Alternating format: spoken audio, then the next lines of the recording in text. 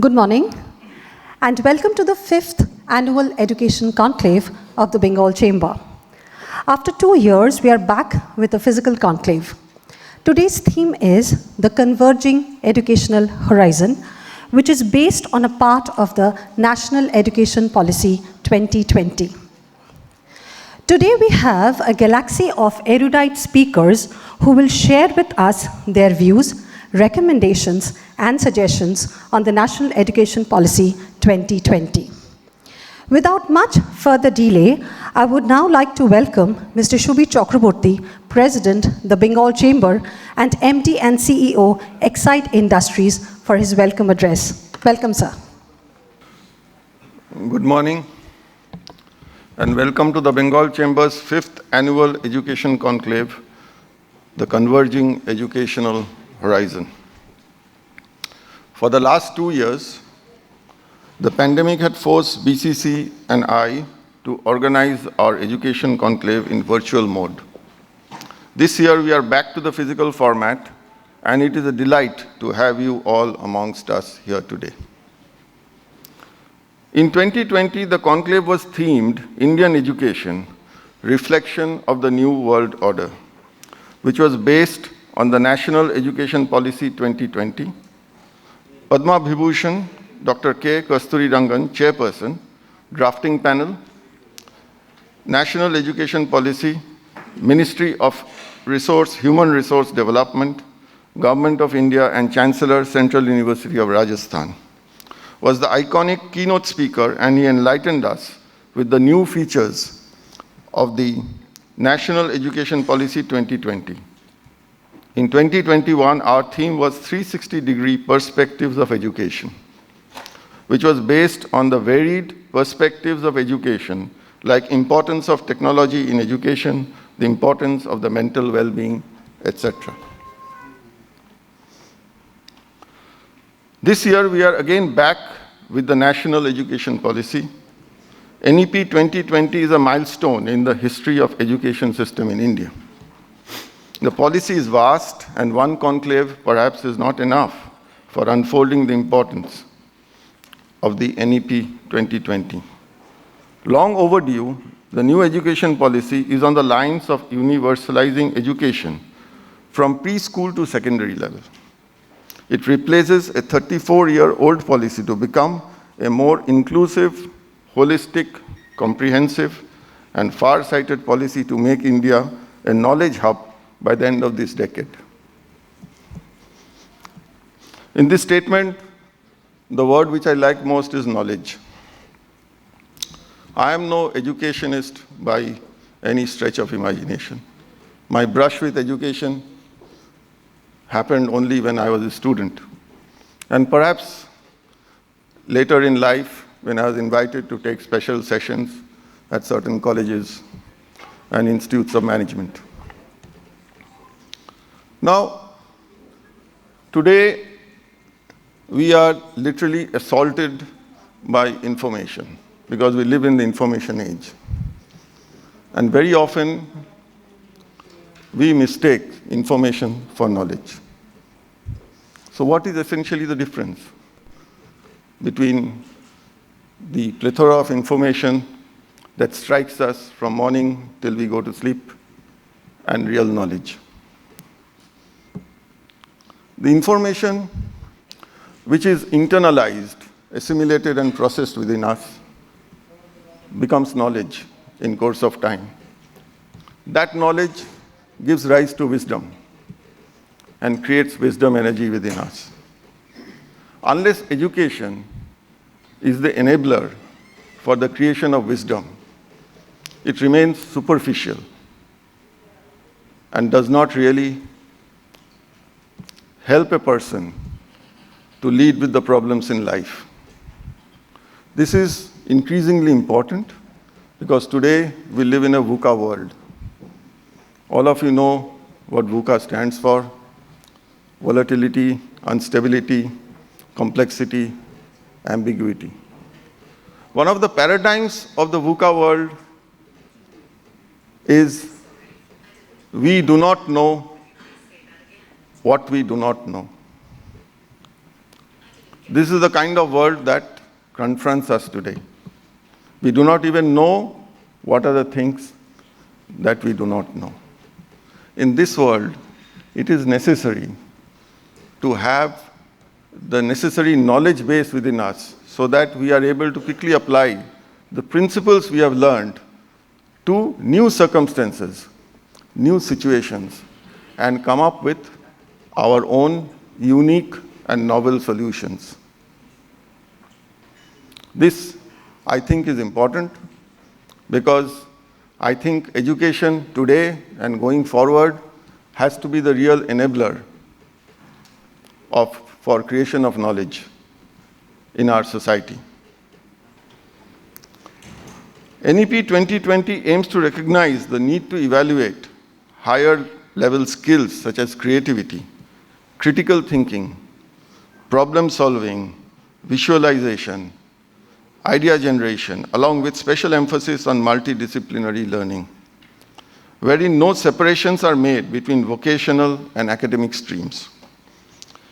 Under this policy, the government aims to bridge social gaps in participation, access, and learning outcomes in school education with a target of 100% gross enrollment ratio or zero school dropouts by 2030. Hence, an important theme of our conclave this year is the importance of vocational courses, which are to be introduced in the curriculum early. The focus on the various options which are available for students and the new horizons which are opening up is what will be discussed today. The sessions have been planned in such a manner that we are able to have a glance on how the education fraternity is planning to embrace the change or how they are preparing for it. In the inaugural session today, we have Padma Bhushan, Dr. Bikash Sinha, former director, Saha Institute of Nuclear Physics, and former chairman, NIT Durgapur, and Homi Bhabha, chair professor, Department of Atomic Energy, Variable Energy Cyclotron Center, and Padma Shri Professor Dr. Ajay Kumar Ray, director, JIS Institute of Advanced Studies and Research, Kolkata. It is indeed our pleasure to have both of them with us today. We are also extremely thankful and grateful to Mr. Shekhar Mehta, President, Rotary International 21-22, for being with us today. He shall share with us some of his perspectives on global education and its relevance in the Indian context. The Chamber would also like to thank all the other speakers who are going to participate today, all leading luminaries in their own right, for making time out to be with us here at this summit. As the day progresses, I am more than sure that we shall be enriched with the valuable insights imparted by the various esteemed speakers during the course of the discussions. I shall personally look forward to the same. Thank you very much. Thank you very much, sir. May I now request Mr. Shotam Roy Chaudhary, Chancellor, Sister Nivedita University, Founder and Managing Director, Techno India Group, and Chairperson, Education Committee of the Bengal Chamber of Commerce and Industry, to kindly come up on stage for the special address. Welcome, sir. Distinguished dignitaries, today's speakers, dear guests, friends from the media, ladies and gentlemen, very good morning and warm welcome to you all. With a great feeling to meet you all, leaving those horrific COVID-ridden times behind in this Bengal Chamber of Education conclave. Because the last 2 years, we all know this conclave, it was very difficult to organize and manage. Post-COVID, a lot of churning is happening in pedagogy, in curriculum, in infrastructure, and most importantly, in the way we look at education as a whole. Certainly, these are challenging times. Certainly, these are exciting times also. Certainly, it's time to take fresh stock, scan, evaluate, and most importantly, prepare a roadmap. Today's Bengal Chamber Annual Education Conclave 2020 is a great exercise in that direction.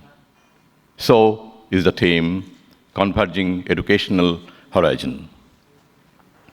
We all know how COVID-19 pandemic and lockdown hits and disrupted education for about 2 years, and how the entire ecosystem got topsy-turvy.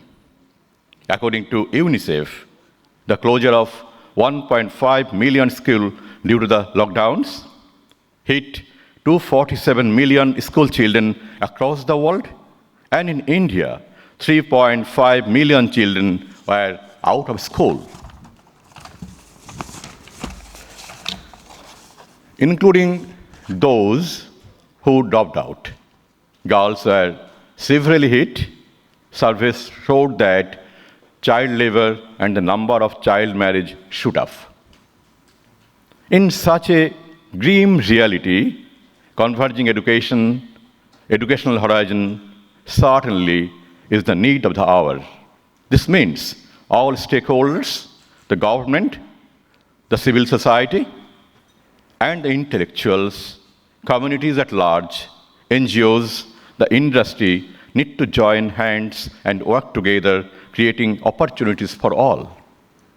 In India, millions have neither means nor access to the tools and infrastructure for online education. Only 1 in 4 children has access to digital devices and internet connectivity, according to UNICEF. This is what has come to be known as the digital divide, and now we are divided in 2 segments, digital and non-digital. And in India, which is among the largest in the world after China, history tells us that challenges are the greatest of the teachers. It is in these challenging times, that great ideas are born. Challenges and adversities help break the status quo and spawn a new awakening. One of the most positive offshoots of the pandemic is that education is becoming a lot more exciting. With a host of online platforms, education is affording a certain degree of flexibility. Pedagogy is becoming more experimental and nimble in nature. It is heartening that an entrepreneurial mindset is being sought to be embedded in the whole system. It is no longer teacher-centric. The new model is student-centric, where a teacher is called upon to be more of an analyst than a preacher. A teacher today is required to map students' talent and shape their skill sets with emerging education technologies such as artificial intelligence, virtual reality, blockchain, and many more. This is a paradigm shift. It is predicted that education will be more research-driven, and I sincerely hope that in these exciting times of transition, the industry and academia will come closer and work hand-to-hand for the benefit of the people and the country. We need to maximize our resources and capitalize on our experience, which Swami Vivekananda famously said, "Experience is the only teacher we have. We may talk and reason all our lives, but we shall never understand a word of truth." Hence, I repeat once again that it is the time to come together and work together. Convergence of ideas, convergence of technologies, convergence of academia and industry are the need of the hour. Thank you all. Thank you very much, sir. We are extremely delighted to have amongst us Mr. Shekhar Mehta, President, Rotary International 2122. He is our esteemed opening keynote speaker for today. He is someone who does not need much introduction. Mr. Mehta has been closely associated with the Rotary India Literary Mission, which had equipped over 30,000 schools with e-learning systems in the last 8 years. Welcome, Mr. Mehta. Kindly put your hands together for Mr. Mehta. Good morning, everyone. It's absolutely a delight to be here at the 5th Annual Education Conclave. Thank you, Mr. Satyam Rai Chaudhary, for inviting me here. I'm loving coming here because the latest venture, the biggest venture that Rotary has taken after eradication of polio from India and nearly the entire world is now to make India totally literate by the year 2030. So naturally, anything related to education is something that attracts us tremendously.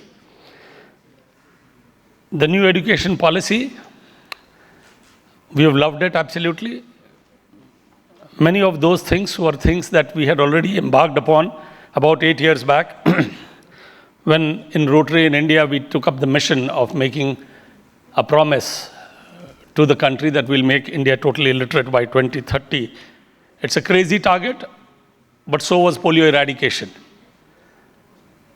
Immunizing 3 billion children over a period of 40 years, putting in $2.5 billion of ours and raising another $22 billion around the world was no easy task. For us, it was as good as avoiding a world war because the number of children that were dying when we started the polio eradication program was 350,000 children a year. Last year, it was 5 children. It was in 125 countries when we started. Last year, it was, and now it is only in 2 countries. Over the years, the lives saved have been 19 million. People who died in the First World War were 20 million. So if we could do that, also eradicate it from India, which was one of the toughest bastions, and that was in 2011, we felt that yes, it was even possible to take up a challenge as big as making India totally illiterate. At that time, there were 25 crore only adult illiterates in our country. Today, probably the figures, there are no official figures, but probably estimated by government is about 18.5 crores.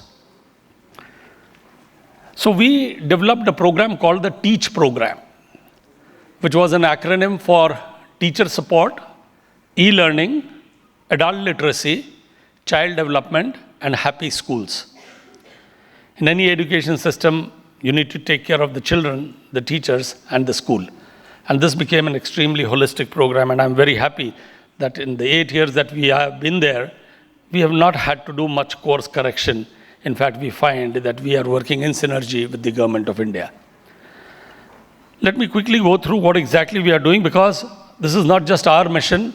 I'm sure each one sitting here wants India to be totally literate. And all of us have a role to play. That's why you are here, because you're concerned about education in India. The new education policy talks about universal access to quality education, and which is key to India's continued ascent.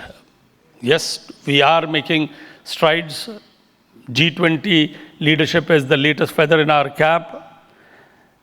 Education, as has rightly been said in the new education policy, needs to move from content to critical thinking. And all of these things are going to ensure that India, which is already emerging as a leading force around the world, does become so. And the best way to do that would be to ensure not only literacy, but excellent education of our children here. So I'll show you the convergence of what an NGO like ours is thinking and what the government's thinking is. So let me start with some aspects of TEACH. Let me start with E, because I always felt that was the engine of our entire program, bringing in technology, and which is one of the core things that the new education policy says, bringing technology in every sphere. And what better place to bring technology into education than India itself? So we started about 10 years back something called e-learning program, where we went and put projection systems in schools and provided them with best audiovisual content. So you and I had studied solar eclipse on black and white paper. But these children were now in rural India seeing and understanding and visualizing what solar eclipse really meant, what the axis was, how the sun was positioned when the earth was moving, etc. Audio-visual content is, of course, the best means for learning ability. Comprehension is better, retention is better, and the child understands. When the child understands, the child asks questions, and that is what we want. That's what critical thinking is going to be leading to. So we were fortunate. We went to about 30,000 schools across 10 states of India. Very expensive proposition. So thereafter, we moved from putting hardware into only providing software. And that is something today has reaped rich dividends. During the pandemic, one day I heard the Prime Minister mentioning that they were wanting to go for taking education to home through television channels. I immediately wrote to him, and in 5 days back, we got a response. And the result was, in 1 month, we signed an MOU. In 4 months, we provided the entire curriculum from grade 1 to grade 12 to the Government of India through NCERT, approved by NCERT. And the result was that the 12 PM e-Vidya channels throughout the day were beaming the content that we were providing to them. The content was so large that if it were a television soap serial of half an hour each, it would take 10 years to watch the entire content. That much content was given to them, and we had, our joys were seeing no bounds when we came to know that NCERT got the UNESCO prize for the e-learning content that was provided, and the director NCERT, in no uncertain terms, thanked Rotary for providing so much content to them. So that was something, a big leap. The children today in rural area, as Mr. Satyam Rai Chaudhary, you were mentioning about the digital divide. Oh, it's so very important. The student from St. Xavier's, in a way, at times is privileged. From La Martiniere probably is privileged from a student who is about 100 kilometers away for no fault of his or hers. But with this e-learning system going into villages, it helps. The same education system, yes, the teacher is going to be there, very important. You just cannot play a video and move away from there. The teacher is absolutely interactive. So now what we have done is we have started going to individual states. So we went to Sikkim. Sikkim wanted to give away 35,000 television sets to students of class 11 and 12. We approached the government and they agreed. And now, out of those 35,000, some have been taken out and given to every school.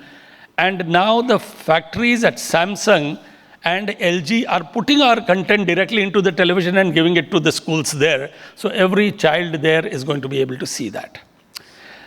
Why television? Yes, it also went on Diksha platform, which is one of the largest platforms, education platforms around the world. But not everybody has access to internet. But television, nearly every household in India or in the community, there is definitely television. So that was a big step. Our intention now is in the next 3 to 4 years' time, we want to reach out to every state. So till now, we have gone to about 19,000 schools in Punjab. Every school in Punjab has the content that we have given to them. Every school in Sikkim has it. The next ones we've already signed MOUs are with Arunachal Pradesh and one more I'm forgetting, and Mizoram. Thousands of schools in other places, including a few hundred in Bengal, we've already been able to provide the content. And we would be very happy if any of the corporates or any of the schools were interested in us to provide content in their school or in hundreds and thousands of schools that we have here. The next big program, another thing we are doing is about to launch is one of the biggest scholarship programs that could ever be launched. This is going to reach out to 1 million students. 10 lakh students will get the scholarship over a period of 5 years' time. Because it's going to be launched the next month, I'm just giving a hint that it's an amazing scholarship worth nearly $1 billion, 8,000 crores. I would like to keep on hold the other details till we formally launch it the next month. But that's, again, related to e-learning, and that is where the future is going to be. And I think all of us need to work, and that is the convergence where the books and the teacher and technology all come in together for the betterment of the students. In India, we've done very well as far as sending our children to school is concerned. Beyond 95% of our children go to school. Yes, they do drop out, which is a big problem, and it has been enhanced because of the pandemic.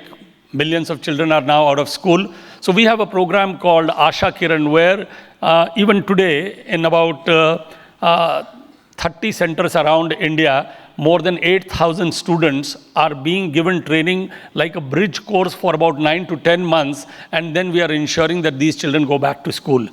Till now, we've done about 75,000 such children who are children of beggars, who are themselves beggars, children of sex worker. It's an extremely difficult task even to send one child of a beggar to go back to school. I mean, they are earning reasonably well, let me tell you. It's not the best way of earning. It's not the best way that our children should grow. But the fact remains, it's very difficult to wean them away from the earnings that they are having. And their parents would not.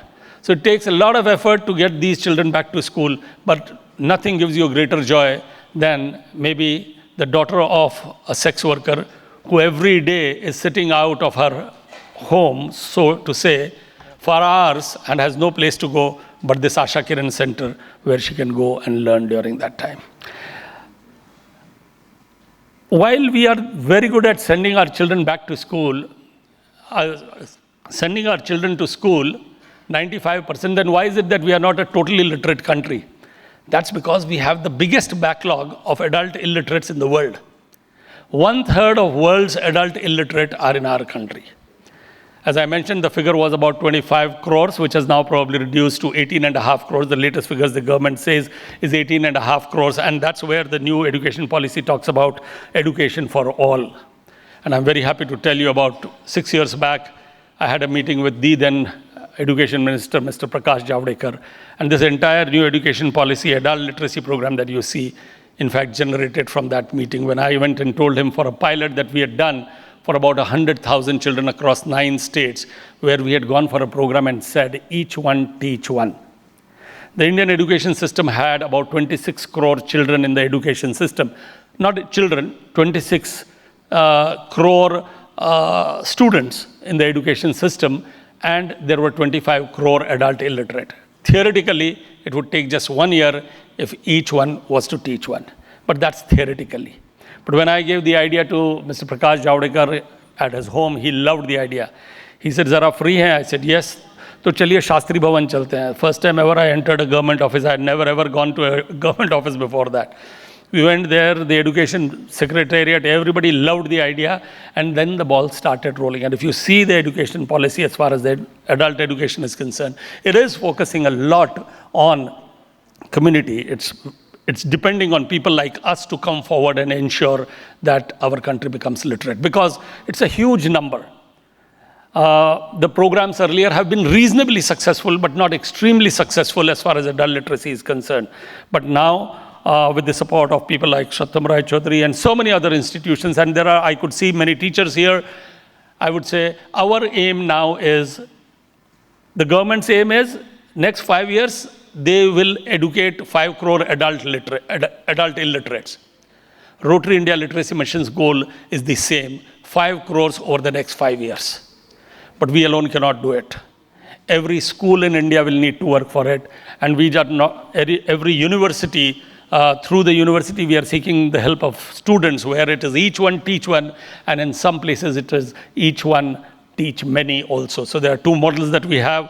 It is already working. This year we've just launched it because the pandemic it had to stop, but now we have restarted. We would be extremely happy if you would like to go to rotaryteach.org and express your interest that your school is one which would like to participate, where thousands of your students, just Heritage as an example, thousands of your students could ensure thousands of adults could become literate each year, and imagine the impact you can have in 5 years' time.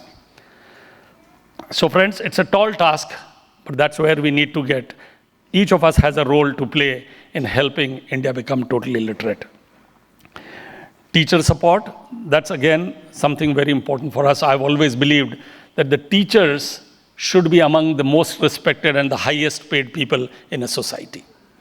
When that happens, I think we are moving towards progress. If I am a chartered accountant, if somebody here is an engineer, somebody is a doctor, they are so, firstly because of their parents, and then because of their teachers.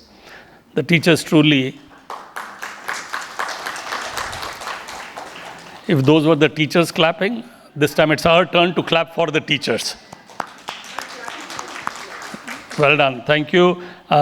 You are the nation builders. So we, in fact, have an award system at Rotary India Literacy Mission, which is called the Nation Builder Award. And we just don't give it to anybody. It's a very nice system where the children participate in deciding who the best teacher is in their class. And that's been, till now, we've probably awarded more than 35,000 teachers over the years.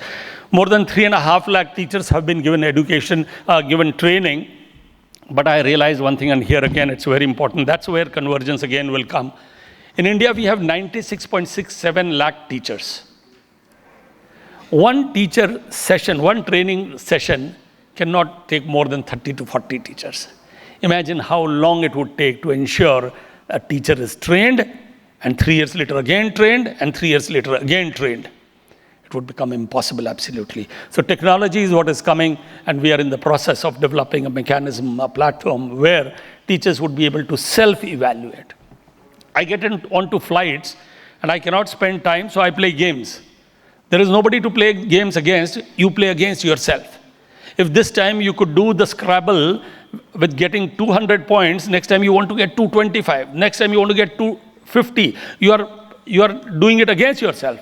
Why cannot we bring gamification into teacher training, where at every stage that you cross, there is maybe a recognition for you, and over a period of time, even monetization for you with the help of the Government of India. So this is something that is on the anvil.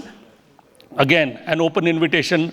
We extremely believe in participating along with other people. So anybody who's interested in this, maybe you are a tech expert, we would need your support.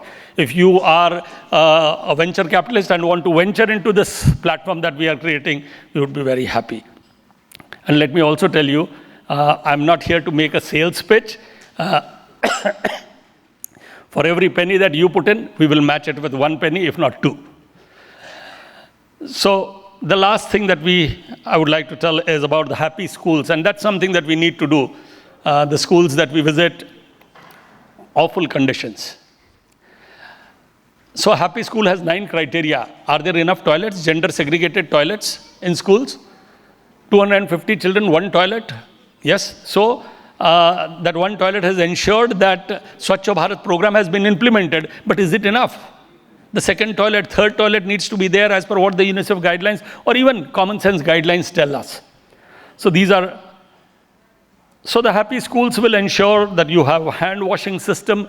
One of the biggest reasons for children dropping out from school is lack of proper sanitation facilities, water, etc. So we are trying to take care of that also.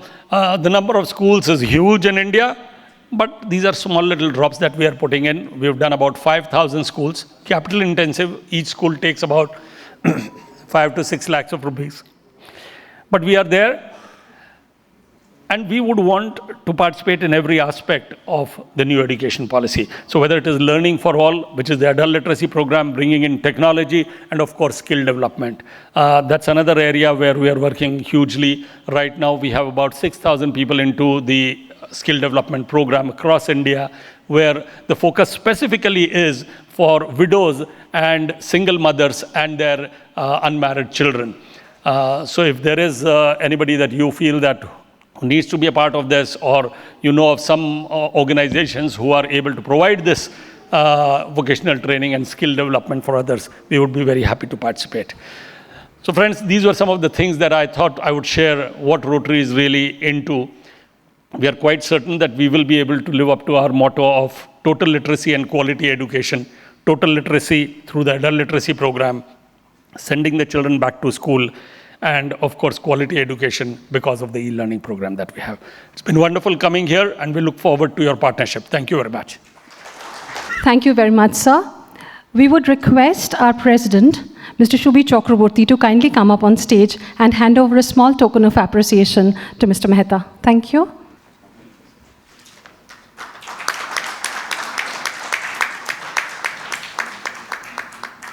It is our extreme privilege and honor to have a video message from the Honorable Minister of State for Education, Government of India, Dr. Subhash Sarkar. He wanted to be here with us today, but could not do so due to a sudden engagement which has come up.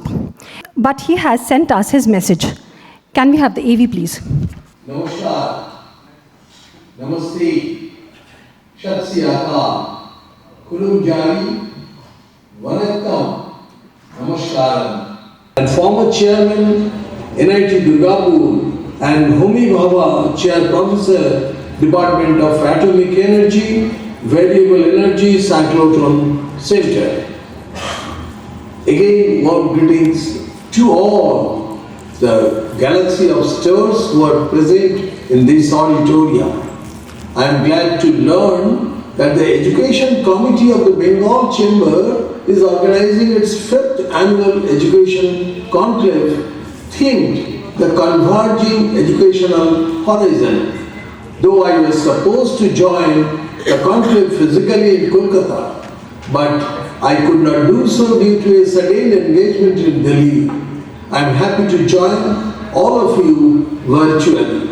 My dear friends, the theme of this conclave is extremely relevant in today's time. The National Education Policy 2020 lays emphasis on the importance of vocational education, which has been recommended to start from primary schooling and should include internship. Students with affinity for sports, music, theatre, etc. can take up these as mainstream subjects and pursue their interest as an option in their education and later specialize going forward in their higher studies. Dear friends, NEP 2020 facilitates the inclusion of transformative curricula that aim for the holistic development of learners, equipping them with the key 21st century skills, enhancing essential learning and critical thinking, and placing greater focus on experiential learning, thereby providing a holistic approach to the learning process. Dear all, as our Honorable Prime Minister, Sri Narendra Modi ji said, the new education policy will sow the seeds for starting a new era and will give a new direction to 21st century India. I would also like to quote some examples from the different spheres of Indian knowledge system. If we come to the Rig Veda, Mandalam 1, Shuktam 164, Mantra 2, 6000 BC. It says that Trinavi Chakram Ajaram Anarvam Yatrema Vishwa Bhuvanani Tastu. It means the elliptical path. Why elliptical path? Because only by 3 points what is can be drawn, that is not the circular, that is the elliptical path. By the 3 points, and through which all the celestial body move is imperishable and unslacking. Whereas, if we think about the modern astronomical tradition, up to the age of Copernicus, who lived 1473 through 1543, it was believed that the planets and other celestial bodies' path is circular. And significantly later, John Kepler proposed a new theory in 1609 that supported the inference of Rig Veda. Just to think about it, which was told at 6100 BCE. This is very important and we should be proud for it.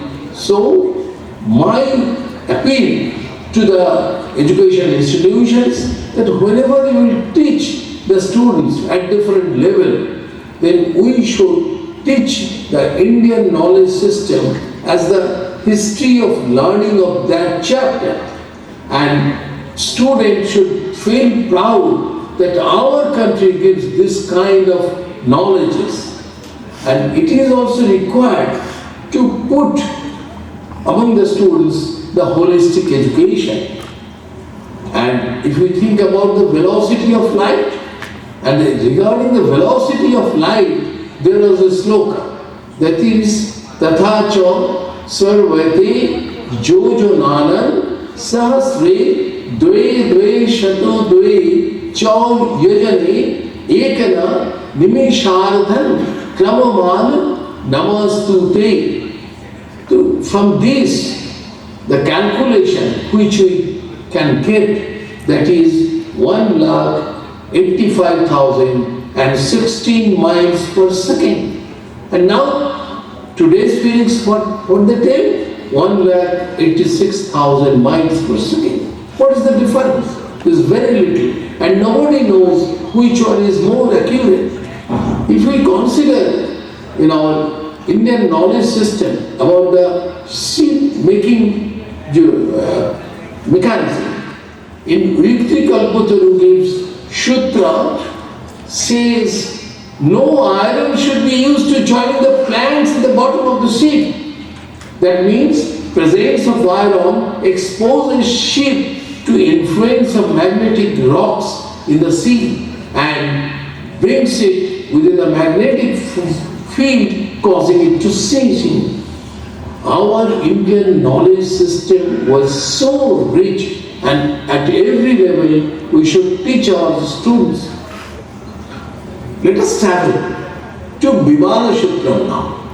And that Shutra guides us that if the aircraft enters into the fifth layer of atmosphere, due to strong eddies, it may be damaged.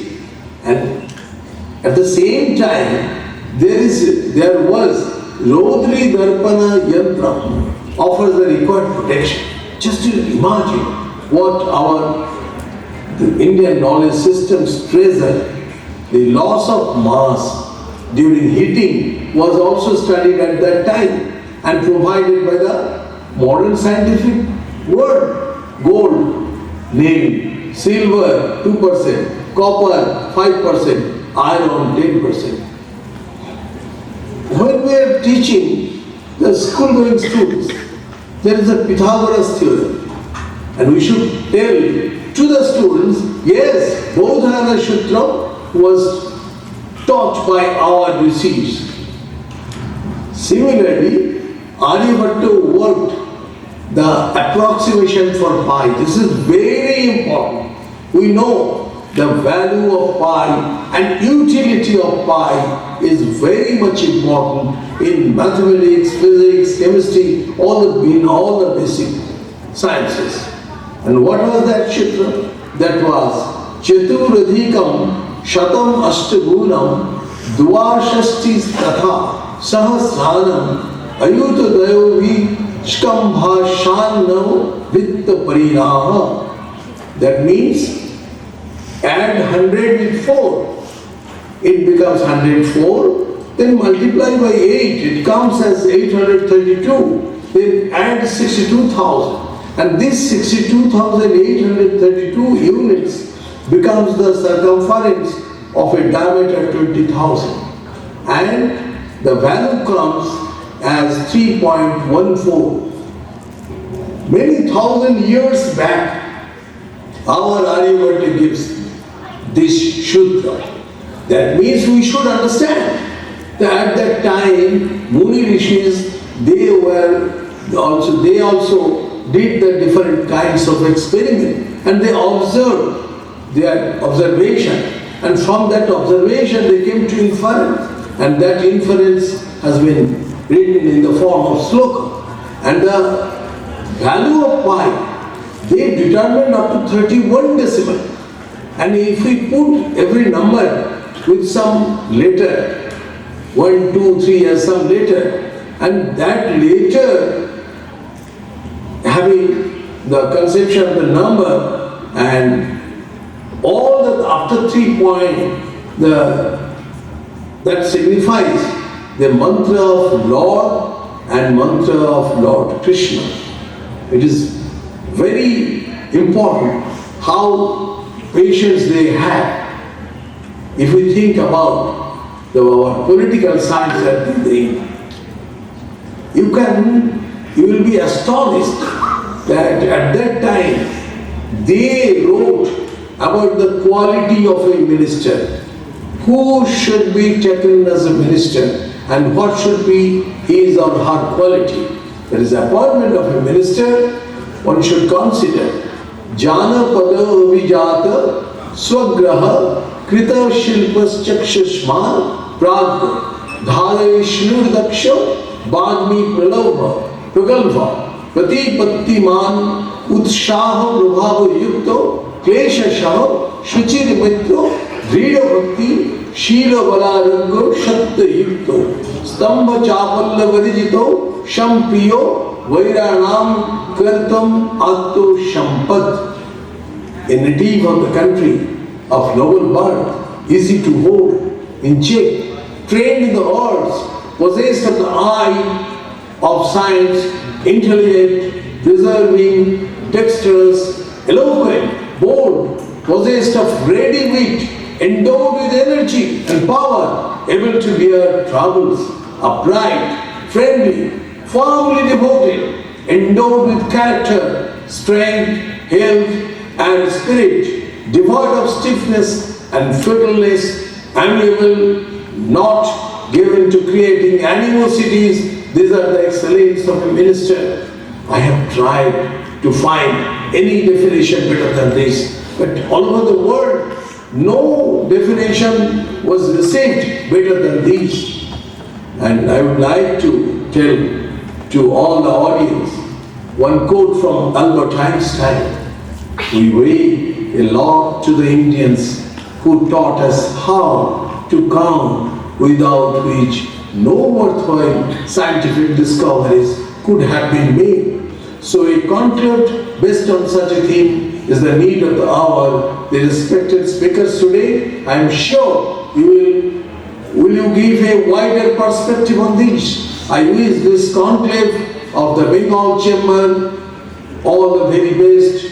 Last but not the least, I would like to quote Kavi Guru Rabindranath Tagore, everything comes to us that belongs to us if we create the capacity to receive it. Thank you all. Bharat Mata Ki Jai. Thank you very much, sir. And also we would like to thank the Ministry of Education for the help extended by them for us. Our next guest speaker in the inaugural session is Padma Shri Professor Dr. Ajoy Kumar Ray, Director, GIS Institute of Advanced Studies and Research, Kolkata. We are extremely eager to listen to his views on the converging educational horizon. Welcome, sir. A very good morning to all of you who are attending this very important conclave, which Bengal Chamber of Commerce and Industries have been organizing for such a long time, 7th such convention. And I'm sure that as in the past cases, the participants will take back a lot of very interesting and lot of useful information from this. I would like to once again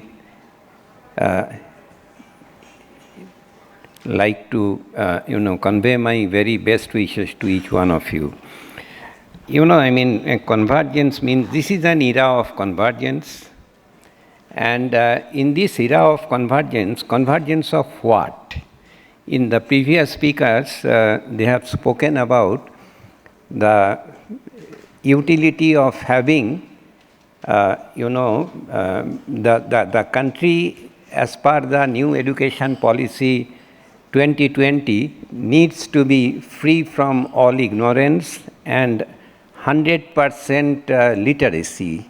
And what Rotary Club has done it, that's really Rotary International, that's really very, very commendable. Now the question is, I was very much, delighted to know that the complete curriculum also they have developed, contents, what will be taught. It's not only that, okay, people should be literate, but what will be the content out there? Now it's very important. I think that you might have studied Khalil Gibran. Khalil Gibran was a great writer, one of the best. So in one of his books on prophet, he writes that, look, life does not go backward. Life always goes forward. And the best of the education policies anywhere in the globe, it talks about the importance of going forward. Obviously, you have to take the pride of what you had in the past. But then, how to go forward if you just go through some of the policies which other countries they have adopted. One of them, you may be knowing that the most industrially, innovative and advanced country today, which one? Not exactly United States or other parts of Western Europe, but it is some of the Scandinavian countries. A very small country with a population of 55 lakhs, that is Finland. Let me just have a convergence of the ideas that Finland, which is the most advanced, technologically and industrially, a very small country, 55 lakhs. They had given birth to a company like Nokia, which had their annual,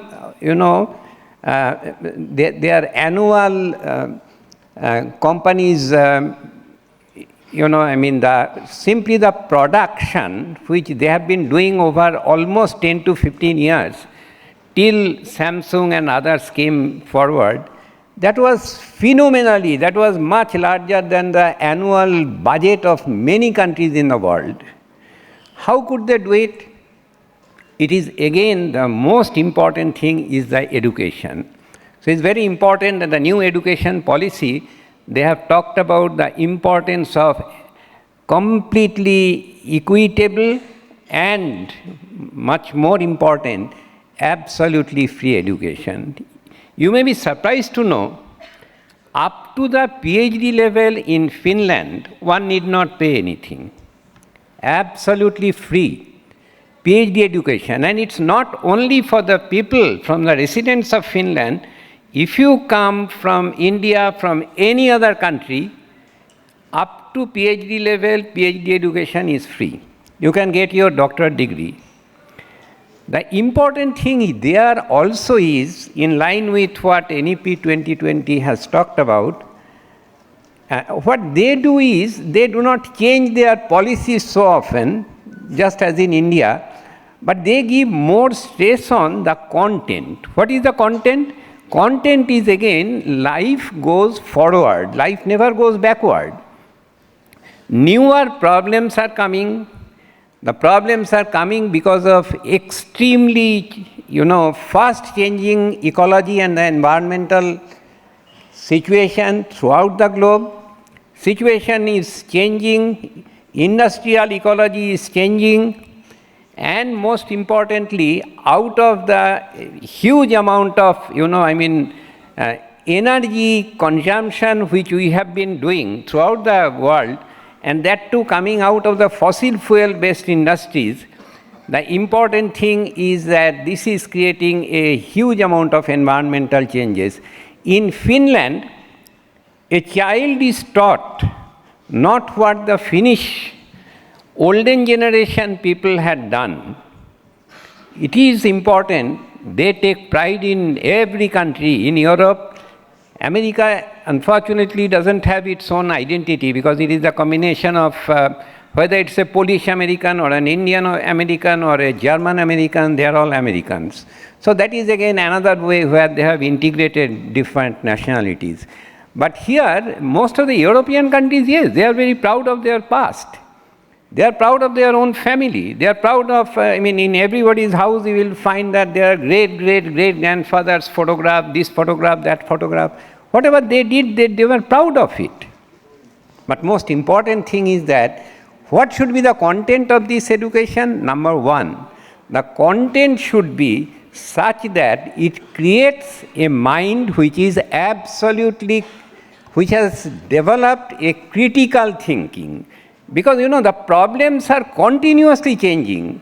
Yesterday's problems and today's problems, for example, when we were students, the problems were absolutely different than the problems of today.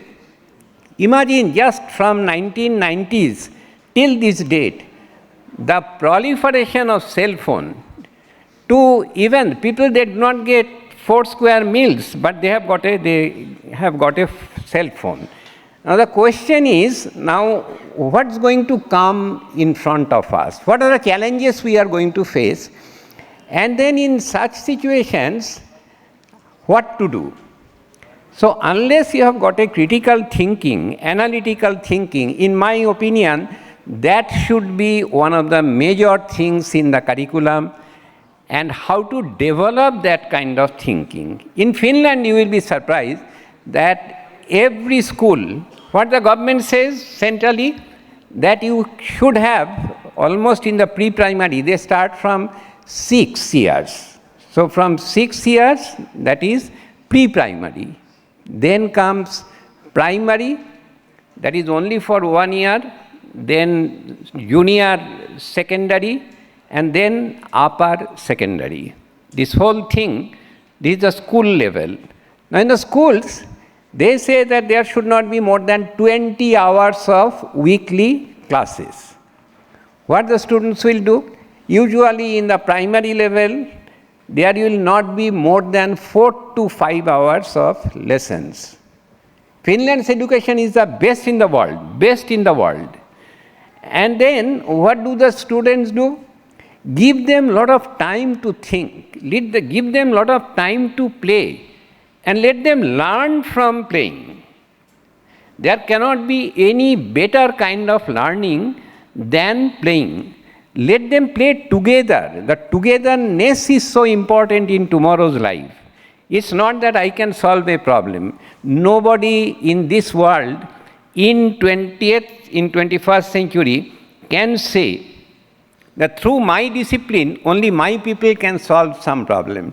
It's all integrated and interdisciplinary. I'm very happy that, in NEP 2020, they have given a lot of stress on the interdisciplinariness of the education. That's the most positive point of NEP 2020.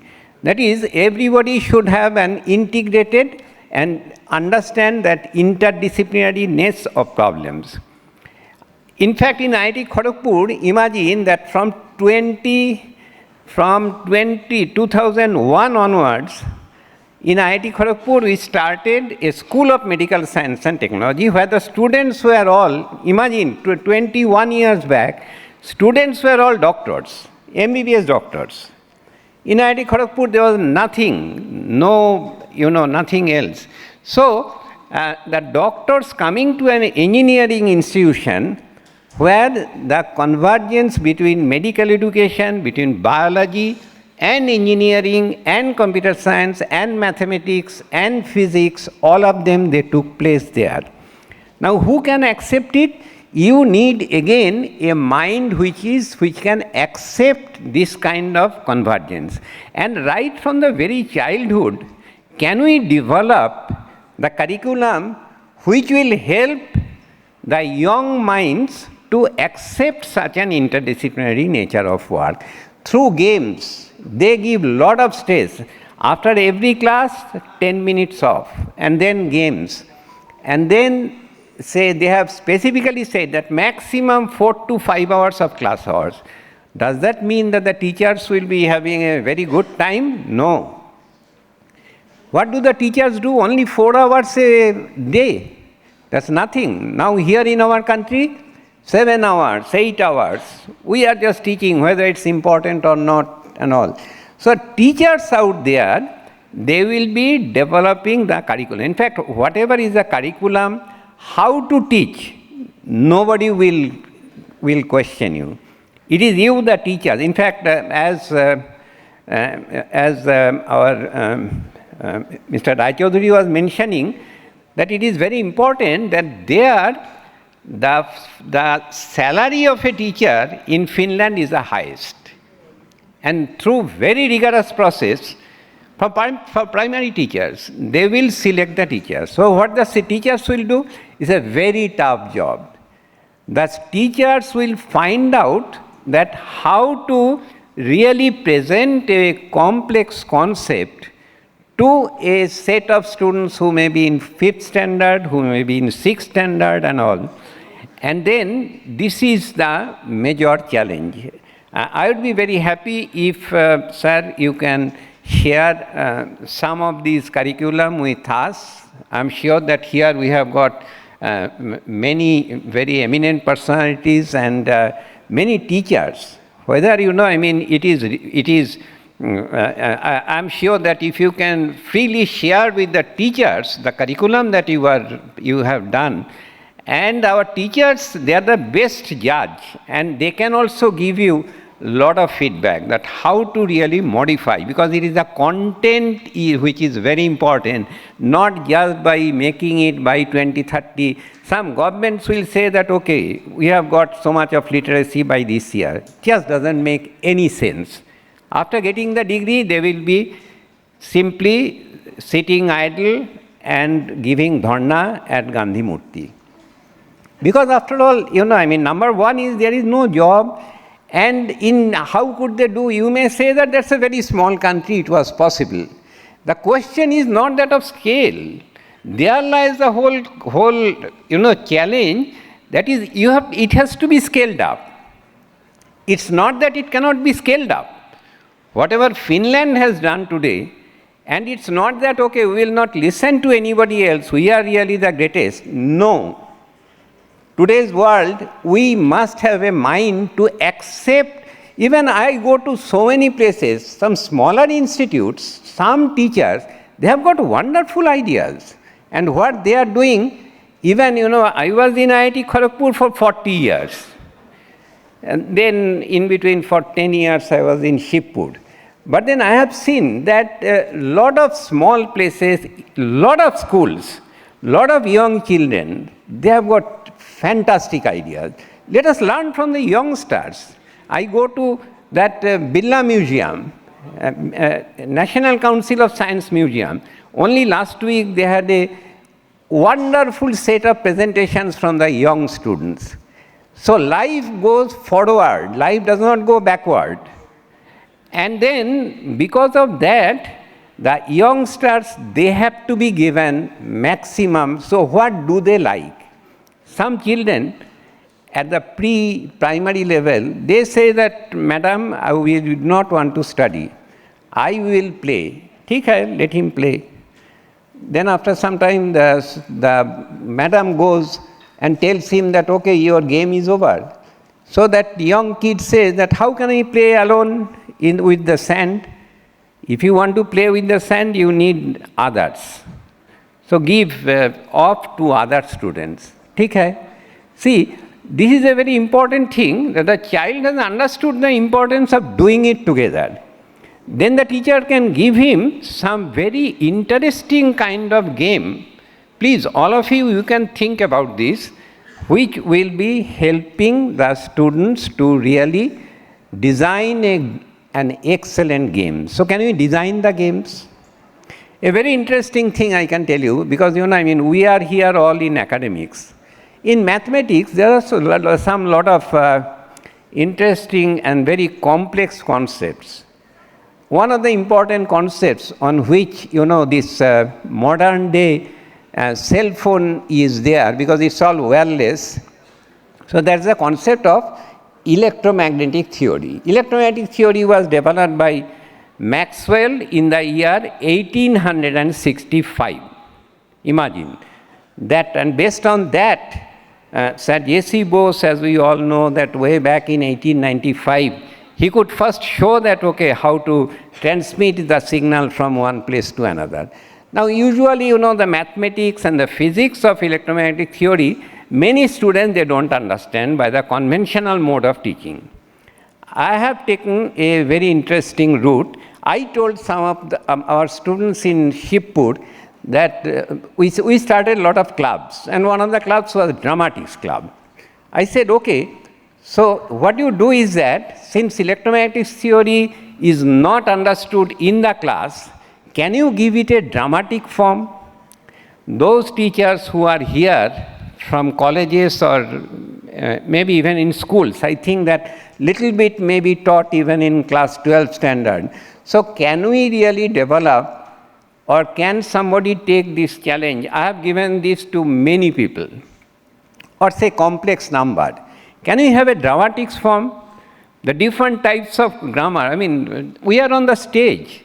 And on the stage, the children, they are performing drama, and through the drama, how a particular type of conduction current, how it propagates, and what is displacement current, which the student never understood in the class, can be understood through dramatics, through games.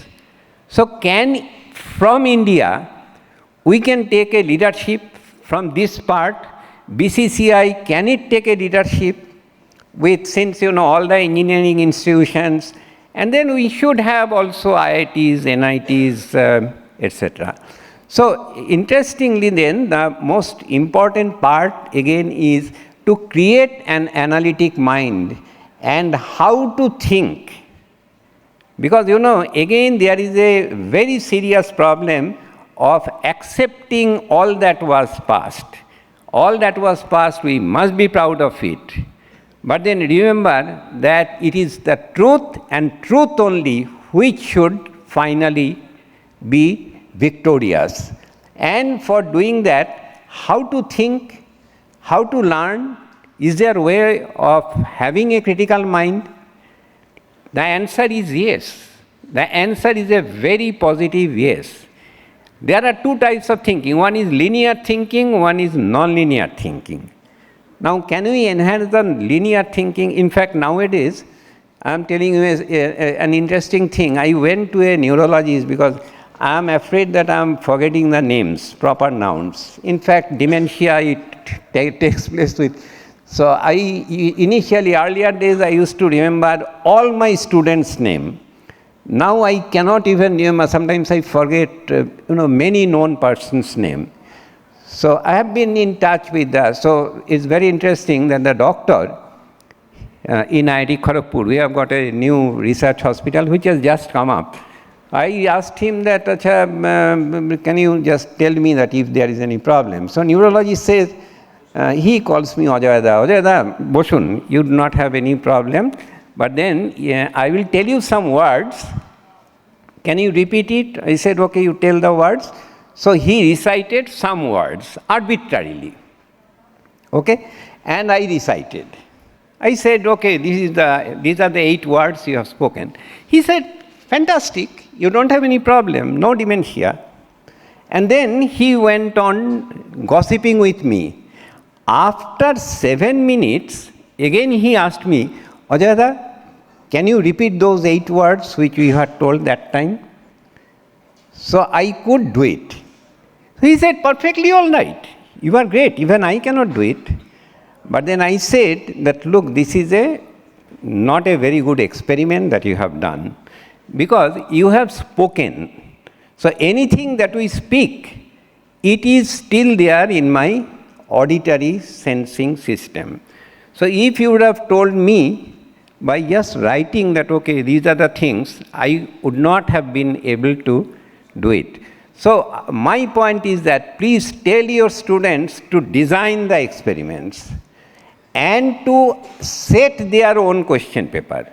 After all, it is the questioning which is the most important thing. And it is through, the major point is give marks for doing questions. Say 10 marks for asking good questions in the class.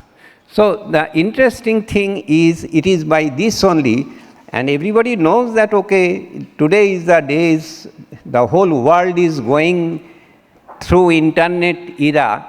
Lots and lots of newer, ventures are coming in.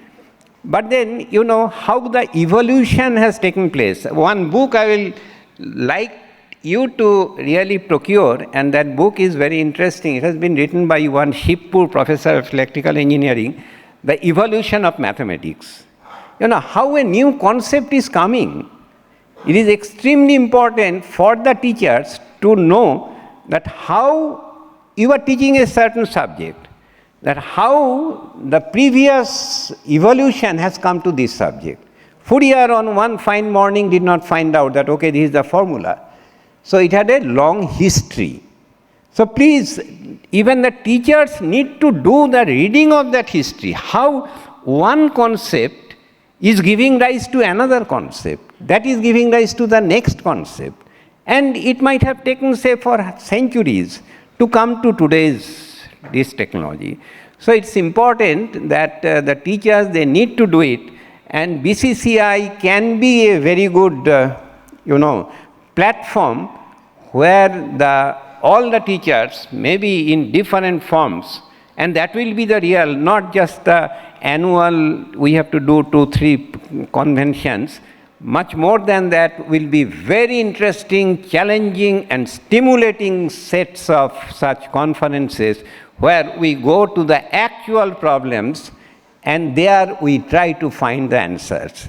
And innovation is the thing of today, and I'm sure that Indian minds are the best innovative minds. A country which can produce so many Sundar Pichais and Satya Nadellas and Bobby Mitros and others. So if they can do it in USA, why can't they do it here? And then the government must spend money. Suppose here I find that all of you are from private institutions. There in Finland, even if somebody goes to a private institution, his fees, etc., are paid by the government. More than 6 to 7% of annual budget goes into the education. Not that, okay, I only say that, okay, these are my policies. Until and unless I pay the money, who will pay the money? So there comes again another question, that is the economics of the whole thing. I'm sure that India, with thousands of years of rigid and excellent past history, will look forward, will move forward, and we will be victorious. I do not have any doubt in my mind that together we will win one day. Thank you very much. Thank you very much, sir. I would request Brototi ma'am kindly to come up on stage, please, and hand over the memento to sir.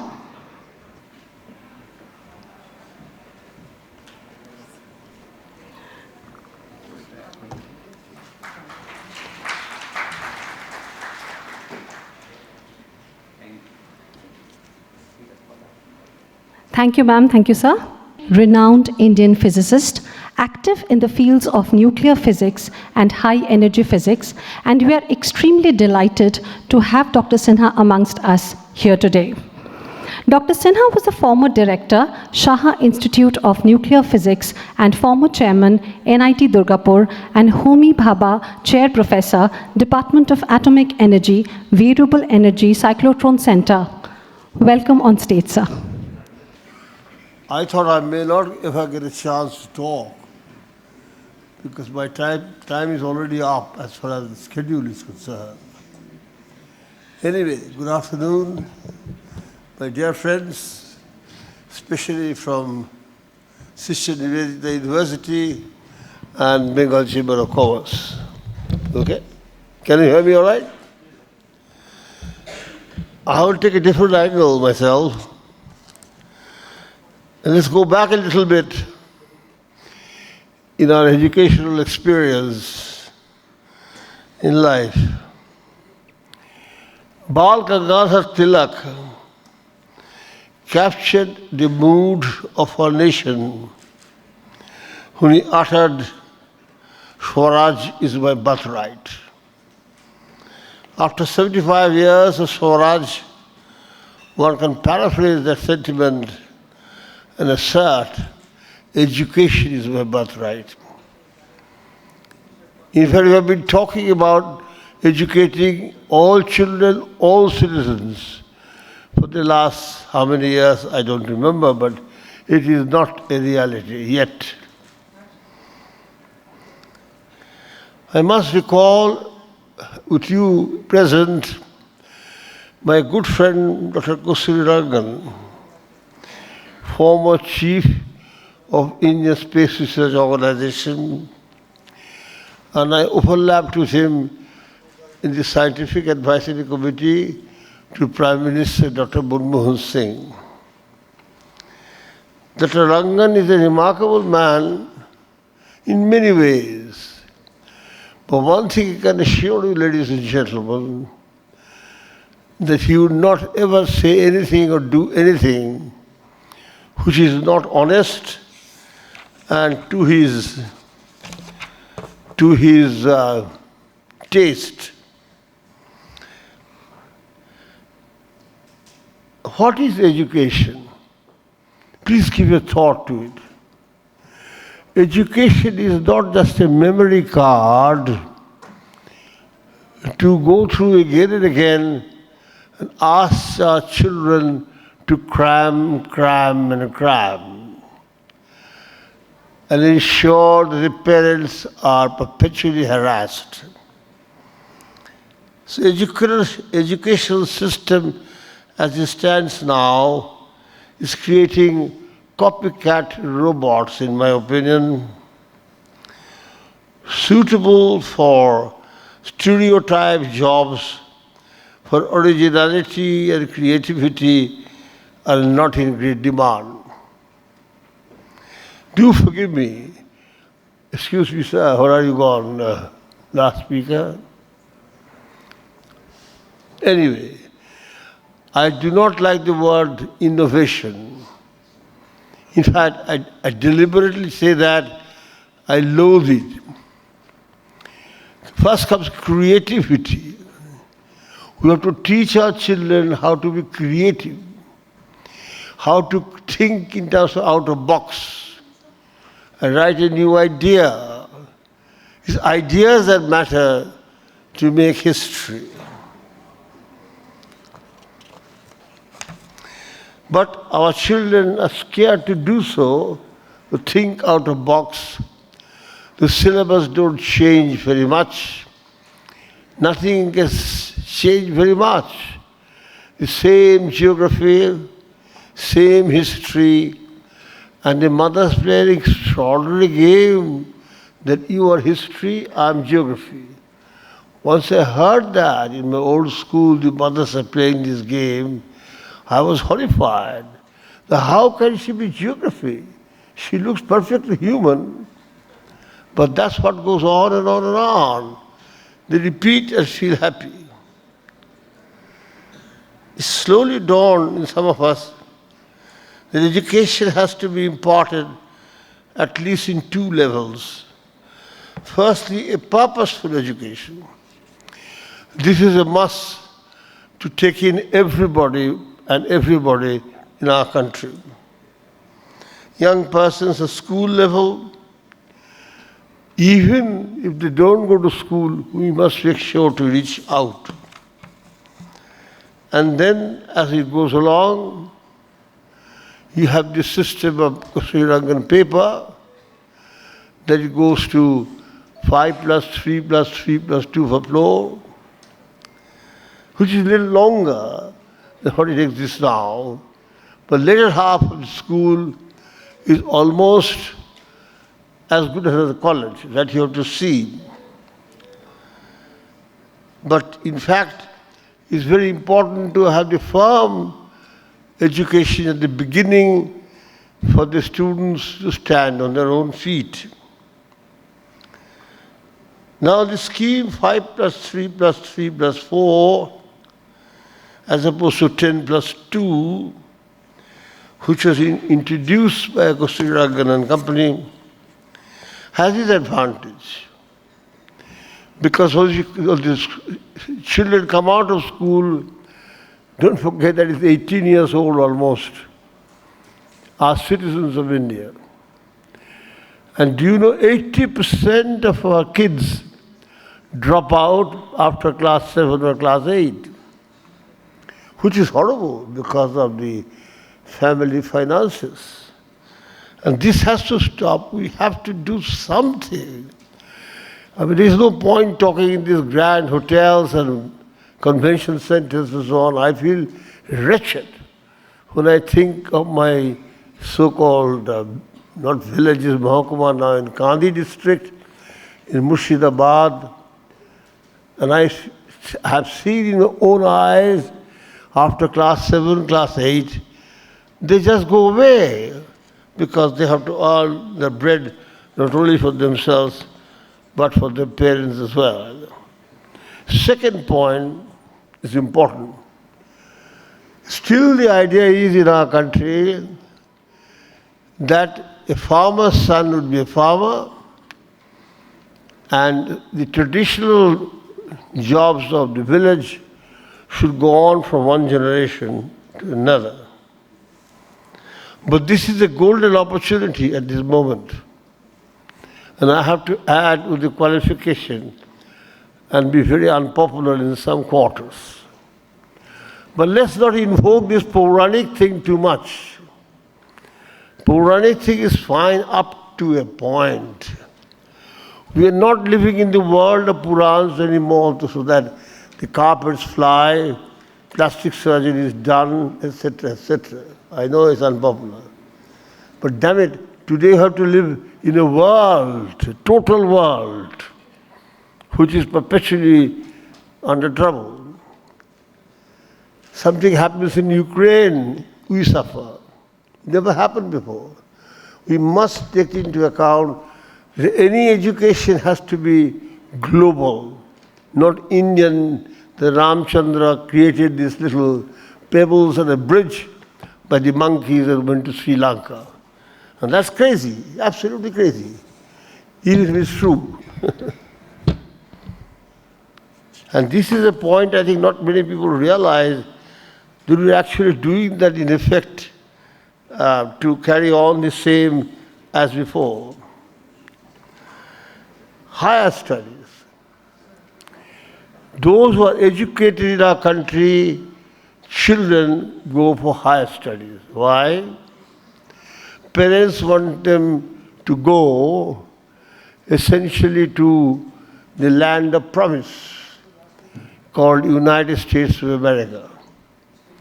And then they can travel to US, the ticket being paid by the children, and be happy ever after. I lived abroad for 12 years. I have right to say so. No, the answer is no. You can never get a country like this, I tell you. India. Why did you get a country like this? Have you thought about it? The Himalayas protecting you from the cold wind from China. All the shores, most of the shores are washed by the three oceans, and the variety is fantastic. And the people, common people, are fantastic. Even a very, very poor man would share a roti with you, which never happens anywhere. I will not take up much of your time to say this is the time to strike, to think and to execute. And don't get into this trap of Puranic misconception and get into spin. And finally, in terms of the trips, higher education is not supposed to be a training center to go abroad. And lastly, it is very important, and don't suffer from the illusion India is a very poor country. India is not. If you see properly, we have to not waste our energy on political conflict. We mustn't waste our energy on brickbats and things, and as an argumentative Indians, as Amartya Sen had put it, in our vocabulary energy to all these activities. What is important, of course, is to be a little more constructive. Because the cultural milieu of India starting from Kashmir to down there, Kanyakumari, and this side from east and west, is huge. There is nothing very much common, apparently, between a Tamil and a Kashmiri, but that's India. Once you realize that, then one realizes what India is all about. We have to work hard for that wonderful country to revive in a proper thing. And as the previous speaker said correctly, the school system and the teaching has to improve substantially. The teachers get very little salary, and again, they're very involved in not just salary, but more like tuition. Again, going back to Gandhi, I've seen the bell goes before the period is on, before the period is finished, the bell goes. And they go home and take tuition. And please believe me this story, because I've seen that in my own eyes. Horrifying. Because I happen to be a physicist for all my sins. There's one farmer. Can I have some water, please? And he had to teach, appointed 2 persons to teach his boy in physics. A farmer. Fine. One for painting, namely pictures, and one for arithmetic or mathematics, for only one subject. So it has become a racket. So students don't learn anything themselves, they just again cram. That has to stop. They have to think out what is going on, what is it that you are reading. And for heaven's sake, this syllabus has to change dramatically. Otherwise, you won't get anywhere in this world. Syllabus remains, we remain inertia, bound. We don't bother. Same thing goes on and on and on. India is a country of many splendors. India is also a country of incredible inertia. To change something is very hard. I would not take much of your time. It's a pleasure to have come to this convention. I will always come and say something.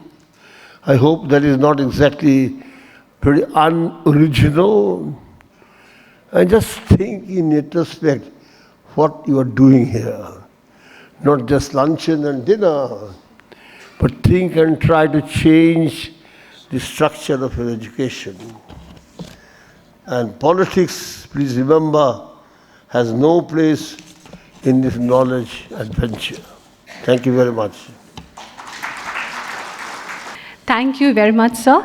We would request Mr. Shotom Roy Chaudhary to kindly come up on stage, please. Sir, kindly be on stage, please. We'll hand over a small memento from our end.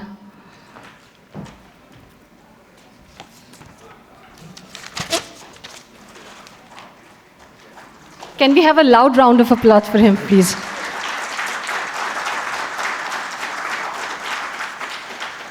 We will take 5 minutes to set up the stage for the next session. Kindly bear with us. Thank you.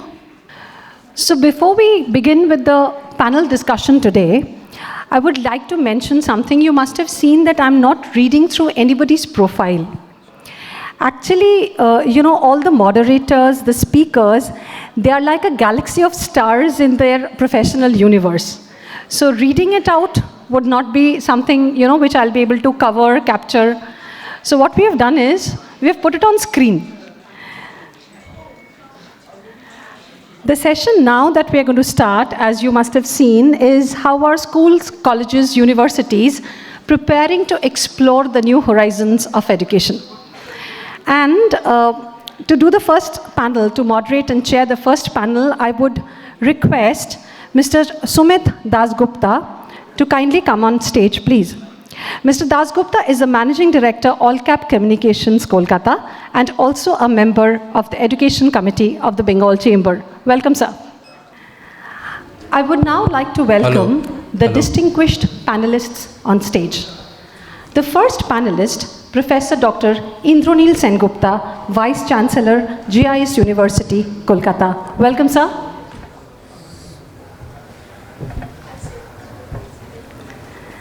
The next panelist is Ms. Brototi Bhattacharya, Secretary General and CEO, Sri Shikshayatan Foundation and Sri Shikshayatan School, Kolkata. Welcome on stage, ma'am. Our next panelist is Ms. Rupkatha Sarkar, Principal, La Martinia for Girls, Kolkata. Welcome, ma'am.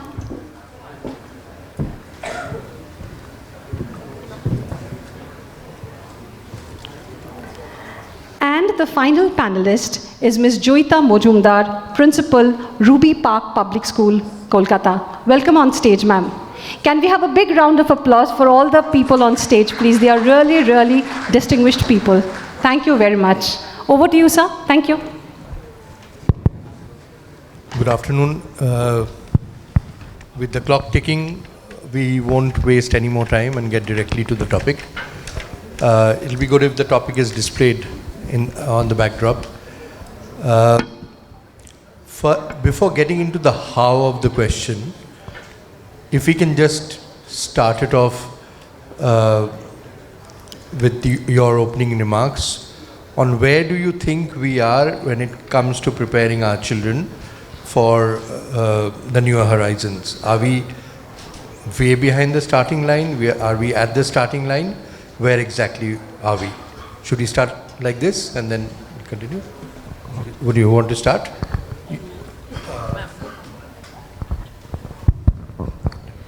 A very good afternoon to all present here today. Well, to start it, how are we preparing our students, our children of our schools for the new education policy? So I would say that we are actually at the tip of the iceberg, and preparing the students for this new education policy is perhaps the toughest task we have on our hands. It is very important for us to realize that the students are at the end of the day children who are not perhaps adults, and they will have to comprehend in totality what exactly the policy which has been put forward by our government is trying to pronounce and trying to define. It has to be given to the students in such a format that they understand, they comprehend, they take in, and they are able to implement it in the best possible way. There are two aspects I would like to mention in this regard. One is the foundation of numerical ability, which has to be very strong at every stage, and an extremely strong empowerment over the multilingual system that we have. If English is the first language, then they have to know it very well. And if any other state language, which is the second language, that too has to be under complete command and control. With this, technology also formulates an extremely important position in the lives today. For example, in my school, at Ruby Park Public School, we have the iPad lab, wherein the students work together on the technology and they take things forward.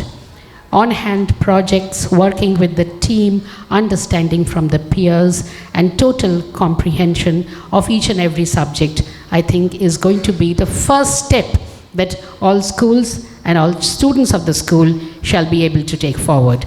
Thank you so much. Thank you. Taking a cue from Ma'am Majumdar, I would like to say that, we were first in the pandemic phase, and there was a huge change. There was a new horizon where we had to change practically overnight, our students as well as teachers, and we were battling and struggling to continue education, to continue learning. I may say that in quite a degree and measure, we were able to manage and keep learning going. Post-pandemic now, when schools and learning organizations or learning academia is open, I think there is a new horizon again.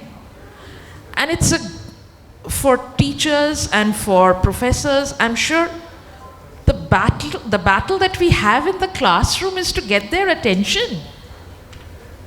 You know, they are used to screens, they are used to walking in and out of the rooms where the screens are on. But today when I'm in the classroom, the battle is how to get their attention. So I think the new horizon is, in this new era, we have to focus on the learner. I heard the keynote speaker, I heard Mr. Roy Chaudhary telling us that the focus has shifted now to the learner. Yes, we need technology, we need new pedagogy, we need new forms of learning, but the focus has to be the child or the person or the learner. And I think, you know, just giving a laptop or a gadget is not enough. So I think, how are we preparing our students? We are preparing our students to face the adverse conditions that they're going to face, to prepare them, to give them skill sets which they are not even aware of that they are able to equip themselves of. So I think it's a totally new area where the learner and the person who's facilitating, the teacher, work together. The industry, the academia, we learn what is required, we come together, collaboration, cooperation, all these terms, critical thinking, 21st century skills. I think we've been hearing this on and off. But I think let us now in the new horizon focus on the learner. Understand what the learner is requiring. How to come back from the gadget? It's very difficult. We face day in and day out. So I think I will pass it on to Ma'am Bhattacharya for her inputs. Yeah. So I'll take that. You can. Yeah. Hello. Good afternoon to everyone. Thanks to BCCA and I for organizing this conference. You have passed it on to me. So let me tell you, you see, what is the purpose of education? We have seen as society has changed, education has also changed. That means change is something which we must adapt to. And this change will continue with time. So first is the change and how we accept that change at different level. Now, education starts at a very young age. We have heard the other speakers talking about countries where they actually look at education from the pre-primary level and where teachers are selected very carefully so that the ground foundation level is done. In fact, I had the opportunity to be in that country and learn through shadowing, and I have seen how children are left on their own to learn and pick up from things around. That means taking them to a forest and learning, taking them, to a place where they sit down and also pick up things which they require. And in fact, in this context, let me tell you, I'll just give you an example. We were part of, we had to visit one school, and we were told that we are going to have a meeting at the library. And we were very surprised, that who will be the other people in the meeting. So when we walked into the library, we saw small little chairs. And we said, my God, people are going to sit in these small chairs. And we kept on wondering. Our school principal was also there with me. And then we had a couple of these small children who came and joined us for the meeting. And that meeting was all about that how would children accept visitors and what are the things that they must do when the visitors come to their school. So that is how children learned through experience, experiencing and thinking, critically thinking. Now, were we prepared when we had the pandemic? Throughout the world, all of us face this problem. It's not India alone. Everywhere we heard that people had to change overnight. That means we were not prepared. That means we have to prepare in advance what is going to happen in the next 5 years or in the next 10 years. Are we well equipped?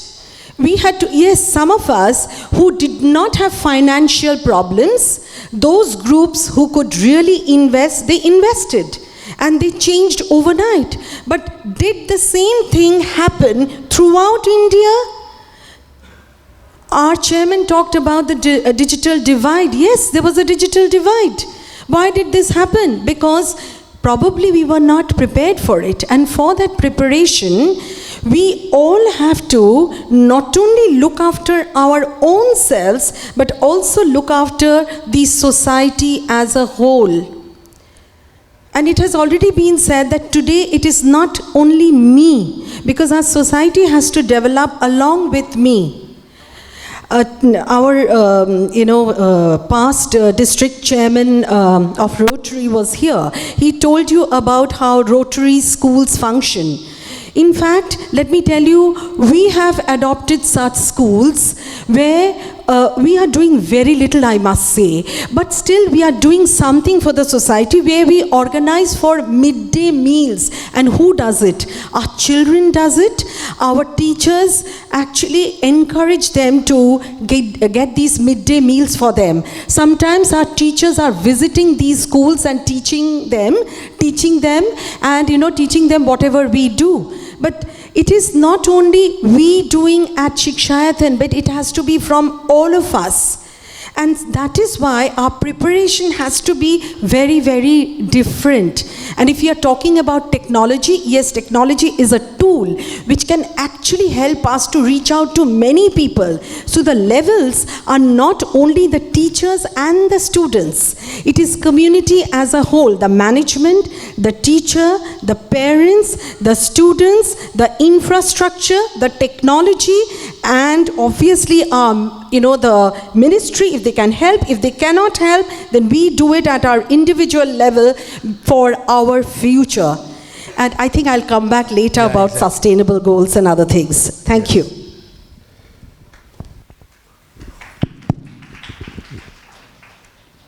A very good afternoon to all of you. We are very lucky that we have so many experts in school education in this panel today.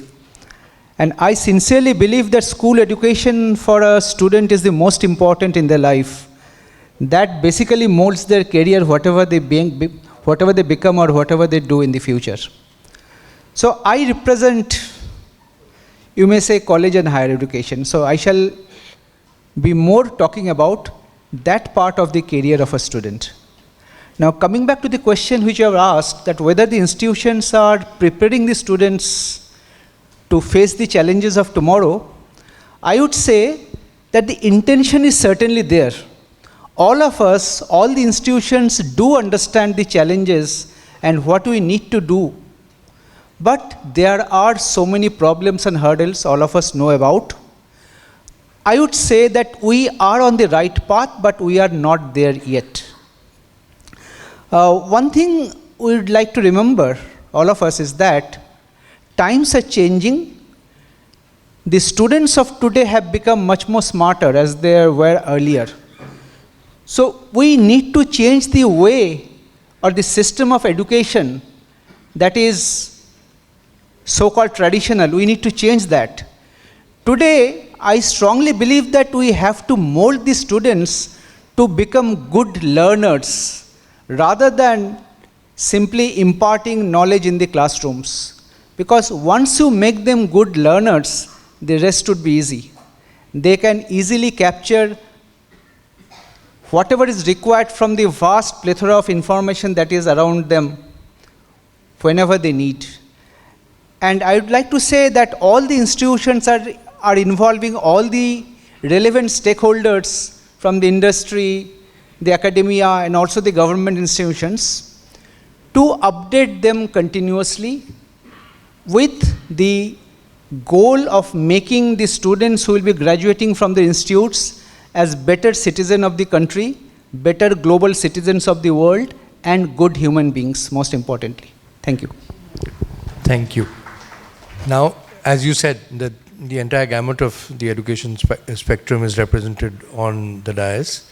So if individually you could provide some insights into what your institutions are doing and preparing to do with that goal in mind. So could we start with you?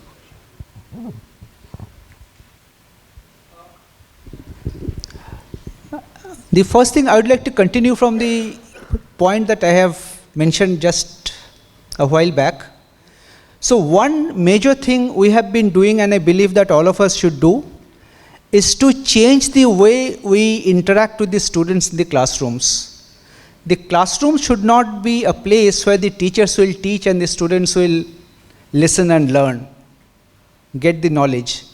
No, classrooms need to become more interesting, because there is a constant complaint from various quarters. Madam also mentioned, even in the higher education institution, the same problem is there. Students do not come to the classes. Well, if you ask ourselves, why is this happening? The answer is very clear. Why would a student come to a class where I teach the students things that are already available in the textbooks? Not only that, much better quality video materials are available on the internet. So why would a student come to my class? This is something we need to understand and realize, and accordingly change the way we impart education to our students. So the classrooms should become more interactive, should become like a workshop. The concept of flip learning and other similar ideas can possibly come into the picture to make classrooms more interesting to the students. And as it said, information is available at our fingertips today. No one can stop a student from learning what he or she wants to learn.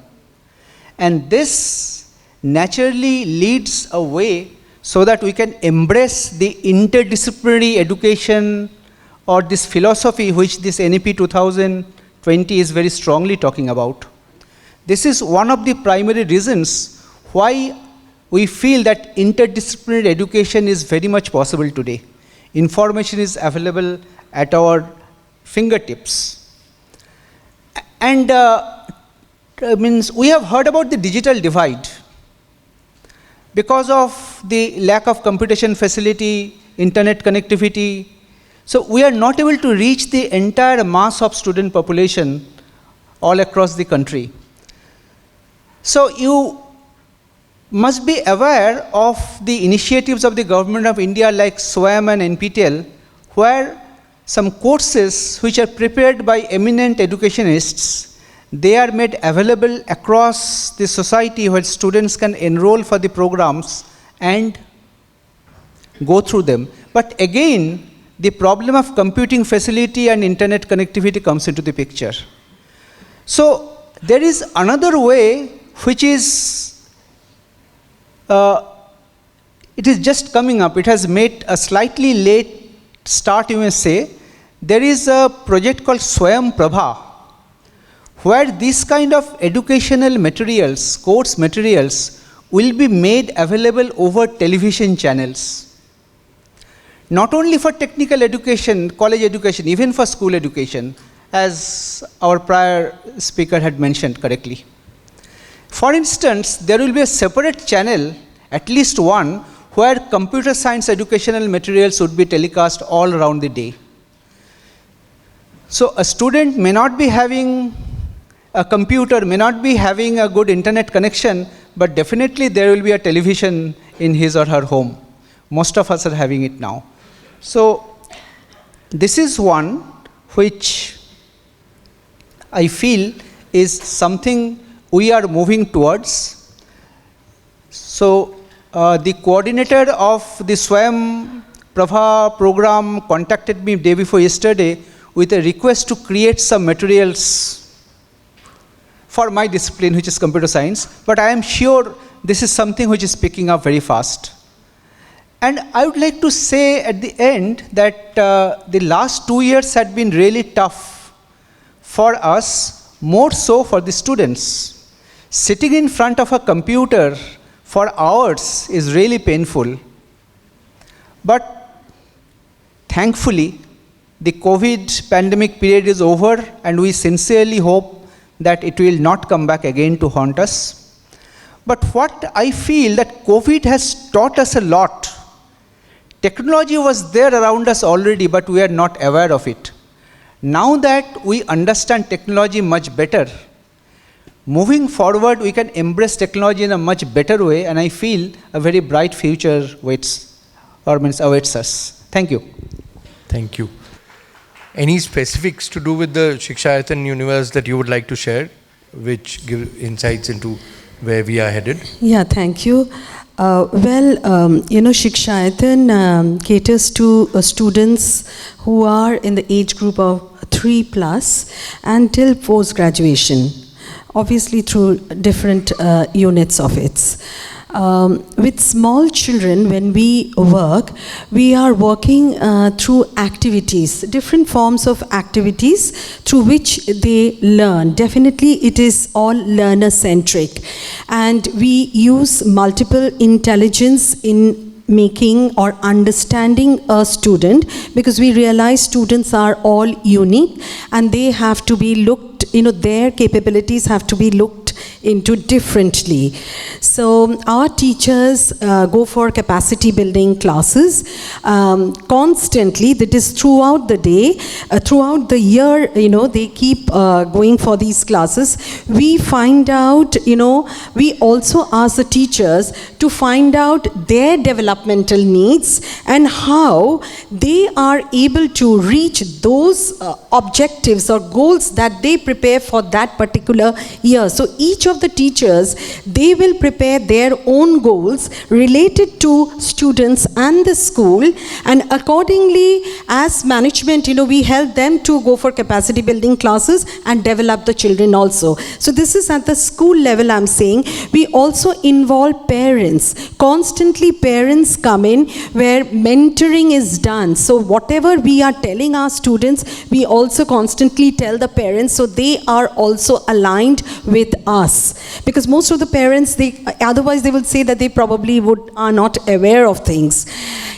At the higher level, what we do, again, it is a different form of activities, because if I take our management school, our management schools, they are doing leadership programs, they are doing rural immersion programs, they're going out and working with industry so that they are employable. But the internship, what I'm talking only at the management level, is not only there. It is also with our school students, because during summer vacation or during winter vacation, they are also going out and working with different companies to understand how the society functions in a different way. So there is a constant industry and academia relationship at different level, what we do at Shikshayatan. And as I said, that whatever we do, we try to do we align things. There are learning hubs which are formed by a group of schools close to our vicinity, where the schools also collaborate and make people understand as to what they are doing. So if there are best practices, they are sharing with one another. We have these exhibitions, through exhibitions, obviously you are doing critical thinking. There are value education classes where we interact with students as to how they put values to each of the things. So those value education classes are very important. Apart from this, we also, have these wellness classes where look at the mental change, because everything is to do with the mind, any change that comes. So we have these wellness centers also. From time to time, we have these counseling sessions, and this counseling is not only, that we are talking about, we are counseling and reading the mind, but also we have career counseling as to how a child can, look at one's own strength and, pick up a career and work towards it. So, basically it's, you can say that it's an ecosystem that we work at, and it starts from a very small age. We start, focusing. We have these anecdotal reports that we prepare for each child. So even during pandemic, the learning gaps that has come from different skills, we have mapped those with all the, with the child and the teacher, and how we can actually work towards those learning gaps. That is, the practice. It's a regular practice that we do. Thank you. Thank you so much. Ma'am, coming to you, how would an institution like La Martiniere be gearing up for what we now term Newer Horizons? Just yesterday we had Sports Day, and La Martiniere believes in educating a child outside the classroom, not just within the four walls. And the lady who was my chief guest is a long-distance runner by the name of Mrs. Anjali Saraugi. She is a marathon runner, and she started running at the age of 41. So La Martiniere believes in building children out of their passion. I have a student who's now a photographer, a wildlife photographer who's won a Green Oscar. What I'm trying to say is education does not happen only in the classroom. It happens actually outside. So on the sports field, when they are shouting for their houses, they are learning loyalty. How do you teach loyalty? Can you teach it from a textbook by reading a story and asking questions? Can you teach moral science from some prescribed syllabus? No, it has to be learned by interaction with one another. And so we have children where they go for community service. We have interact clubs. We have photography club. We have quiz club, debate clubs. 20 of them. But the idea here is finding out the passion of the child. What does the child want to do? So, keeping again in line with NEP, this year, a very, I should say a concrete example I will give you. We said we will take one topic for a project, say Indus Valley Civilization. How can you have an interactive session or learning happening for various subjects through this topic? Okay, so history, of course, the facts are there. Geography, the location where it was. Architecture, how the city was planned. Art, how the objects that were found, the artifacts. And computer science. All of this, the child will have to collate and present it through a digital presentation. And then what about music? So there were others who were interested in music. They actually composed songs and skits on it. So there, this, in totality, Indus Valley Civilization comes to light through one presentation covering all different subjects and taking into consideration the various talents that a child has. So I think, these are some of the things we are taking up now. We are looking in a big way at sports, because we understand today India needs well-rounded citizens who have integrity, who have physical fitness and a sound mind. And for us, I think sports is one area we are focusing to build fair play, justice, physical fitness, and soundness of mind when they are following rules and playing the game. So these are some ways by which, we are trying to build the citizen and also, of course, give them opportunities, give them exposures when they attend various sessions and summits. They are going on Monday to the Indian Museum to watch or see a photography exhibition. This is with the Alliance Française and the Al-Qazi Arts Foundation, where they are showing how Marc Ribot, a French photographer, photographed pictures of leaders of India and general people, and today, after 1956, students are going to see that. So bringing into light, bringing into focus various areas so that the child grows up, the learner grows up with a mind of his or her own and tries to be a person that will be of productivity to the nation, to the community. Thank you.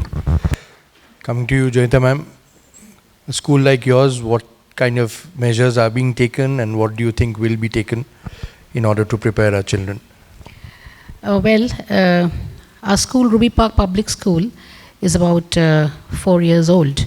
We started in 2019 and we got the affiliation under the CBSE board. So what happened when we started functioning in 2019, after a year, there was the pandemic and it was all shut down and we were all locked inside our houses and we were heavily dependent on the technology. So in this kind of a situation, we had new facilitators, new teachers, we had new students, and the entire setup was rather new. And after having done 1 year of schooling and thereafter not being able to come to school was a very, very special challenge, because there was this aspect of cohesiveness which we had to knit into the school, and we were not able to do it because a year after we had started functioning, there was the pandemic. So after we came back, and by the time we came back and we started having offline classes, the NEP was there on the platform and there were a lot of talks, there were a lot of divergent views, opinions put forward, there were issues, there were a lot of declarations, and schools were supposed to follow, and our school was trying very, very hard to meet up to an expected standard. So there was one aspect which I do realize. I mean, I will not repeat what my fellow panelists have been speaking so well about, but there was one aspect which we had to face, and that was the stress level. When the students came back, and I'm talking about the stress level from the age group of 5 to the age group of 18, and they were unable to come to terms with the fact that 6 hours of schooling in a day was getting to be a challenge, carrying the heavy school bag was getting to be the challenge, and there were so many other factors which we actually had to bring them back. We had to make them realize that this is what real schooling is all about. This, and then of course going and walking along the path of the NEP which was there for us to follow. I think another very important thing which we need to do with the NEP coming into force and having to stay with us for quite some years, it is the facilitators, it is the teachers, the educators who are there with us. We will have to bring a remarkable change. I am not saying that they are not capable. We have, in all schools, we have some very capable, highly educated, talented teachers. But there has been a shift. There has been a huge gear shift. And before anybody else understands that, the teachers, the facilitators will have to realize that. So it's basically like a triangle. We have the facilitators, we have the parents, and we have the students. Now this is not easy, and it is often very difficult to communicate with each of them in this triangle, and that communication has to be very viable and has to be taken in by all very well. About the stress level, we have seen that we've definitely had counseling sessions, we've spoken to students. It was a task to come away from technology to some extent and to come back to the traditional pattern of education which we cannot do away with. The physical fitness aspect again is very, very important. I had read some years back about some countries having mandatory training in the military for students when they graduate or when they pass out from the high schools. I really wish to see a day when India would come up with such a policy and we would send all our high school pass out in the military training for a year. It teaches us two things, that we are, every child or every youngster in the country is very physically and mentally fit. It works both ways. And there is a very, very big loyalty towards the nation, which we see is dying hard. Next, I would like to talk about, there has been a huge shift in the mental gear, and we will have to learn to appreciate individual efforts. The regular classroom teaching has undergone a fantastic change. We have realized that every child has separate potential, and we need to acknowledge that. We need to understand what they are saying, and we need to award each of them in their own way. Technology is not going to leave us. It is here to stay. We cannot do without it. But the misuses of technology, and that is where the facilitators once again come in, and this is a very, very delicate balance that every teacher will have to showcase in the classroom front. If I may come to the slightly higher age group, we have problems where there are very strong opinions which perhaps were not found, about which we cannot afford to be judgmental. There are many career paths. If I may connect the two, there are so many career choices. There are so many kinds of education that one can pursue. But what we need to do, if we have to really work in the way of the converging educational horizon, we need to understand, and we need to make the students understand that what is right for them. After every completion of every educational spectrum, there is this professional backdrop, or this professional thing which you will have to go to. You will have to take up a job to earn your livelihood. But that has to be done in the right manner. If I'm not meant for any one particular profession, then this is not right for me. I have to come out of that rigmarole of the traditional pattern of thinking that I will have to pursue one particular profession or one particular higher studies and will have to follow its suit. No, that does not work. So the students, right from a very young age, have to be made aware. The parents have to be made aware. And we will have to bring it to them of what are the opportunities, of what are the opportunities in India and what are the correct opportunities overseas. I think there is a bit of a blur and a rather big confusion in those areas. Another very, very important point on which I would like to stress, on which we do work, in fact, I do get to hear from the teachers, is about the fact that competition has to be very different in the present times. If we actually have to think of competition in the right lines, we cannot be only awarding that student who's getting the highest, or that student who's scoring the highest on pen and paper. So the CBSE has come up with a lot of critical thinking, case-based questions, which we are actually working on. And let me tell you, this is not easy. It is not easy for the teachers to understand what is a case-based question. What do we mean by critical thinking? How are we going to understand it ourselves before we teach the students? And for the students to understand what is critical thinking and then to take it forward in an examination is another challenge altogether. But I must say that this particular board has been very promising and has come forward with a lot of other options, and the entire pattern of education is undergoing a change to a large extent. Yes, the change is gradual. I read in the newspapers today in the morning that perhaps by 2025, 50% of the question paper is going to be about critical thinking. That is another new horizon. That is another new awakening for all of us. It is not going to be the traditional pattern. So if we have to think about a school which is going to progress towards the converging lines or reaching the right horizon, we have to work right from the preschool level to the high school level. And at every level, the work is different. At every level, the work is very challenging. And it is a little difficult to understand first yourself what we want the students to do, and then to convey, to impart the lessons in the correct manner. And the feedback has to be equally good for a school to grow and progress. Thank you so much. Thank you. We'll quickly move on to closing remarks. Change is the operative word which has been repeated constantly. So I'll draw from what Professor Bikash Sinha said, that India, among other things, is a country of incredible inertia. Given the fact that we are a country of incredible inertia and that we need change in order to prepare our children for the newer horizon, how do you look at this and how hopeful are you? Can we start with you?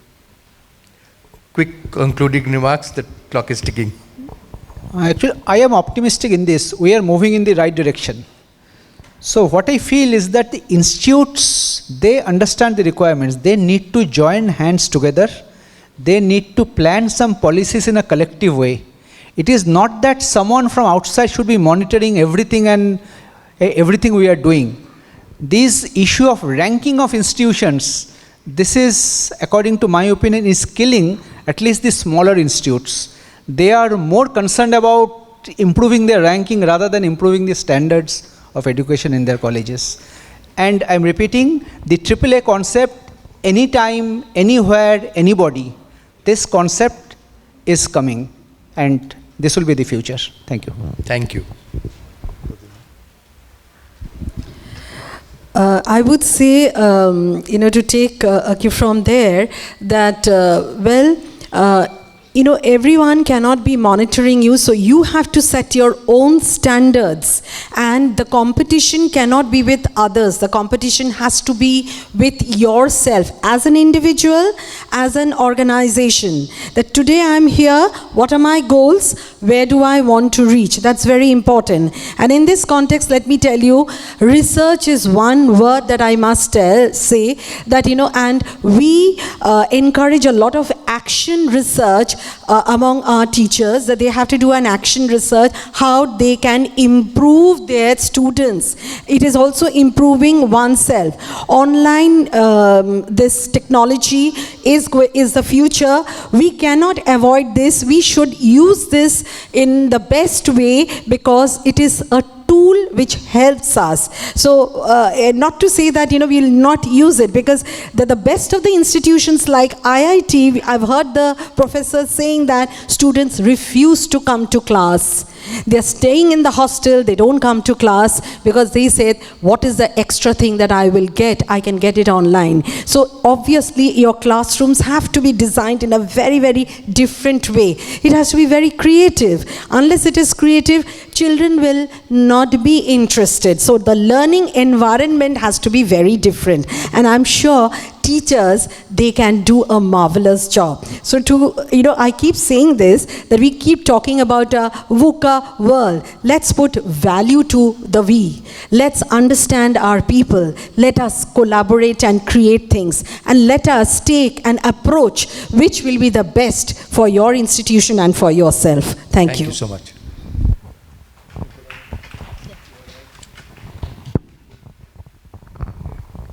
I think both my esteemed panelists have spoken. All that I will say is, let us look inside. It's very important. Don't look outside, look inside and improve yourself. Thank you. Thank you. Last word. A lot has already been spoken about, and to answer the question on what kind of change are we looking at, I think to bank on my previous comments, I think we need a lot of orientation. We need to really, understand the facilitators. We need to understand that the facilitators and the teachers have a very, very strong role. And we need a very, very strong orientation. Only then is a change possible. And if we do see a change coming in the near future, and we are working along the lines, and there is a change already, and I think we are all treading on the right path. Thank you so much. I think the panel deserves a loud round of applause. Not just for the insights, but also for not failing Shornali's test time. We finished when it said time's up. Thank you so much. Thank you, everybody. Thank you very much, sir. We are actually 30 minutes behind schedule, so though we had said that we'll have a lunch break at 1:30. We are just a little behind schedule. I would request Shotam sir once more to come up on stage, please, for the small token of appreciation for our esteemed panelists and moderator. And if we can all clap a little louder. Thank you.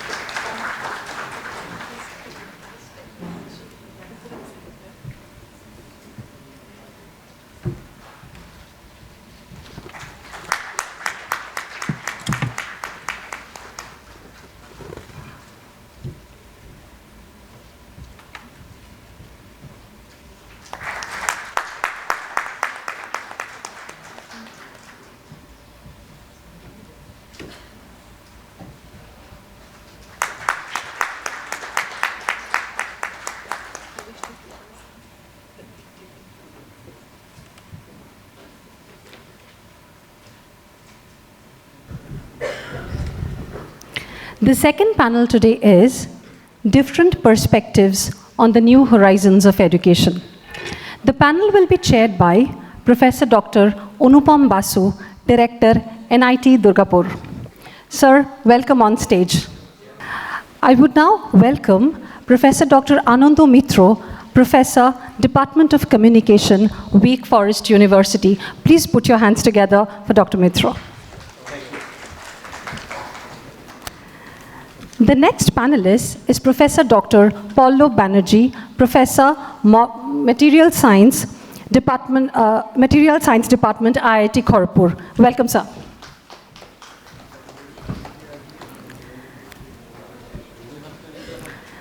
Can we have the applause a little louder, please? Thank you so much. The next panelist is Dr. Jishnu Basu, faculty member, Shah Institute of Nuclear Physics. Welcome on stage, sir. Anupam, sir, over to you. Thank you.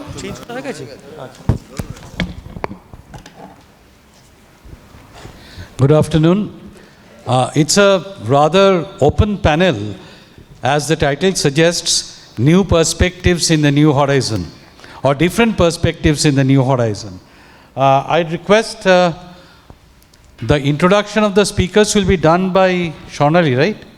Sir, we have shown on the... You have already done that? Slides. Okay, fine. So, we are very fortunate to have a nicely heterogeneous panel here.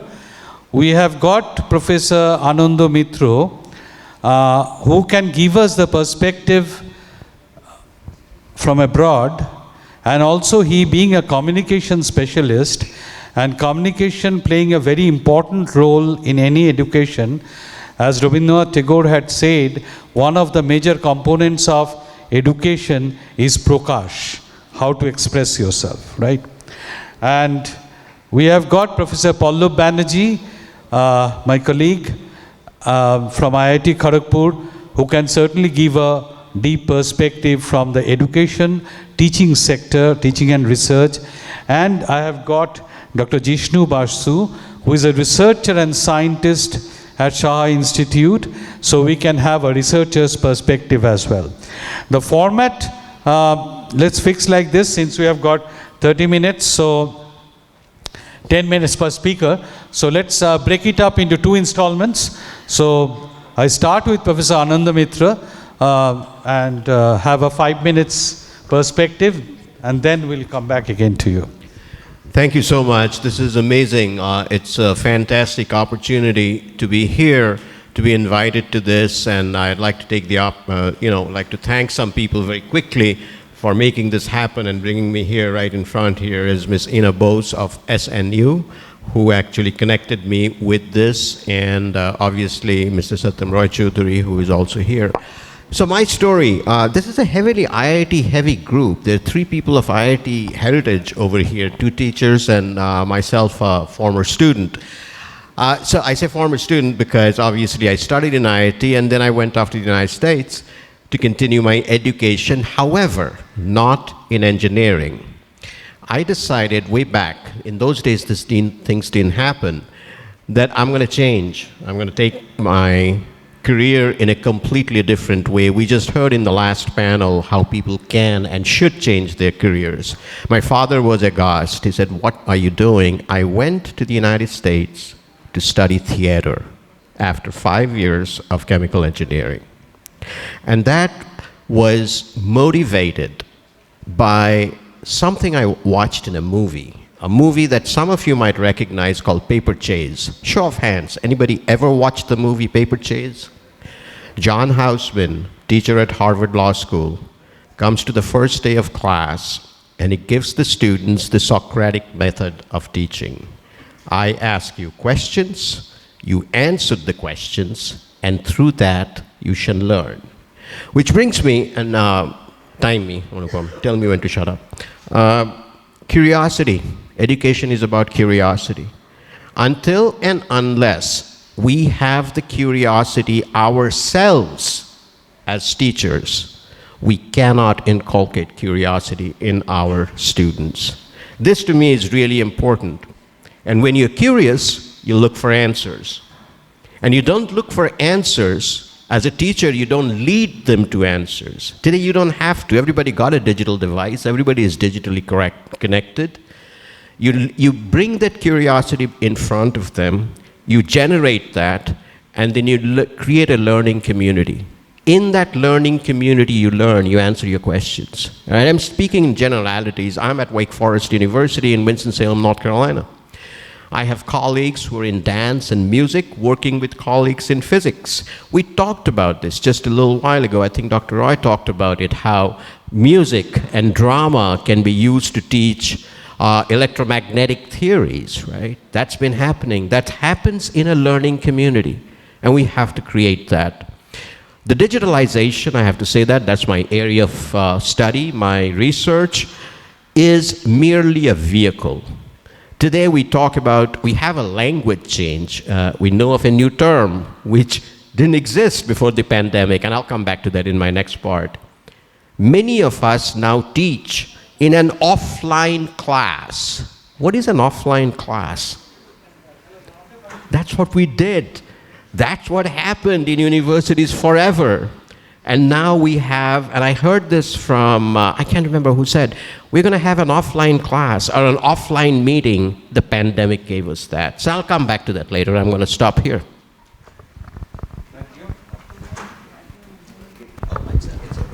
Yeah, so Professor Pallab Banerjee. Okay, thank you Anupam Da for nice introduction.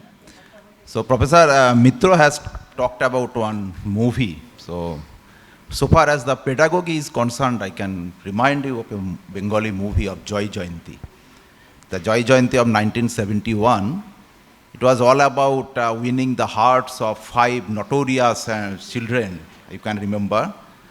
And Ke Prothom Chande Gache, that type of songs Jayanti used, right? And then finally she own the heart of the notorious and naughty children.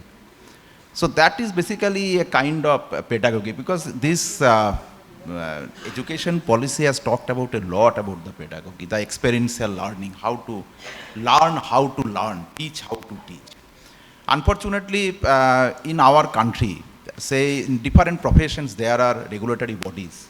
Like say in the profession of law, we have the Bar Council. In the profession of medical profession, say for the doctors, we have the MCI, now it is the Commission, Medical National Commission. Then we have Architectural Council. So different commissions, councils, etc. are there, but for teaching profession, we don't have any professional standards, right? So that must be ensured. I think that it is there in the policy, professional standard for teachers. Because when we talk about early child career and education, care and education, ECCE. So that it is there already, right? Now it is done by the Ministry of Women and Child Care. So it will come under the purview of, say, a Ministry of Education. So you have to make the curriculum, etc. for the age of 3. Because you see that now it will be starting for a kid of the age 3 years. Why? Because 85% of the brain of most of the children develops within the age of 6 years. So that is the reason that they will be inducted at the age of 3. So what will be the curriculum for them? What will be the pedagogy for them? It is very difficult, because now the attendance, there are many Anganwadi centers and mini centers throughout West Bengal particularly, and the attendance is around 40%, 39.8% or something like that. So that is now, this is not a compulsory thing, but now according to this education it will be compulsory. So we have to develop kind of this content and other type of things for those kids. That is a challenge. Another thing that I think that if you, let us take about another movie, that Tare Zameen Par. So Inu Avasthi, you can remember that he was suffering from dyslexia, and his parents failed to understand the problem. So they sent Inu in a far away boarding school, And the other teachers could not find, so they thought that he needs some special education. But when Ram Shankar Nikumb came to that school, joined that school as a painting teacher, and you see that he changed the life of Inu, the Inu Avasthi. So actually every child is a special, right? So developing special education for each and every student to their needs, to their thought, to their desire, to their capabilities, it's a challenge. So I think that the teachers' education, the professional standard for the teachers, that we should come up about some solutions, and that must be implemented. Thank you. Dr. Basu. It's very nice that Bengal Chamber of Commerce is organizing such a good program on national education policy. In fact, the seed of national education policy was first germinated in the holy land of Bengal. In 1905, two tsunami-like waves were superimposed. Partition of Bengal in 1905, and in 1904, University Regulation Act. It triggered, it ignited the flare in Bengali intellect. They understood the policy the Britishers they are following is not good for our country. Apart from the Eurocentric education policy, they like to have India-centric education policy. It was established, the National Council of Education Bengal was established. Today's Jadavpur University had come up from this endeavor. So here also, after the announcement of national education policy, Swami Atmapriyanandaji, the then Vice Chancellor of Vivekananda University, he rightly pointed out, it is actually the implementation of the ideas of Swami Vivekananda. I would like to give one example how the India-centric education policy helped us a lot. We got Nobel Prize in 1930. The Indian Association for Cultivation of Science was established.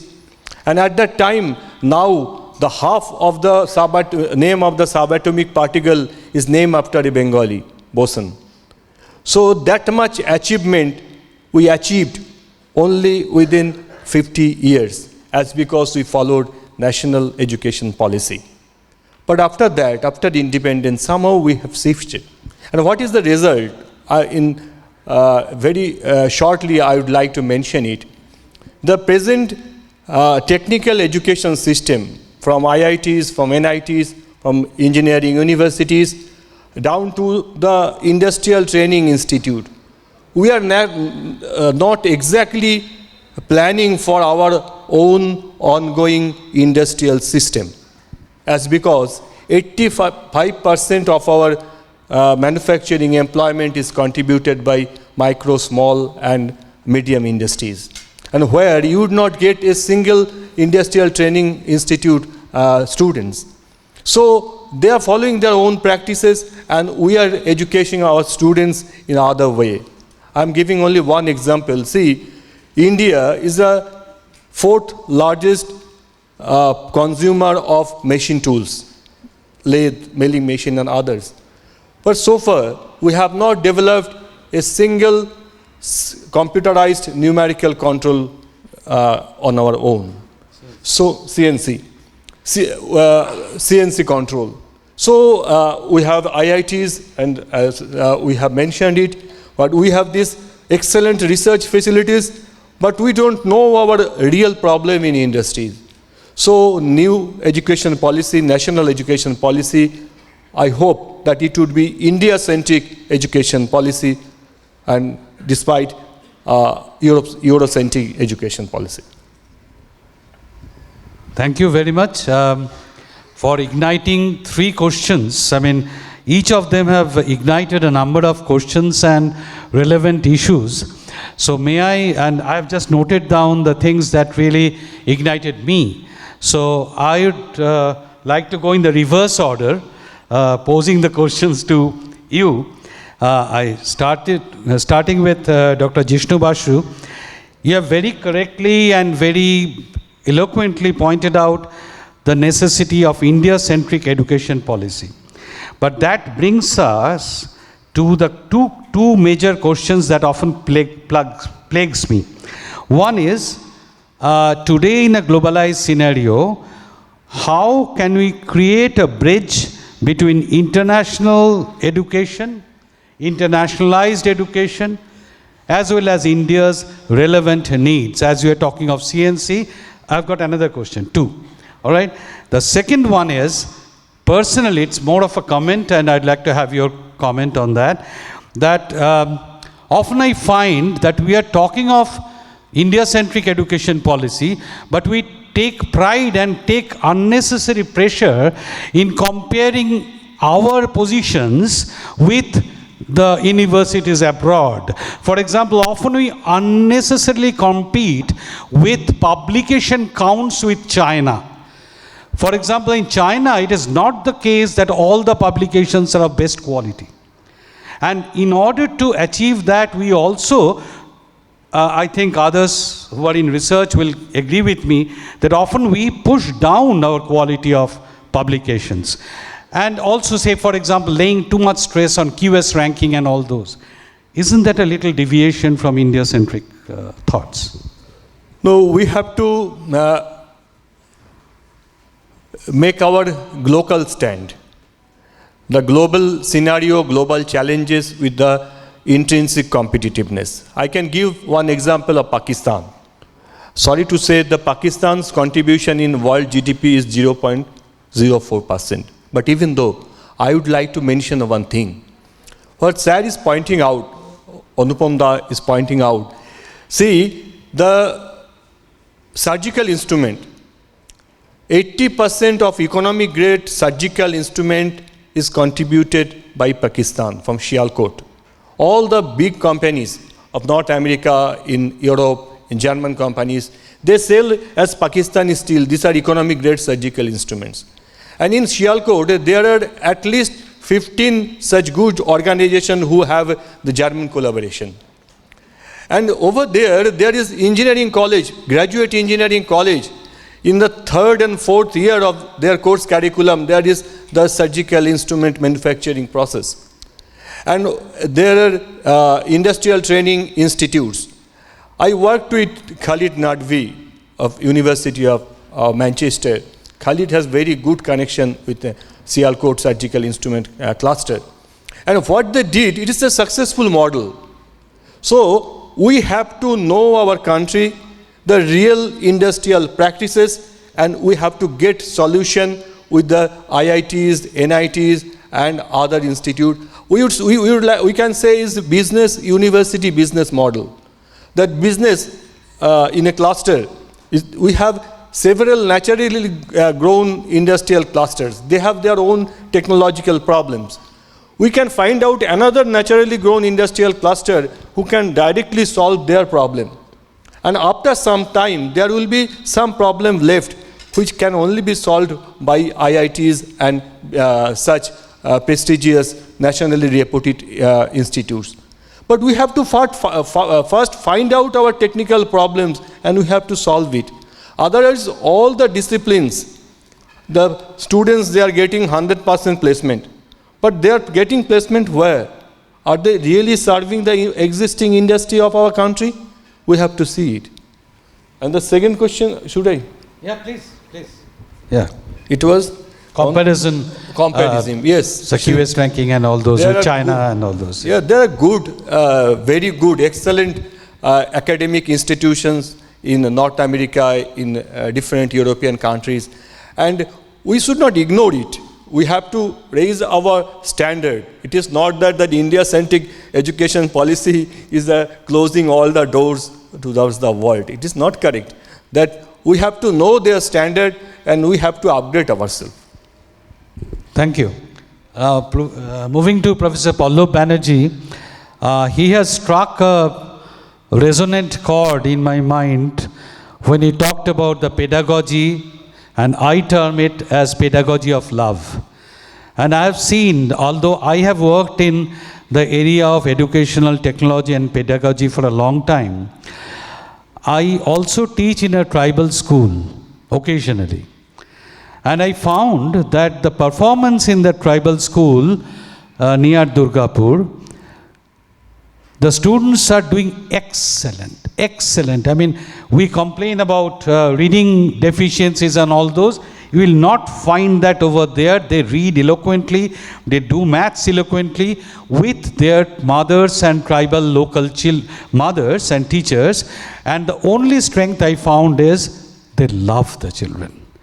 So, irrespective of all other things, do you think that what you said is also the same thing, Tarism Inpar and all those, it was the compassion, empathy that worked. Now, how do you think we can take up the task of training our teachers with such empathy? Can it be inculcated, or should there be some ecosystem by which they will have it developed? Actually, this education policy that has been in our mind, I think that it is already there, that now there will be education, this B.Ed, that means Bachelor of Education, after class 12. So still now the model is that after making graduation or post-graduation, we used to go to a teacher's training college. But now the teacher's training will be undertaken from class 12 itself. That even during 9, 10, 11, 12, if you have that kind of a skill to become a teacher in future, the teachers will help you to understand, to find you out. So then there will be some internship thing. Say backless days are there. So they can go to good teachers, they can attend the lectures of the good teachers, they can go to the laboratories. So thereby from the school days, they will be inducted into that system. So it's not like that I am a very good student, I did my BTech, MTech or MSc or PhD, and then in a fine morning I became a teacher. It's not like that. So from class 9, 10, 11, 12 and then during graduation, post-graduation, even PhD, it will be related to teachers' education, it will be related to pedagogy, and it will be related to the science and technology of teaching.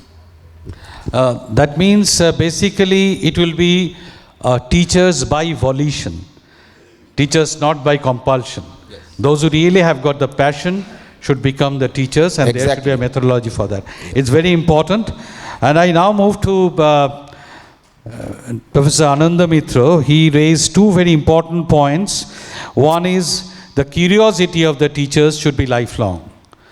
And again, that comes to the point that Dr. Banerjee pointed out, that unless the teachers are teachers by volition, their lifelong curiosity and there is an inherent researcher in their mind, that will never take place.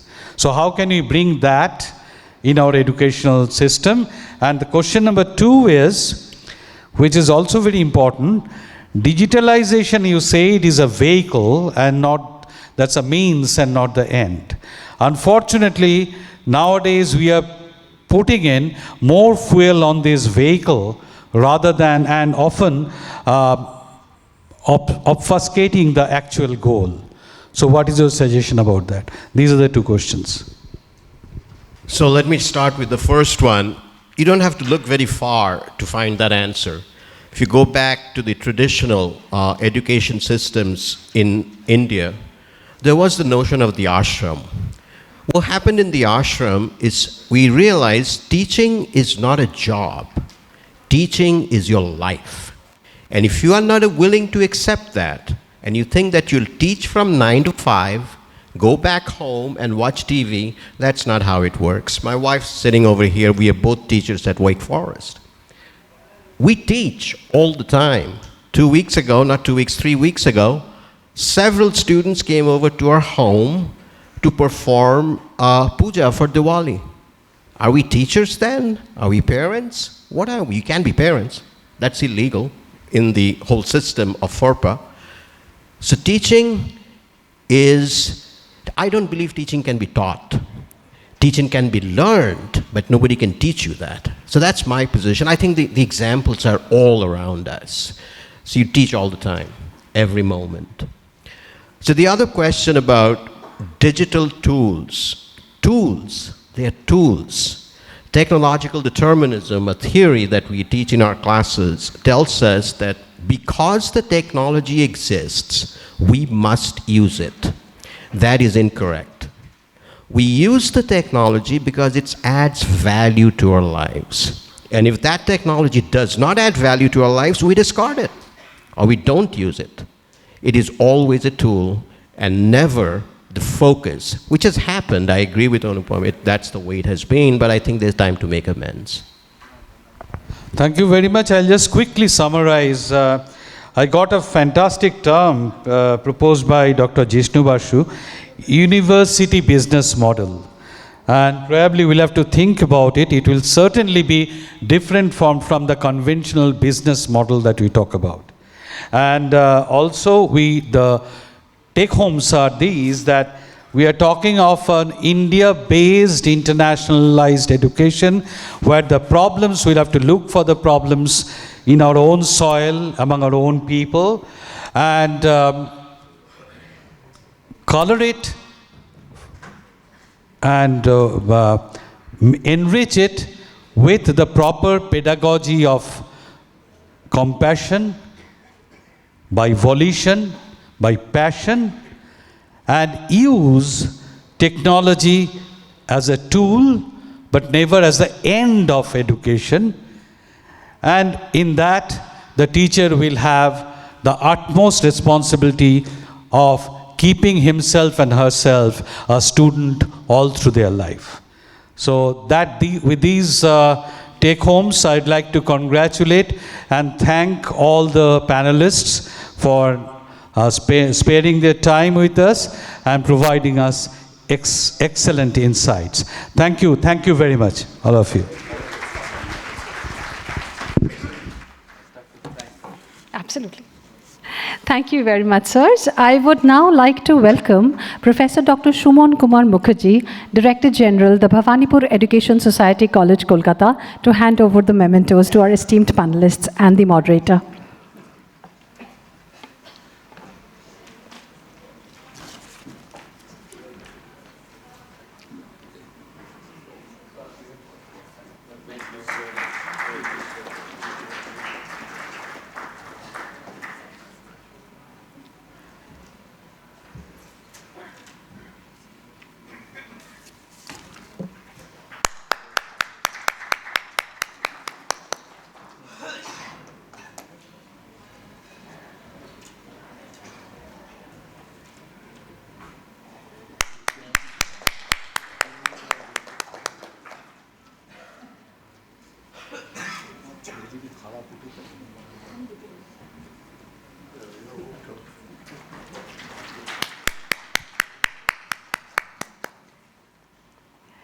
Thank you very much, Dr. Mukherjee. Thank you, all of you. We will now break for lunch, though the schedule mentioned 1 hour lunch. Since we are a little pressed for time, can we just come back in 45 minutes? I understand it's a little less, but kindly accommodate. Thank you very much. Welcome back. Are we ready to start? The third panel today is Role of Skilling in the New Educational Horizon. This panel will be chaired by Professor Dr. Dhrubajyoti Chattopadhyay, Vice Chancellor, Sister Nivedita University, and a part of the Education Committee. Sir, can we have you on stage, please? Can we please put our hands together for Dr. Chattopadhyay? In the panel, we have Professor Dr. Anupam Basu, Director, NIIT Durgapur. Sir, welcome on stage. So, Professor Dr. Anupam Basu, Director, NIT Durgapur. Next, we have Professor Shoykot Moitro, Vice Chancellor, Maulana Abul Kalam Azad, University of Technology. Sir, welcome on stage, please.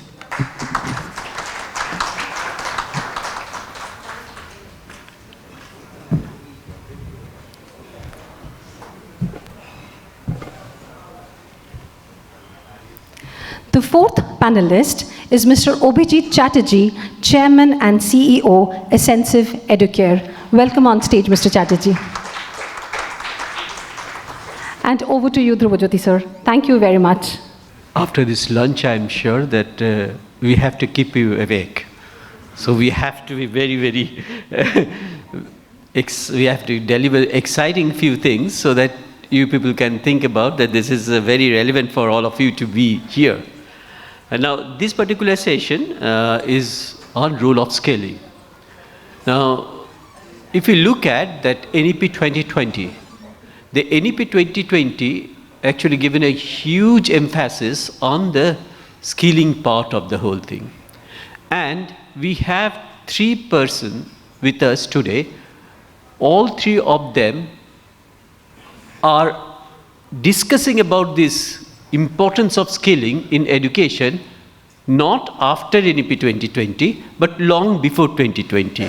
So they used to tell everybody that it is very important why the skill development is going to be very, skill development or skilling. Actually, I would like to say skilling is more important. Now, we have, as already mentioned by Sharnali, Professor Dr. Anupam Basu, Professor Shaikat Moitro, and Abhijit Chatterjee with us. So the way we want to actually start our program is that I shall request the panelists first to present your opinion for 5 minutes each, and then what we can do, that we can come back again with the new questions and whatever things coming up in our mind, and then we will open it up to the audience. If they have any question, we'll revert back to that, and ultimately we can conclude it. Okay? Is that fine? All right. So, may I request Professor Dr. Anupam Basu, the Director of NIT Durgapur, to start. You can use that one, whatever. Good afternoon after lunch. Now this topic of skilling actually puts me in a confusion. I always ask the question and fail to get a very clear answer, that does skilling entail knowledge? Because often in different fora, skilling and knowledge-driven systems are dealt with separately. Now the question that declares itself in front of me is that, say, think of a sculptor with his chisel and hammer.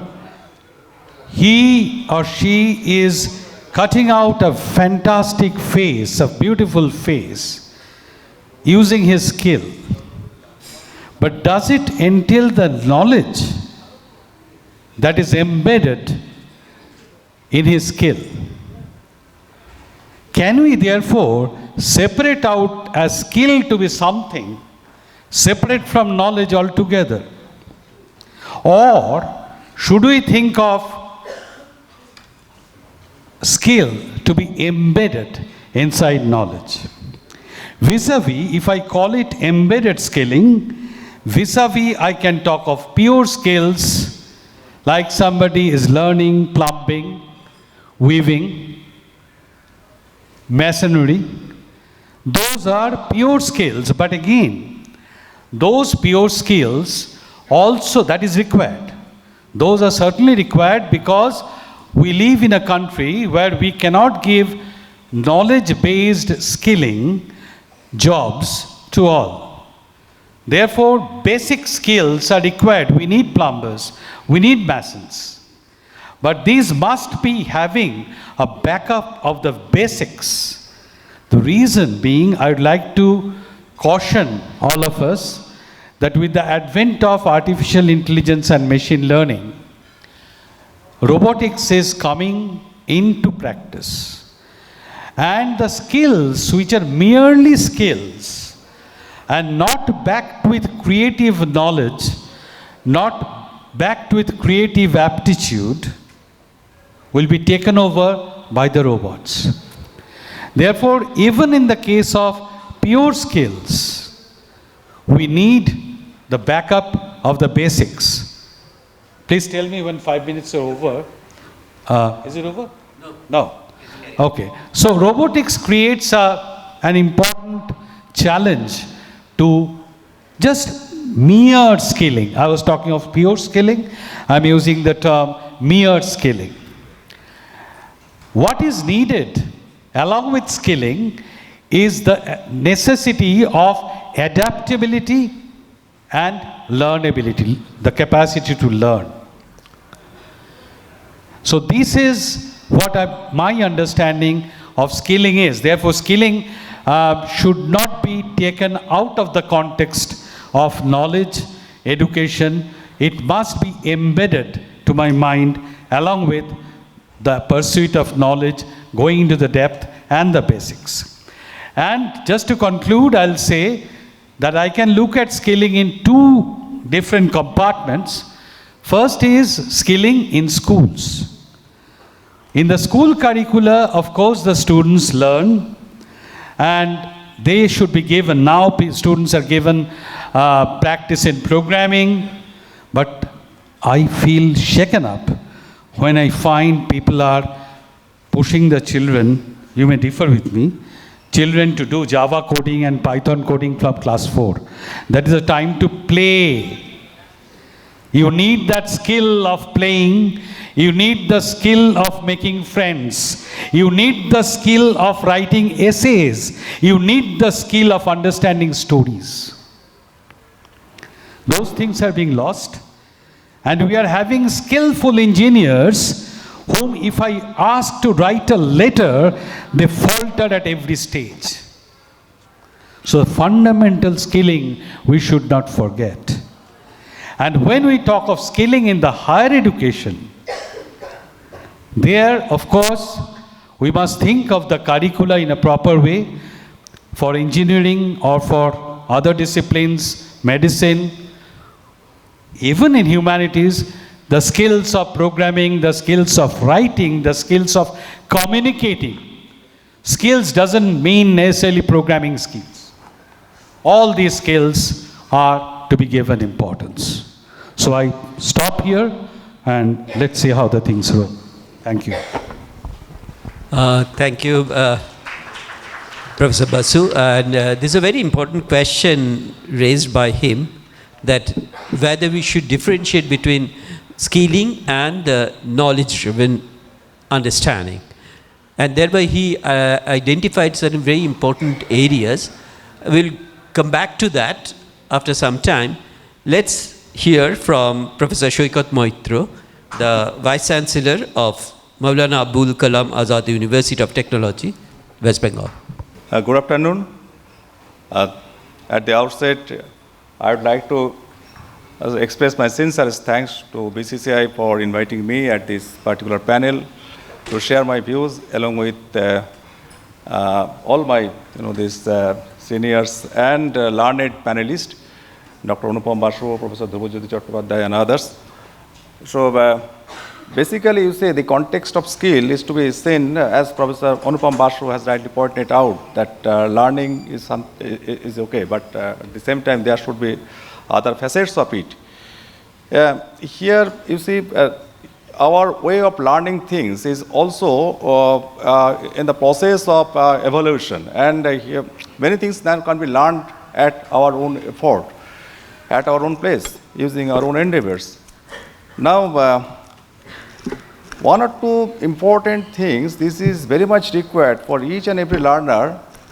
These are basically communication skill, where articulation and presentation is very important, and then computational skill or computer skill, handling computers, because that is going to be part and parcels of almost all the effects, all the efforts and all the activities of future. But you see, one of the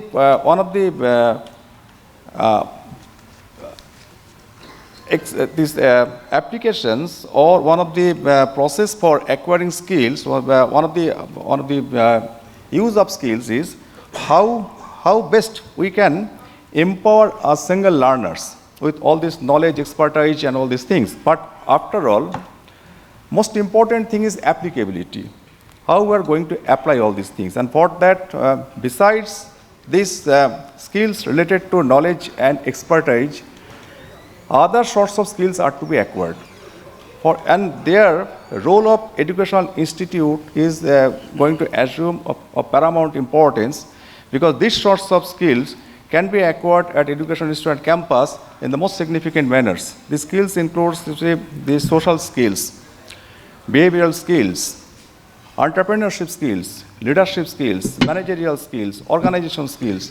All these skills are very, very important to exploit the expertise and knowledge which is gained by all this educational exercise over a period of time. We have seen there are many skilled persons, many knowledgeable persons, but the applications of all these things for betterment of everything, including the self-development of that person concerned.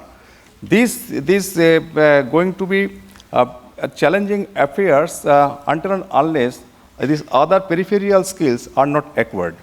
So, in future, you see, there are lots of changes are happening in educational, this canvas, and this education policy and all these things are trying to capture all these changes which are happening and that is to be captured in the most agile manner, because this change in technology is impacting all these things in the quickest possible way, and how best that all these things can capture all the facilities, all the technologies, all the processes which are impacting our existing things. That's why lots of changes have been prescribed, lots of practices have been prescribed in education policies, and even after using all, we are not sure whether our, this entire human race, all the learning community will be in a position to apply all these things for the betterment of the civilization in near future.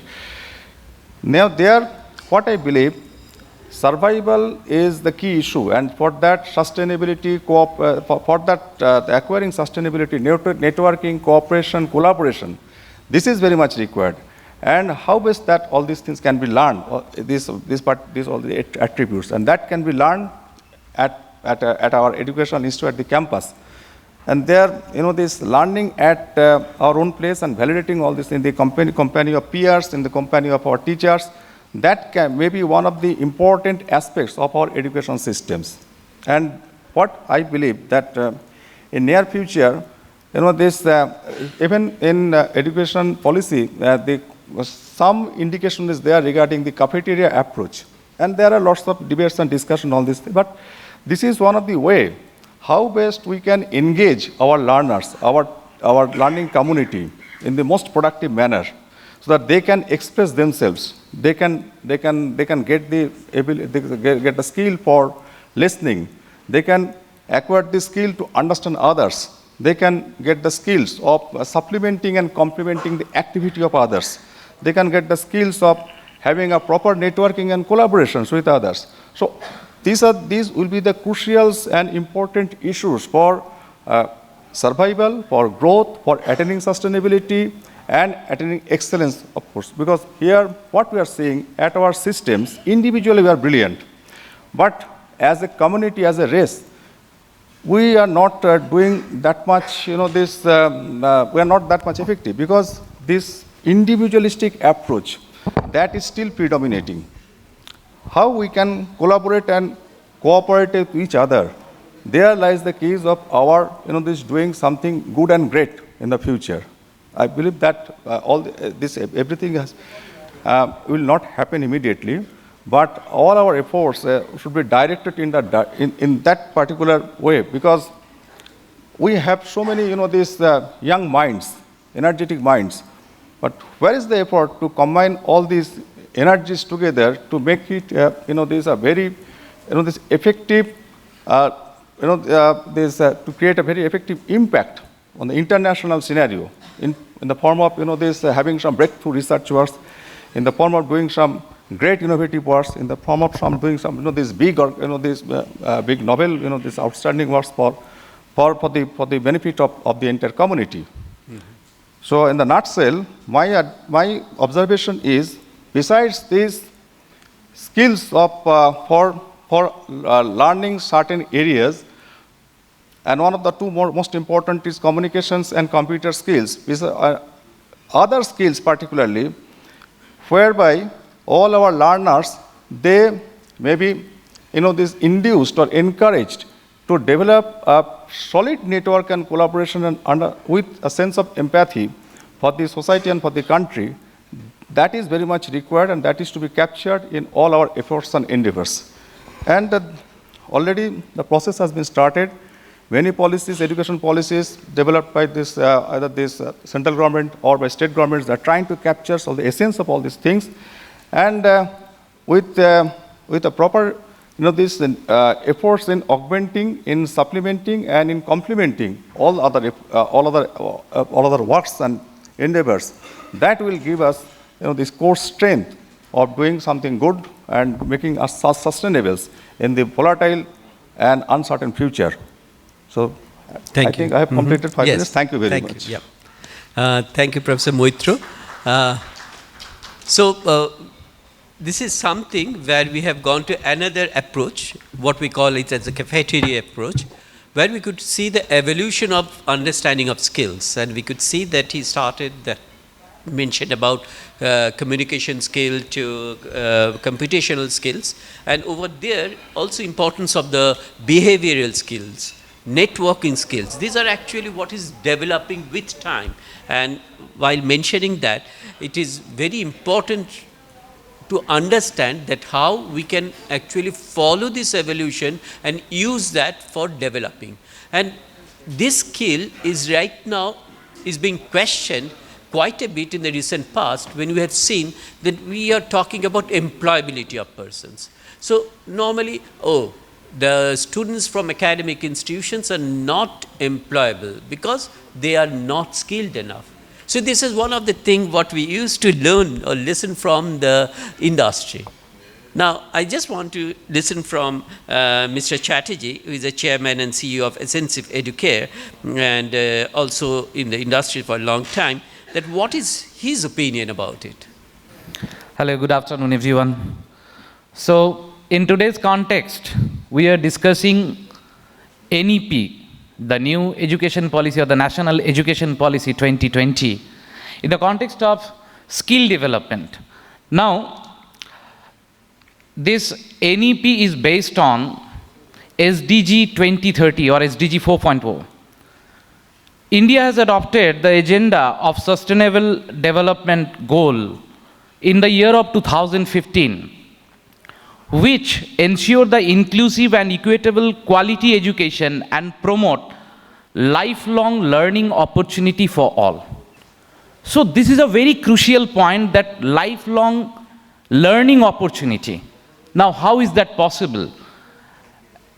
Generally, we know that when a person who is aged 30-35 years, he goes to school and sit for Madhyamik exam, he become a news channel content. We used to see him in news. But how this lifelong learning opportunity is possible under the NEP 2020? It is because the National Skill Qualification Framework, or NSQF, we have heard about this NSQF. This NSQF enables us to run a parallel education system through skills. Now, we are actually, we used to hear the term skill every day. What is it? We can't differentiate it with the normal education system. Normally, we think that, okay, skill means the plumbing, okay, machine work, driving, etc. So, I'd like to tell this august audience that skill and education is just, it's not unparalleled. It's just not parallel also, it's same, it's alike. There is a hairline difference between skill and education. For example, if I give you a driving manual and you learn it for 15 days, you'll be able to understand about the mechanism of the car. You'll be able to understand about the steering, clutch, gear, everything. But after 15 days, if I ask you to drive the car, you'll not be able to do it. But at the same time, if I accompany you and you sit on the driver's seat and start driving the car, and gradually I let you know about the various functions of various parts of the car, and you gradually learn how to drive a car. So the first one was education, and second one was the skill. So that is the difference between education and skill. And skill makes you employable. That we know that every time we used to listen that skill makes you employable. There are several kind of skills, but in national skill qualification framework, the industry and academia collaboration, or the role playing of industry in formulation of the curriculum has taken in a bigger aspect. For example, if I want to train somebody in the aerospace and aviation industry, then the industry person should tell us how the curriculum to be defined, how the curriculum to be written, what should be the various, which is divided, the NSQF is divided into several parts, which is known as QP.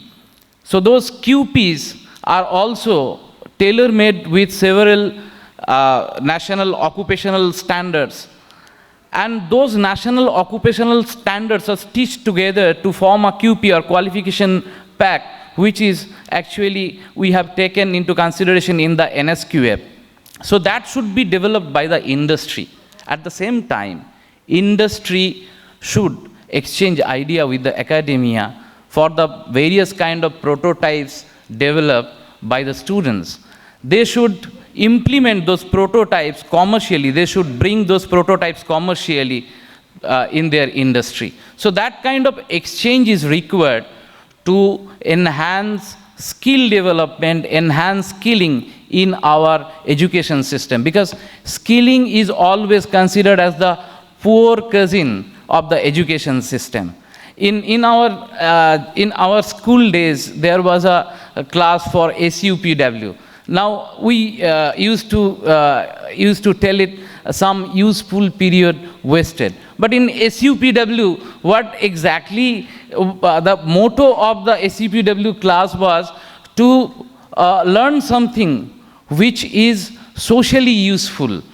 But we used to learn drawing, art and craft, etc. We used to do. But Jadrishi Bhavnar Jasya Siddhir Bhavati Tadrishi, we know, we used to consider that and not an useful period, but to just score some marks. In Bengali medium curriculum, there was Karma Shikha, and the fate of that class was also the same. But now, with the introduction of NEP 2020, there is a term RPL.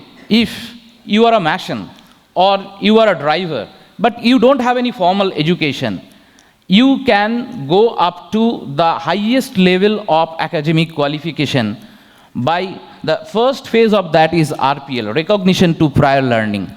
And that is NSQF 1 and 2 level, which is considered in RPL. After that, there are NSQF 3, 4, 5, 6, 7, 8 and up to 9, through which you can reach up to graduate and postgraduate degree, and which is parallel to the normal academic degree. Thanks to NEP 2020, it is now possible. So I think, yeah. Okay. Thank you, Mr. Chatterjee. And again, we have gone to another aspect that is based on what we could see that the Sustainability Development Goals we are talking about, and when we are looking at that introduction and implementation, these two are very well connected with this our lifelong learning opportunity. He mentioned about the NSQF. Now, NSQF, the way they are looking at the skilling at present is quite a bit different from what they are looking at 10 years back. Because what we could see that even in 2018, the Skill Development Council, they are making the syllabus for this skill, how to skill the people. It's only in the plumbing area, electrician area, and this. They are not actually been coupling these two. Now there is also a change in their attitude, and they wanted to implement a lot of other things. So skilling, considering that, as I rightly mentioned about, as poor cousin of our knowledge things, so education, that is actually the concept beforehand, but it's now changing, and this national education policy actually wanted to actually completely attack that particular attitude, and thereby the national skill universities, setting up of national skill universities, setting up of how to implement this wrong concept, to remove the wrong concept and implement the correct understanding of skilling is one of the major challenge what we are looking at. So coming back to Professor Basu, as you were mentioning about the different aspects of the skilling with the knowledge thing, I think this national education policy, it also encourages the research skills and encourages quite a bit of interdisciplinary, cross-disciplinary, transdisciplinary researchers.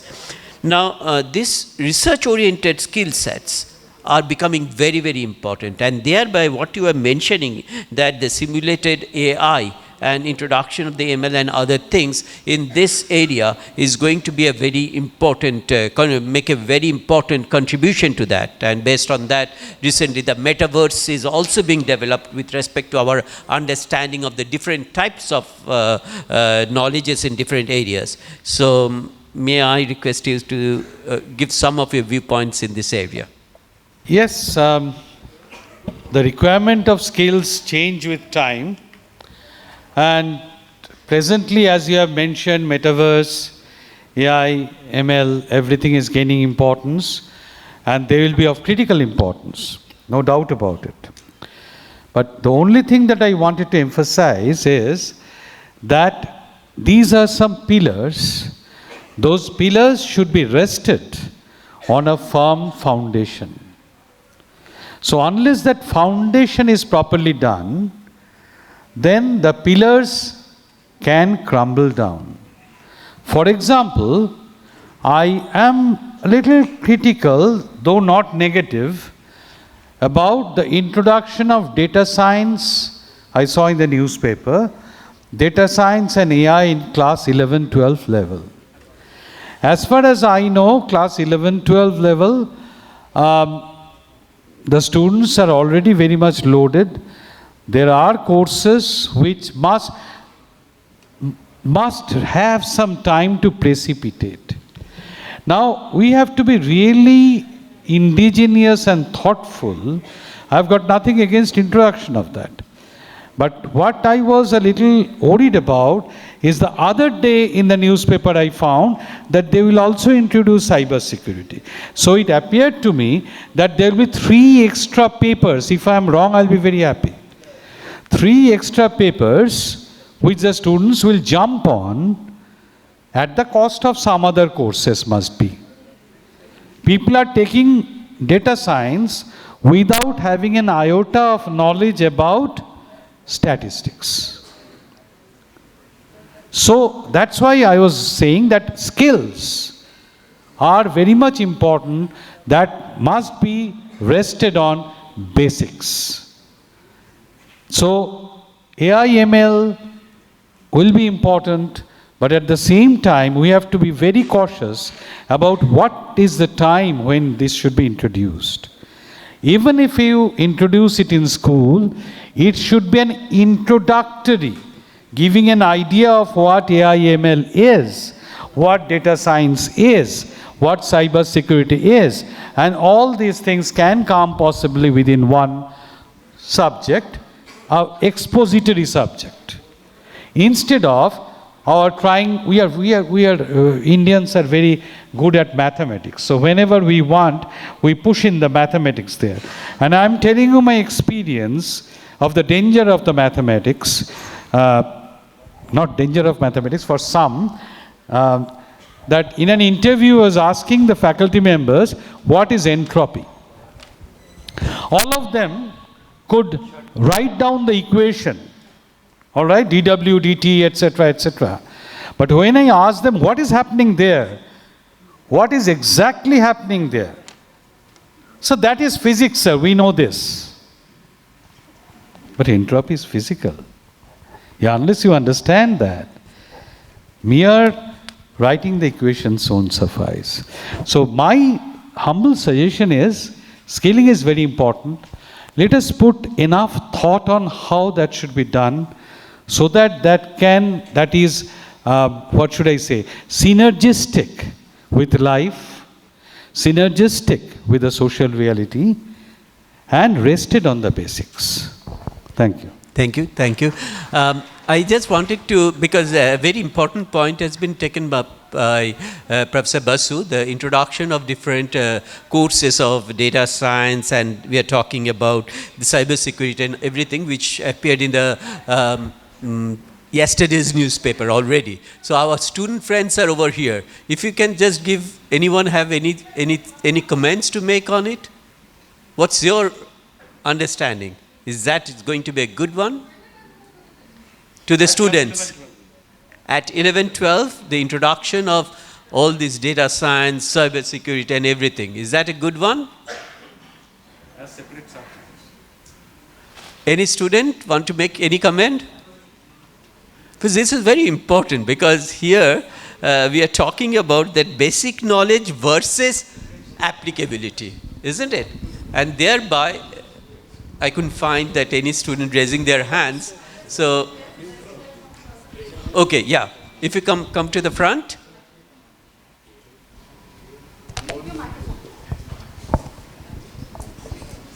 You can introduce yourself. My name is Ayan, and I feel it'll be a really good idea to introduce us with another exposure subject, and is going to open our minds to more career ideas. Okay, but the question is that there are basic subjects, basic understanding versus this applicability. What's your opinion? I understand that what you said, because you know that basically if you don't have the knowledge of statistics, how we're going to have the knowledge in the data science? Absolutely right. We need to focus on the basics inside the school before going for the exposure of data science, right? Okay, thank you, right? Because I don't know, the time is a little bit less, but I just wanted Professor Moitra to give you last comments on these areas of what we're discussing right now. Basically, the point is whether these sorts of courses or should be introduced at school level or what? No. It's your opinion regarding the skilling. Yeah. The skilling thing is, okay, you see, there is national skill quality framework and everything is there. But the point is this, the industrial requirement is changing very fast. We do not know what is going to happen within coming 2-3 years, because industry, what we have seen, it is migrating from industry 4.0, now it is industry 4.0, it is going to attain maturity level at this country, and then from here we will be entering to another phase, industry 5.0. So lots of these changes are happening, and the rate of change is so fast. It is very difficult to capture all these things in giving training on a particular this particular trade and particular skill for a long period. This is to be done in the most agile manner. One thing is this. Second is there is no harm in giving some exposure to all these emerging areas, because these are going to be dominated, the entire things are dominated by all these AI, emails and all these things. The students, if they have some basic ideas of all these areas, particularly, then this mind, this 11-12, when they're starting at this class 11-12 from age 16 years to 22-23 years, the most fertile and innovative and imaginative mind a human being is possessing at that part, at this phase. So who can say that some of the breakthrough ideas may emerge out of all these exercises, because there is a program, they catch them young, and if the students they give some extra effort in nurturing and handling all these particular ideas, particular conceptions, particular applications, then maybe some crazy idea, crazy applications, crazy innovation can happen, and that is the expectation. Here you see the redundancy of our innovative mind, or our this fertile mindset in the field of all these technological changes is very fast. You see all these innovations in information technology field and all these related areas, that has been done by people who are below 25-26 years of age, and that's why this may be a good option for engaging our, because we have the greatest resource of our demographic dividend. And from class 6 onwards, I can say one example. We have started a program of online program for teaching computer programming to the community. That is programming for everyone. And one of the students from class 6, she mastered different programming language, and not only that, she is teaching others in her area. And that is one of the great examples. The artificial intelligence is booming, but natural intelligence at the same time, that is also expanding in a tremendous speed. That's why we are not sure that, we are not quite sure of the capability of our young generation. Because they have got because this is the natural evolution, and that is happening also very fast. This Moore's law, what is valid at this technological scenario, we do not know in biology what sort of law will be this applicable to understand this workability or effectiveness of a human mind, these young minds. So let us give them some options, so they can have their own ideas, and if they are interested, they can delve into details of it and can come out with some crazy idea, innovative idea, and who can say that maybe in their future, from these ideas, there's some big, these areas may emerge. We have seen the examples of all these great personalities like Elon Musk, who is dominating the world for some bad reasons also. Today, there is a revolt in Twitters. But if you see this entire life journey, at a very young age, she did all these things, innovative things. So from our, this young population, we expect that these sorts of personality would emerge in near future, and that is our expectation. So with this is also the skill for, this maintaining positivity. That is to be one of the important aspects in the volatile, these situations, which is prevailing right now in the entire world. Thank you very much. Thank you, Professor Moitro. Yes, you are right that when we are talking about these things, how we are going to actually introduce these things are also very important. Let me go back to Mr. Chatterjee. Your comments? Sir, actually the education system with the introduction of NEP is going to be changed. It is being shifted from core model to a blended model. For example, with the introduction of data science, AI, ML, which is earlier we used to say them the future skills. Now it is in Industry 4.0, and we are moving towards Industry 5.0. So in these skills, you require mathematics, at the same time physics, and it is also conjunctions of other education like social education and to some extent humanity. With the pandemic and epidemic situation we faced 2 years back, again there is a requirement of huge skill professional to produce, to manufacture vaccines and various kinds of antidotes of germs, because we don't know that in near future again this kind of attack will take place or not. So again there is the education for those professionals should be a blend of biology, physics, chemistry and humanity and sociology. So the education arena is going to change, and it is gradually moving towards the skill arena of education, because industry always dominates how the education to be imparted.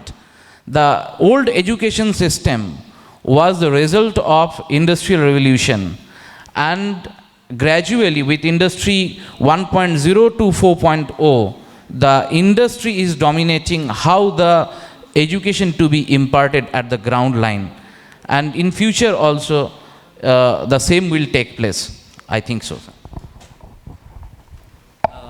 Thank you. Any questions or to the our experts? Yes, I have a question. Yes, please. If you introduce yourself, please. Good afternoon. I'm Ms. Pradipta Chatterjee. Good afternoon. I am Ms. Pradipta Chatterjee. I am the principal of Techno India School, Hooghly. I have a question to Anupam, sir. Sir, we have been going through NEP from last about year or so, and now the basic, can you hear me? Now the basic, the foundational course has rolled out. Foundational course curriculum has rolled out. Now, as we are all aware, in schools, the children have to go through the mother tongue language, in their foundational stage. That's one part. As per your opinion, what should be I'm not talking about the academics, what should be at least the basic social skills a child should be given in school, and the child should take up to the level of class 12 so that he or she goes out, passed out as a complete human being? Thank you, sir. That's my question. Sure whether you like my answer or not. I think this was very well enunciated by Rupkatha madam in an earlier session, that you learn outside the class much more. I strongly believe that from the straight-jacketed academics, it is time that we move out to learn by doing. And in those doings, one of them is social mixing, playing, talking, enacting, creating, everything. I tell my students that everybody, nowadays I don't make a gender discrimination there, all of you must play a game, football or cricket or whatever. The reason is that it is something that your parents usually do not teach you, but a game teaches you. It teaches you to lose. In a football game, you will lose one day, you will feel sad, and next day you will come with a better preparation and win the game. On the other hand, the present practice is that if you do bad in one exam, then you are so much rebuked, so much pressurized, you lose yourself. So always I feel, let the curriculum be in its place, let it be well taught, let it be empathetically taught, but along with that, there must be learning by doing. Doing may be the skills. You can draw, you can sing, you can act, you can dance, whatever. But along with that, you should play, mix with people, try to harmonize. That is the most important thing that the children should learn in up to class 12. That's my feeling. Because if they do that, because I have taught in IIT for 40 years, and I have seen, Professor Rai has just left probably, we have seen the most difficult situation we face as faculty advisors is when the students face their psychological derailment. And that is because of the competition, because of staying alone, because of not learning to lose. So that is what I feel. I don't know whether I've been able to answer it. Thank you. Thank you, but we don't have any more time because I understand that there may be a couple of more questions, but I'm a little bit sorry because we don't have the time. But I'd like to thank our experts who are present over here. They are going to be available, and we have to start our next session. So even I am restraining from my comments also. But anyway, thank you very much for the patience hearing. Thank you, the experts.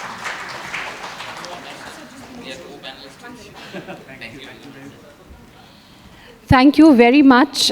We have a small token of appreciation. May I request Rupkatha ma'am to kindly come up on stage, please?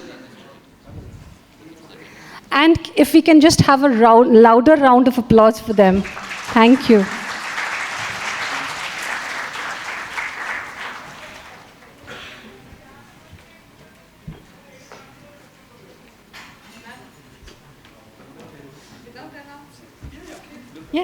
Yes. Dhruvajyoti sir, we all know. Please put your hands together for Dhruvajyoti sir.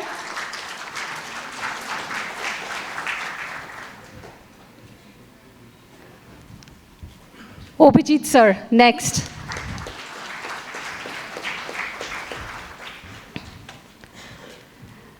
Shoikat sir.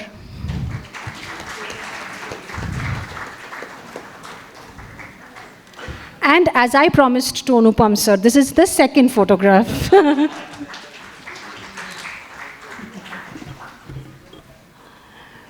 Thank you so much. Thank you. That was a really, really enriching session. Thank you.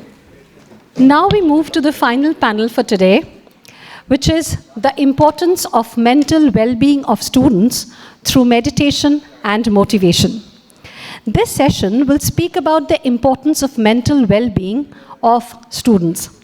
We have been joined by students of various schools, colleges, and universities. After a short panel discussion, we'll open up the floor for the students to ask questions related to mental health to our esteemed panelists. So I would encourage the students to ask questions. This session is for you all. Mental health is of utmost importance. This session will be chaired by none other than Professor Dr. Shumon Mukherjee, Director General, the Bhawanipur Education Society College, Kolkata, and also a part of the Education Committee. Welcome on stage, sir. Can we please have a big round of applause for sir? The first panelist is Shami Shorbottomananda Maharajji, Vice Chancellor, Ramakrishna Mission Vivekananda Educational and Research Institute. Welcome, Shamiji. Namaskar.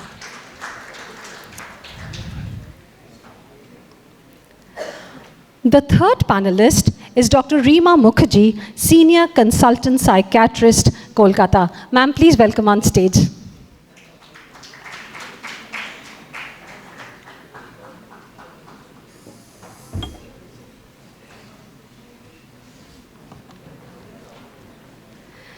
The final panelist is Professor Shubhendu Majumdar, Principal, Calcutta Business School. Shubhendu sir, can we have you on stage, please? Over to you, Dr. Mukherjee. Thank you. Rather late in the evening, but it's very important that we discuss some of the issues that has been bothering us for the whole conference today. I remember the first few sessions where people were raising the questions, or why should students be dragged to classes when everything is available in the internet, which is so true. When classes are not so exciting as to bring in lectures from outside indoors. And I'm so delighted that we have amongst us a monk of an order that we all regard and respect, because this and the armed forces believe in certain things which is also a part of education, which is disciplining. As a management teacher, I often ask my students, and the training we give to our management boys is, you have to be regular in class and you have to be punctual in class. You might feel that that jars the moment, but the point is, whether we like it or not, when you're in business, you'll have to keep your shop open. Whether you like it or not, whether there is a business, you have to be there in time.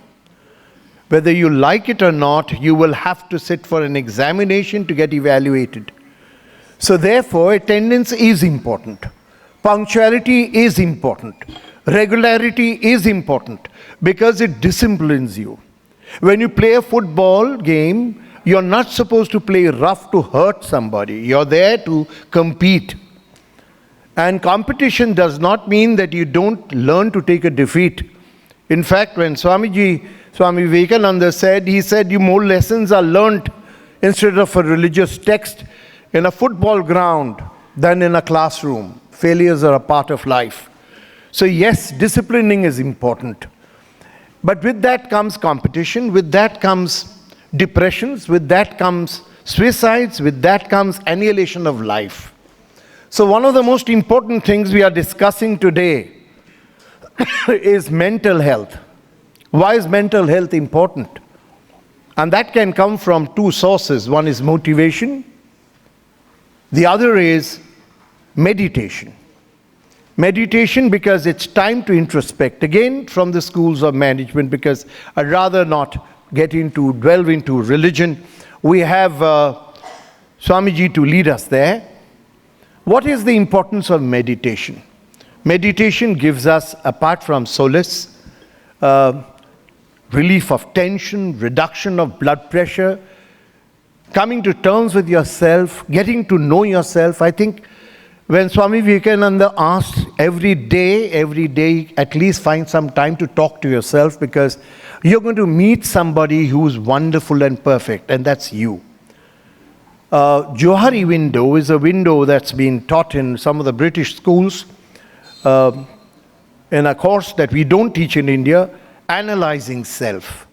And when you talk about the Johari window, there are 4 quadrants to it. The first one talks about where everybody knows you and you know everybody knows about you. The second one, where you think others don't know you, but you know what you are. The third, where you don't know what other things think about you, but you think they don't.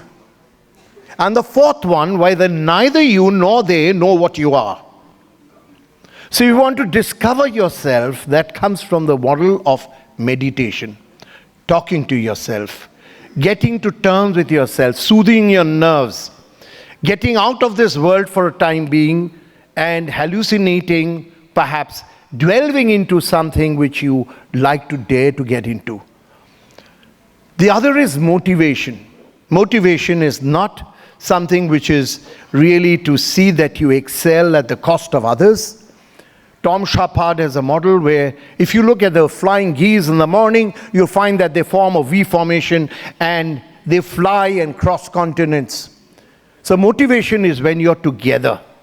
Motivation is when you flap your wings together, and while they're doing it, they're honking their approval. So there cannot be motivation without communication. Quack, quack from the top, quack, quack from the back. I know where you're going, and do you know where I am? Therefore, togetherness, feeling one, not taking papers from a teacher and hiding it in the board in your drawing room and not letting anyone know that you're taking help in the form of private tuition. But in an institute where I was, in a college like Stephens, they would share the notes. Because it doesn't matter whether you get 91 or I get 85.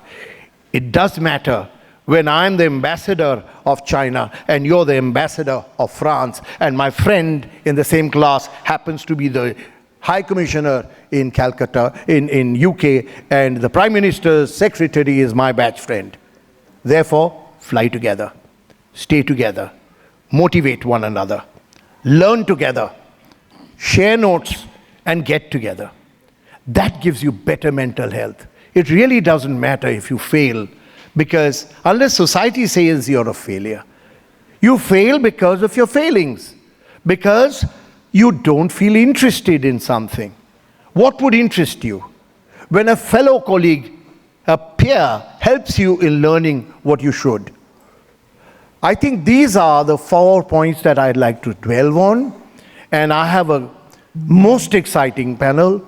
I'll ask them to speak first for 5 minutes, but because of want of time, and we have exceeded time, and I'm a strict disciplinarian, and I do believe discipline always makes a man, I'll open the floor to the questions, because it's not what we feel we've crossed the hump of our life and we are looking into the twilight zones. It is what the future of India looks at. And therefore I'd look at questions from the few young minds that have come together to ask these brilliant people, how would they mold their future and look forward with wonderful gaze and days to the coming years of their life to let the glory of the country fly and the flag fly higher.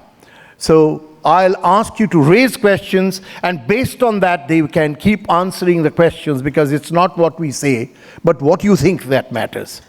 But I'll never lose the opportunity of asking the importance of mental health, meditation, and motivation. And who else can lead us in our prayer today in this journey other than Swamiji? Namashri Yatirajaya Vivekananda Suraye Satchit Sukhat Swarupaya Swamine Tapaharine. Good afternoon. My greetings to the esteemed panelists, esteemed audience. So the topic for today is the well-being, mental well-being of the students. though NEP has taken a lot of steps to the right direction.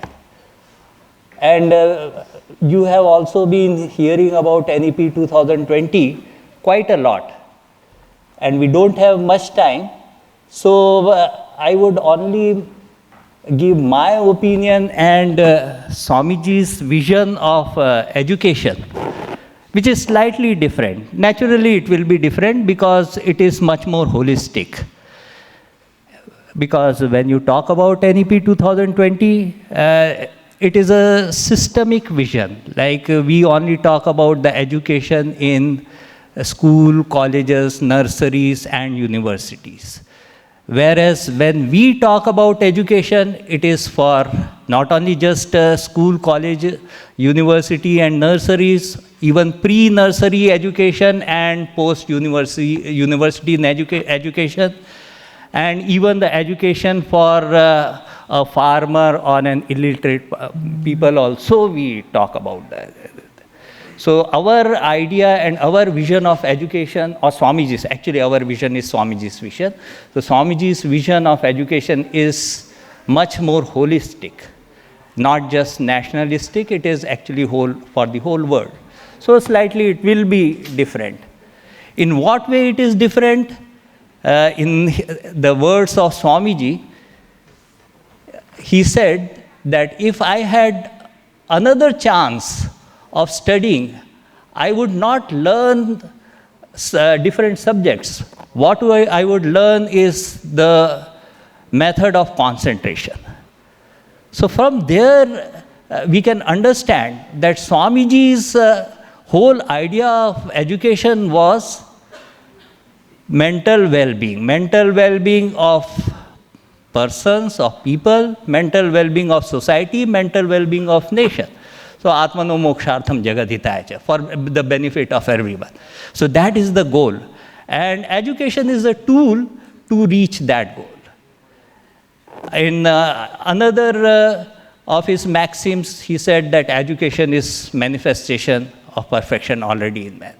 Just by these two statements, one about the concentration and about the perfection already in man, we see that Swamiji's vision is much more holistic and different, little bit different. But no matter.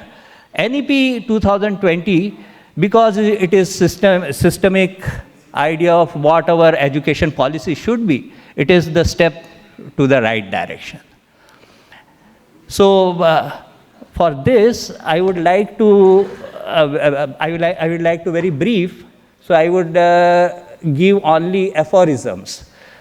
So the managers, they have a very good method of summarizing things. So they will say that what we have to look at is we have to answer these three questions: what, why, how. So what is the meditation? What is the mental well-being?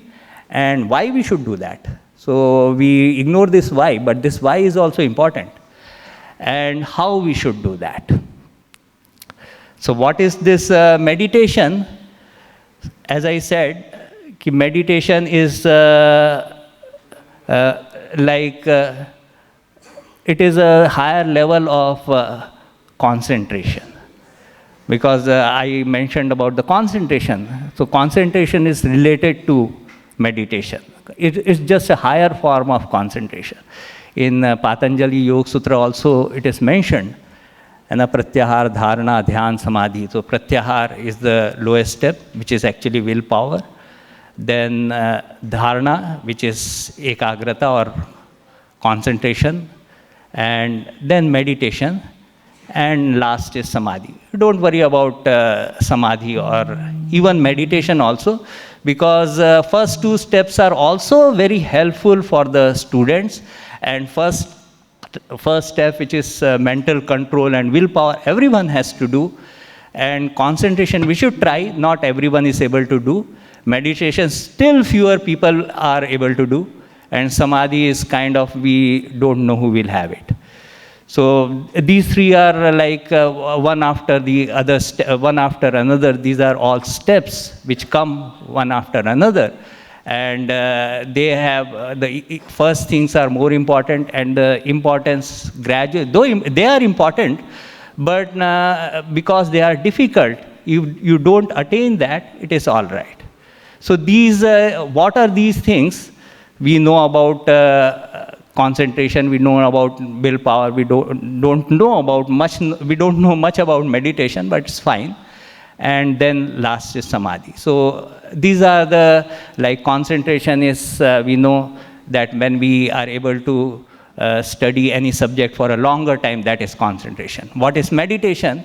It's like when we can have one thought for a longer time, just one thought. In concentration, you can have multiple different ideas, different thoughts coming one after another. But in meditation, if all the thoughts merge into one single thought, that is meditation, difficult state of mind. So in fact, I don't even know how many of you people can achieve that. So if you don't achieve that, no, it's all right. Just practice is enough to lead to give good results. Next is why we should do that. We should do that because for a very simple reason. Why we exercise? Because we have got physical body. And why we should meditate, why we should concentrate, why should we exercise willpower is because we have mind. Very simple as that. Because of its existence, we have to take care of it. If we have something, we don't take care of it, then first of all, we will not be able to use that instrument, the mental instrument. And second thing is that mental instrument can become rusty. And in old age, it will not help us. So we have to keep it in good health. So this mental health is all about that. Because we have got mind, we have to take good care of that. And all education, according to us, is actually making that mind more powerful and make it function properly. This, we have to take care of it, though modern people, Indian people, you know that we even neglect our physical bodies, what to talk about mental bodies. We do less exercise, that we have to take care. So our physical exercise as well as mental exercise, we have to take care. So this meditation, concentration, and willpower, all these three, they are actually part of your mental practices that we have to take care of for our own mental well. And it is very important, not just for students, for even grown-ups. Most of the parents, they come to us sadhus and they bring their children and they say, Swamiji, you teach how to concentrate to these students. Then I ask them, what? You don't need concentration. Only the children who are in school, they need it for the competitions, like 10th or 12th competition. You don't need it. That is not true. See, we all need concentration. We all need mental well-being because mind is part of our being. Just as this body is part of our being, mind is also part of it. That is why we need this mental well-being, not just the students. And last point is how we should attain that. There are no shortcuts. That is bad news. But the good news is, by practice, it can be achieved. Abhyasena tu kaunteya vairagyena cha griyate in Bhagavad Gita. When Arjuna asks Sri Krishna, whatever you say is very good, but it is simply impossible because the mind, it cannot be controlled. Then Sri Krishna says that Abhyasena tu kaunteya vairagyena cha griyate. There is no shortcut. Abhyasa. It is repeated practice. It can be achieved. And good news is, it can be really achieved through your repeated practice. Thank you very much. A short question to Dr. Rimanj Chatterjee there. I think as a doctor, she could help us go through this riddle. And the riddle, as far as I'm concerned, is what gives us self-esteem. You know, we tell our children not to lie, not to cheat. But it comes from a very basic thing called self-esteem. And when there is a dip in that self-esteem, it leads to annihilation of life, including suicide. when you've actually fallen in your own eyes. So what are the steps she would look at as the essential things of mental health? 5 minutes on it, because I know you're keen to ask questions, and there'll be the final view from Principal Mazumdar, and then we will proceed to the question answers.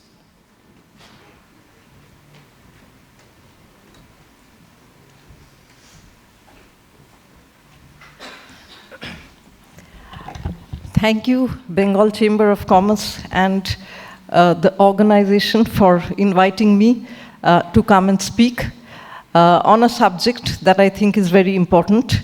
I think it's very important that we are having a panel discussion on mental health, because I think especially in the education sector, unless one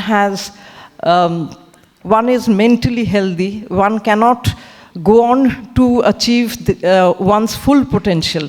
So I have been asked to talk about self-esteem, and self-esteem is basically how you view yourself.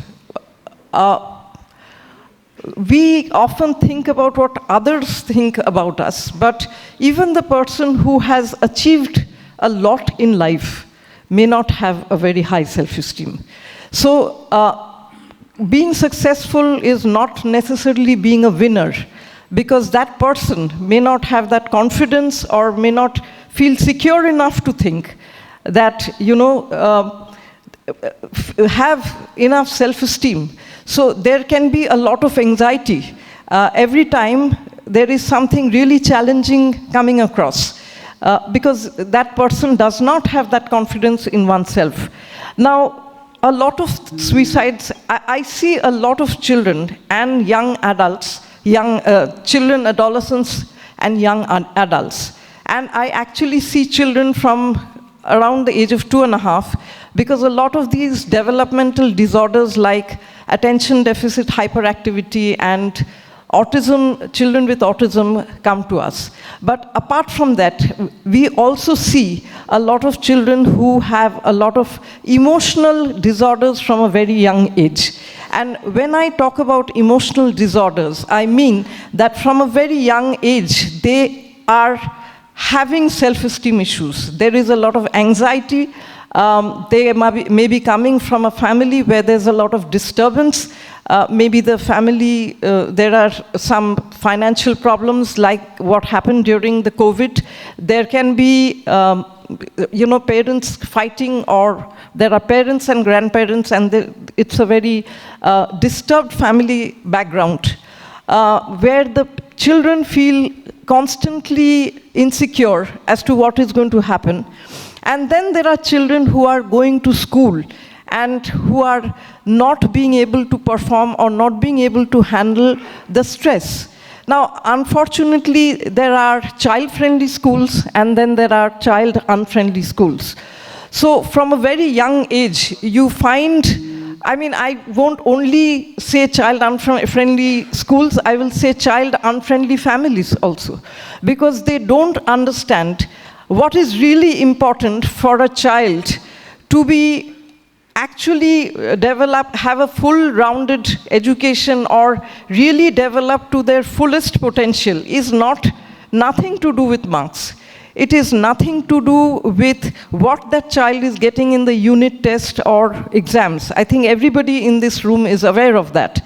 But from a very young age, just after the child is born, if there is a pressure that you have to do well, you have to, from morning till night, you have to be engaged in academics or be engaged in some form of a disciplined activity. So there is no free time to actually think or do the things you really want to do. I had a 6-year-old child brought to me where I had asked the child's parents. The child was seen to be very hyperactive. The child was very restless in the room, and the child was diagnosed as having attention deficit hyperactivity. But I normally see Thank you. I normally see, I take a very detailed history, and I found that the child had actually no scope of any physical activity, no scope of playing, and this child was constantly running inside the house and running inside the room because this child was not, there was no outlet for this child's physical energy. So when I asked him, does this child get to play, then I was scolded by the parents and said, Janen, oh ICSC board pore, this is a 6-year-old child. So this is the kind of life that is being thrown at our children from a very young age.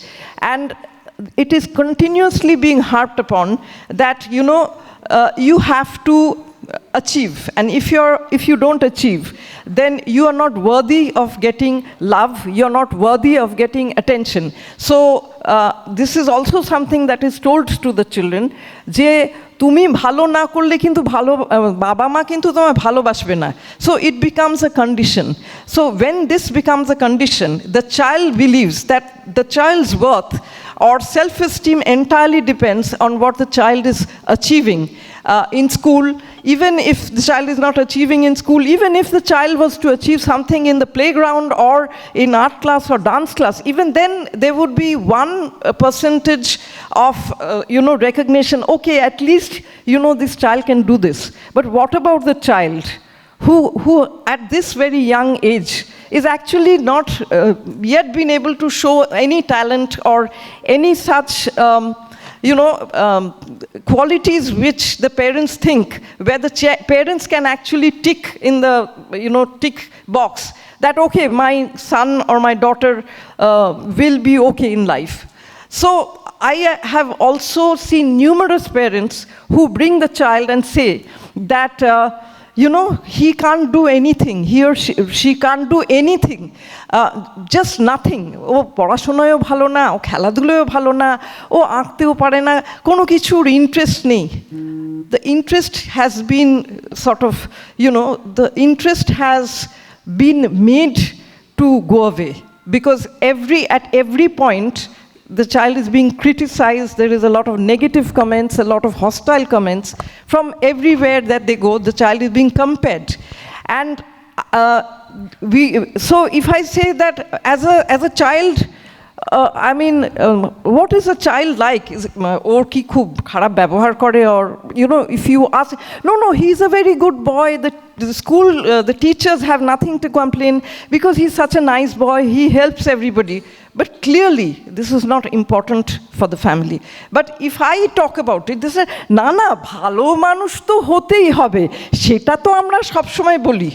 I don't think that the child actually gets it, because the child is never complimented that you are such a good human being, you are helping somebody, you're sharing your stuff, you appear to be so well mannered, the teachers like you. That's never said. That is just parents have to appear to show that they are saying these things, the right things to impress the doctor. Though no, we are also very concerned that we are very happy that he's a good human being. No. So how can the self-esteem come about?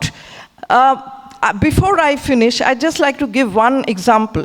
There is this boy with special needs, and the mother came and told me that, this boy is telling me, is making very unreasonable demands. So what are these unreasonable demands? If he gets up on the bus, he says, I don't like the conductor, he doesn't have a beard, he doesn't have a mustache. If there is a conductor who has a beard or a mustache, you will say, why is he speaking in Hindi? Why is he not speaking in English? Then when he gets into the Ola cab, he will say, I want to go in a taxi, in a yellow taxi. Then he will go to a shop and say, why was the shopkeeper an old man? Why wasn't it a young kaku? This is exactly what children are facing. And this is a beautiful example of what this child is facing. Why can't you be this? Why can't you be that? Why can't you be good in your maths? Why can't you be, everything is, as parents, as adults, we have a very big role to take away their self-esteem. And all the suicide letters written by children or young adolescents or adults who have gone on to successful suicide have one thing in common, that I could not fulfill your expectations. I have let you down. So I think it is time that if we were really to think about improving self-esteem, we really need to do a lot with the adults around this child. Thank you for your patient listening. Thank you. And very, very succinctly put. And my question to Principal Mazumdar is, what will improve performance? And most certainly, what do we do with that performance? A question that one of the speakers, I think, Principal Rupkatha Shorkar raised, is what creates loyalty. My question is, and that's a very important question for you, Professor Mazumdar. After a good performance, we see the best candidates in the country leave the country. And I find that the students abroad denigrate their own country in presence of outsiders and foreigners. I never see that happening with, say, an American bringing down America in our eyes, or a Britisher, or even a Chinese doing that. But it passes off as liberal education when we speak against our own country on a foreign country in a foreign soil. So what do you understand by performance? What leads to loyalty? What leads to love? What leads to togetherness? Today's dignitaries and my most dearest students. So I will just request to meditate in the hall for 5 minutes. Because we are here in this, some living creature and some non-living, because chairs are almost vacant. And I have seen one boy is asking a girl, please come out. So that we have to be very conscious in this time to teach meditation is the most complex thing at 4:15. Professor Mukherjee first set the tone. Swami Sarvottomanandji told from the Bhagavad Gita, and Madam Mukherjee already told about self-esteem. Sarah has given us a very good question about how to improve performance.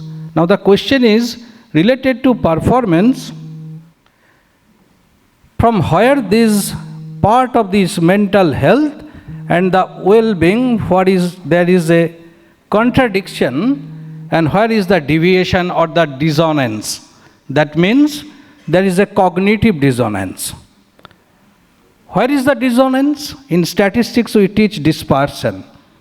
Especially, there is a juxtaposition that there was an enacted role and there was a desired role. So there was a pressure from the psychological side, emotional side, and the social perspective. So its effect come in the body and mind. So in our philosophy, all doctrines, whether it is Shankha, Vedantic school, Patanjali Yoga Sutra, or the entire case is given in the 6th chapter of the Bhagavad Gita, where there is 47 slokas. If it is a make it a gist, Maharaj has already told. It's a very good, because Sri Krishna, Lord Krishna, already given the teachings to Arjuna. The philosophical thoughts. But at the end, Arjuna's, the warrior, his concept was how to take the control of the war, and there is the concentration, that means practice. I can remember just one example. In 1986 in Mexico there was World Cup. And one journalist from Kolkata, Rupak Shaha, he was then in Anandabazar Patrika.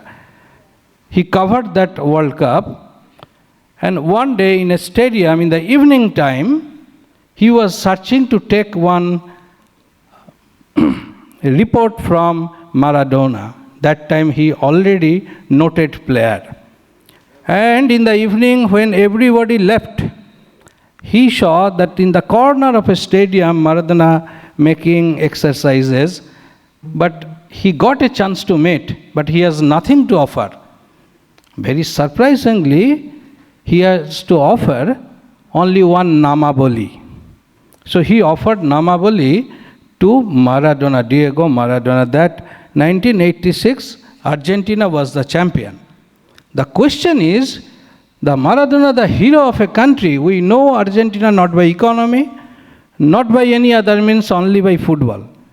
But a man who has changed the entire dimension of the country only by concentration practice, that Maharaj has told, Obhas.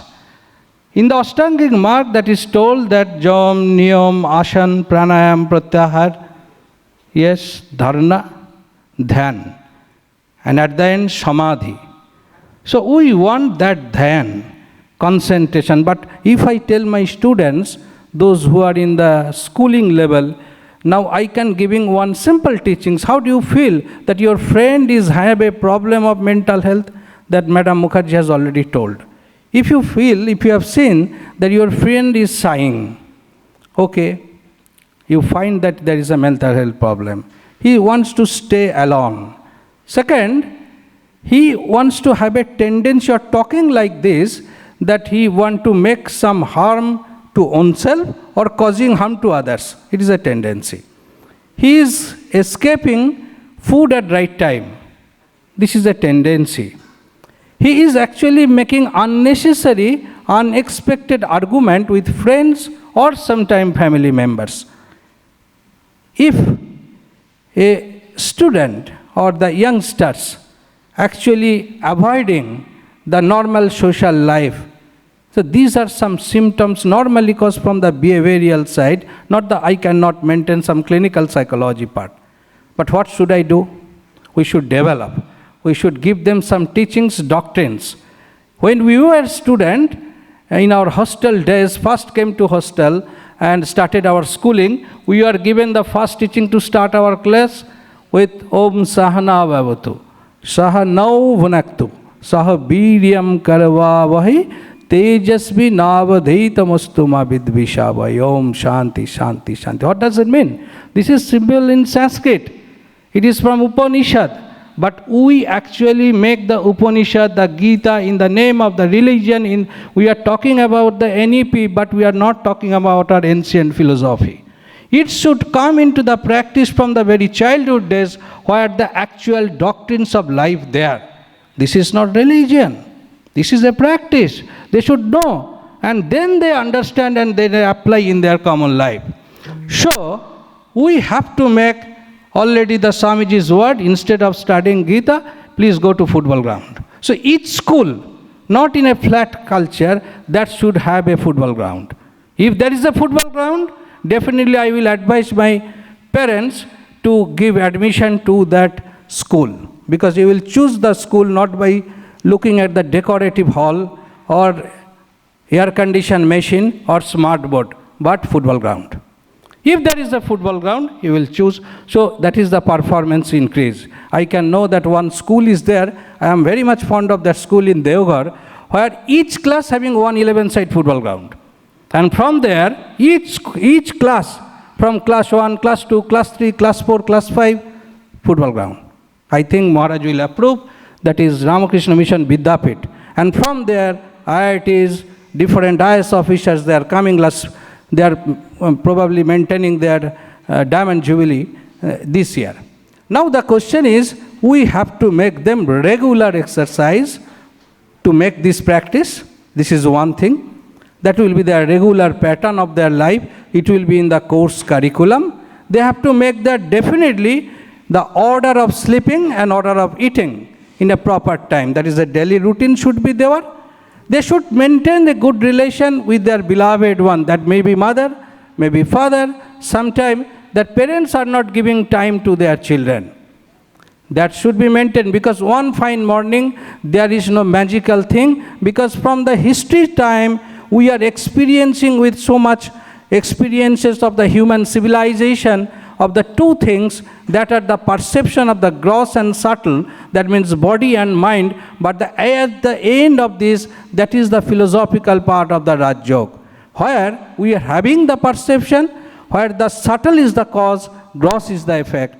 So ultimately we can get the result of the self-realization by the proper practice. If you can remember that in Kolkata we are surprising that in the college students, university students make protest that they should give an online exam. What does it mean? Means they are having no meditation, no concentration. So they want online exam, they will write exam paper from the home. And also parents are giving them support. Instead of taking them proper lessons, they are taking the alternative means to dilute the pattern. So we have to this society itself a gymnasium. It is not my word, it is the word of Swami Vivekananda, where we came here to practice, practice and practice. So if we can make practice, there will be the self-realization, and this self-realization, that is actually, we cannot refer here the God. That means if you know yourself, then ultimately your performance evaluated. I normally tell my students, if you don't know if you know what you don't know, it is good, perfect. But if you don't know what you don't know, it is dangerous. So therefore, Swami Vivekananda told about the education, which is the perfection that is already in man, and given in the definition in the religion, that perfection of the divinity. So divinity, and whether this perfection that everything is within the man, I will end my lecture within the concept that the modern science tells, that each atom is unthinkable and unimaginable, but whole potential of the universe in each atom. Simultaneously, that each human being, these our living Buddhas and Christ and Swami Vivekanandas, Niveditas are staying here, who are at the future of the country. So we need to teach them these teachings, that they are having the finite power, that finite body having infinite power. So if you say that you can do, that means positive teachings, their self-image will be increased. In this way, we can make our perfection through performance by practice. Thank you. I can now ask some of the students to ask questions if you have. Yes, please. Introduce yourself and give us the question. I'm Ankush Paul, UG1 from Sister Nivedita University, Mass Comm Department. First of all, a very good afternoon to one and all present here. All of your perceptions on every single thing that you people said was absolutely brilliant, and it stuck greatly to me. So I have a question for Swamiji. It's a very simple question which might be a little bit troublesome to interpret for some people, because it has a lot of different meanings and it's a bit contradictory.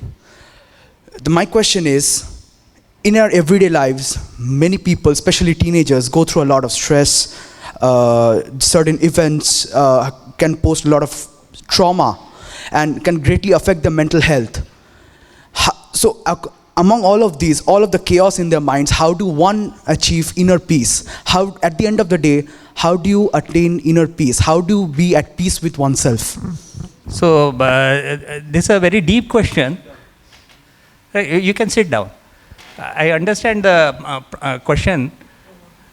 See, there are the mental problem. There can be mental problems of two kinds. One is it might be psychological or neurological. So if it is a neurological problem, then you have to take medical help. But if it is just a psychological problem, then the mental exercises, mental control, and your sadhana, etc. can help. And in fact, though the topic is meditation for mental well-being, really speaking, I actually agree with Professor Rima Mukherjee that for mental well-being, more than meditation, the empathy for fellow beings is much more important.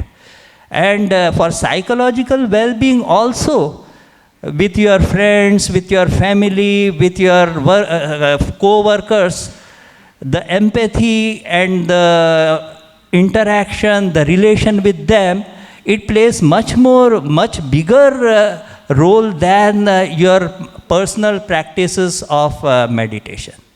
That's it. Thank you very much. Sorry, time's up, but we'll take another question from another school if we have one. Yeah, we'll take another question because. Good evening, esteemed panelists and everybody present here. My question today is that should a person, or in this case a student, be committed to their duties even at the cost of their mental health, and where should they draw the line? And what's your name and school? My name is Swastika Arora. I'm from La Martiniere for Girls. Okay. I'll just clarify your question. You want to ask that do you carry on your responsibilities even though you may have mental health problems or stresses? Is that the question? Yes, do you carry them on even if it affects your mental health? Okay. Basically, I think there has to always be an attempt to carry on your responsibilities, irrespective of whether you feel stressed or not. That is obviously the ideal situation. Now, I would like to break this up into two parts. The first part, and I think this has been discussed, about the role of discipline and doing things irrespective of whether you like doing it or not. So, sometimes we give even if there's nothing wrong, we give in to our pleasure principle too easily. So, I don't feel like studying. So that's why I didn't study. That is not a mental health issue. It is a question of I want to have fun, I don't want to do this. So the thing is that there are consequences of certain things. So if you don't feel like studying, আমার পড়াশোনা করতে ভালো লাগছে না, so তোমার fail করতে কি ভালো লাগবে? So that's the way you have to reason out. And there are gradually, as we grow older, we realize that there are responsibilities and we need to carry out those responsibilities as far as is possible. Now let's come to the second part. Sometimes you may have tremendous anxiety or depression, or there may have been a crisis in your life, or which is truly a crisis, and in such a situation, even though you want to carry on your responsibilities, you are unable to. So one is you can't do, and the other is you won't do.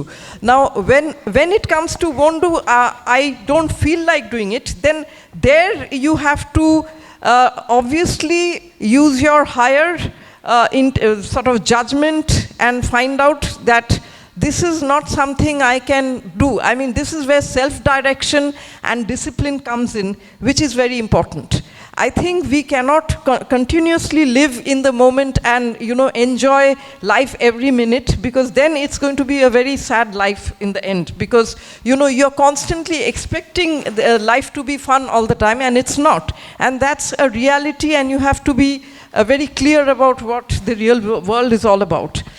But if somebody is going through a lot of anxiety or depression, definitely they find it difficulty, and that's where some form of help or talking to somebody and somebody trying to help you should come into the picture, because maybe you're not able to get clarity as to how you should go about doing your work. I don't know if I've been able to explain. Right. Any other questions? Yes. Are you a school student? I'm a law student. My name is Sanskriti Purohit, and my question is specifically addressed to you, Mr. Mukherjee. Me? I'm the moderator. Please ask these speakers. All right, to the panel in general. Okay, you let me know the question.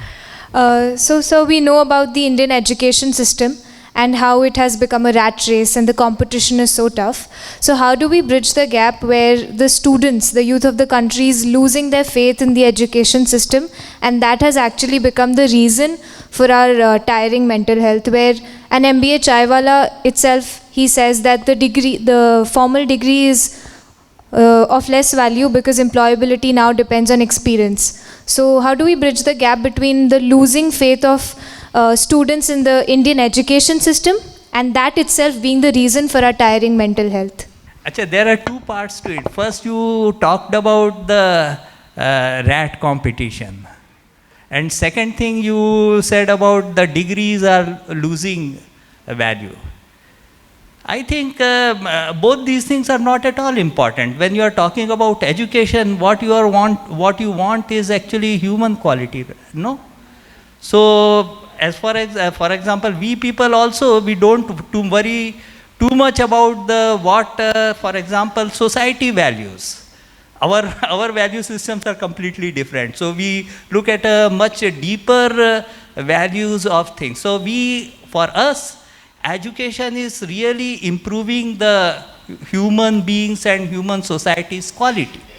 So what you have talked about, those things are not at all important to us. And those problems the society has to solve.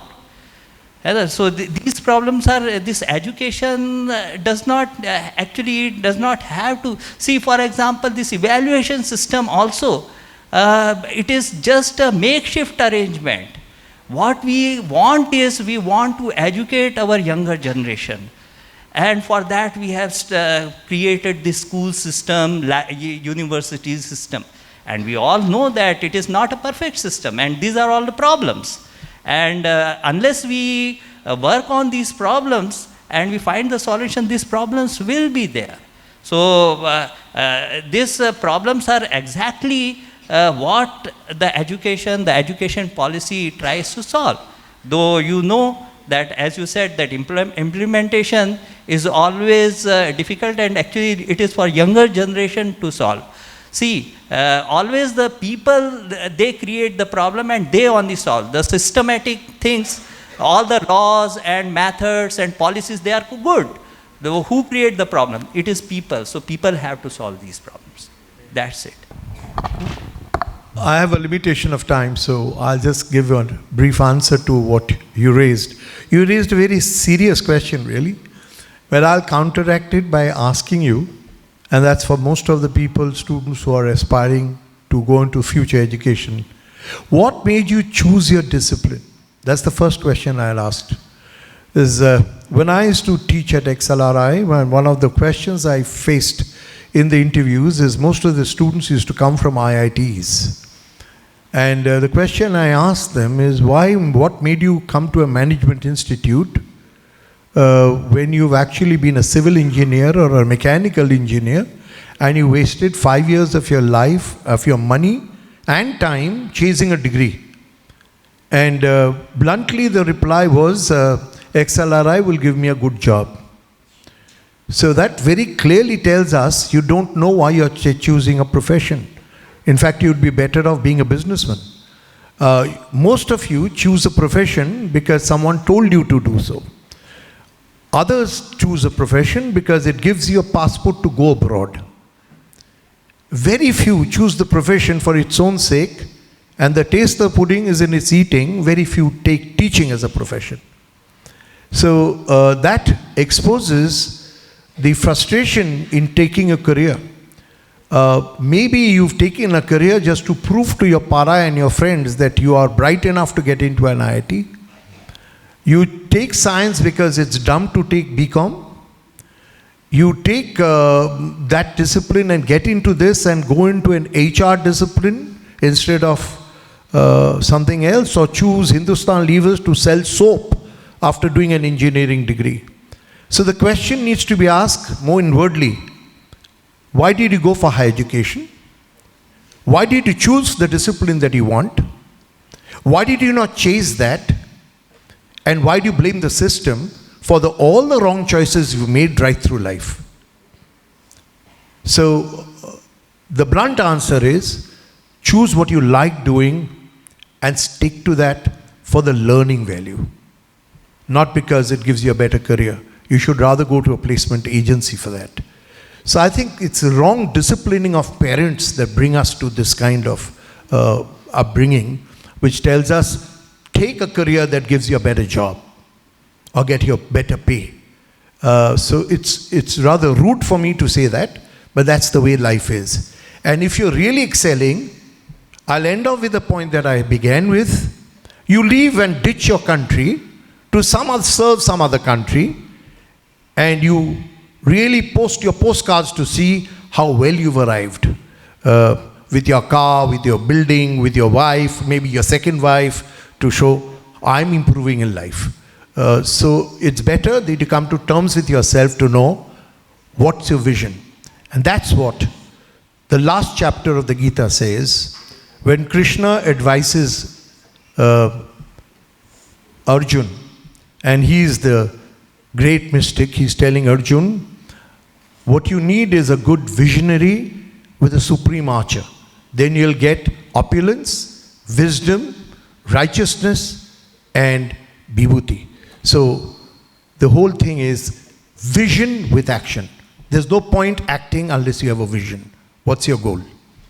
I think we've had a long day since the morning, and I couldn't ask BCCI because they took my advice to say, let's have the students on this. But I now feel that there should be a session where Swamiji should be brought in with Dr. Chatterjee, and I was amazed at the kind of education and deliverance that Professor Mazumdar gave. We should have a discussion just on this, meeting students singularly for the whole day to resolve and iron out your problems. I think a few questions here and there will take us nowhere, but BCCI has been the wick in the syrup to form the crystals, and we are hitting the right nail for the first time in this conclave, addressing the right issues. What demotivates people from studying and pursuing their careers and lives? Thank you. Thank you very much. A lot of insights, specifically, not only as a professional, but also being a mother of a 15-year-old child who is in class 9. I have loads to take away from this session.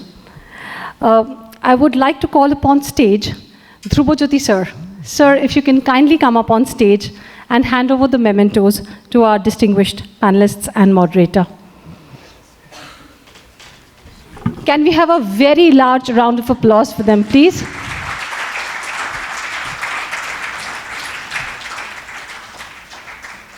Thank you, ma'am. Thank you so much.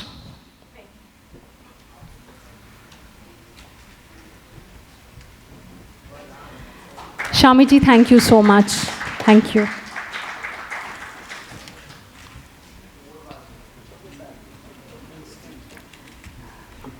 Thank you, sir. Thank you.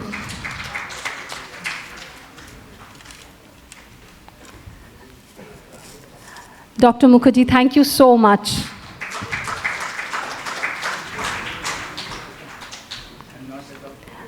Thank you so much. Before we move on to the vote of thanks, dear students, we have arranged for small refreshments for you all. As you move out of the hall, it is there at the desk at the registration counter. Kindly collect the refreshment, please, before you leave. And now I would like to call upon stage Mr. Shaurajit Purokaisto, Deputy Director General, the Bengal Chamber, for the vote of thanks. Thank you. Firstly, thank you everyone for being here all through the day. We've had a riveting session, and I think we go back with a lot of questions in our mind, and hopefully some of the answers in our minds as well, particularly from the last session. The National Education Policy, which was approved by the Union Cabinet on 28th July 2020, has basically been formed post a consolidated feedback from about 2.5 lakh village-level stakeholders to 2 national parliamentary level committees formed over 50 months of consultations, deliberations, and workshops. The extent to which the policy has incorporated recommendations still remains slightly unknown. However, with the introduction of NEP, many changes have been made, and some of these are in the discontinuation of some of the courses and progressive improvement and cross-cultural programs coming in. It is believed that implementing these changes, the Indian academic system will be taking a step forward. As we know, NEP 2020 aims to recognize the need to evaluate higher levels of skills such as creativity, critical thinking, problem solving, visualization, and idea generation, along with special emphasis on multidisciplinary learning, wherein no separations are made between vocational and academic programs. An important theme of our conclave this year was the importance of vocational courses and skill programs, which are to be introduced in the curriculum. The focus on the various options which are available for students and the new horizons which are opening up is what was discussed at length today. The Chamber would like to take this opportunity to thank its associates SNU, GIS Group, Bhawanipur Education, Sri Shikshayatan Foundation, Om Dayal Group, Ascensive Educare, EduGraph, and Even 365 are even partners for being with us today and helping us make this initiative possible. Thank you all very much for being with us. Thank you.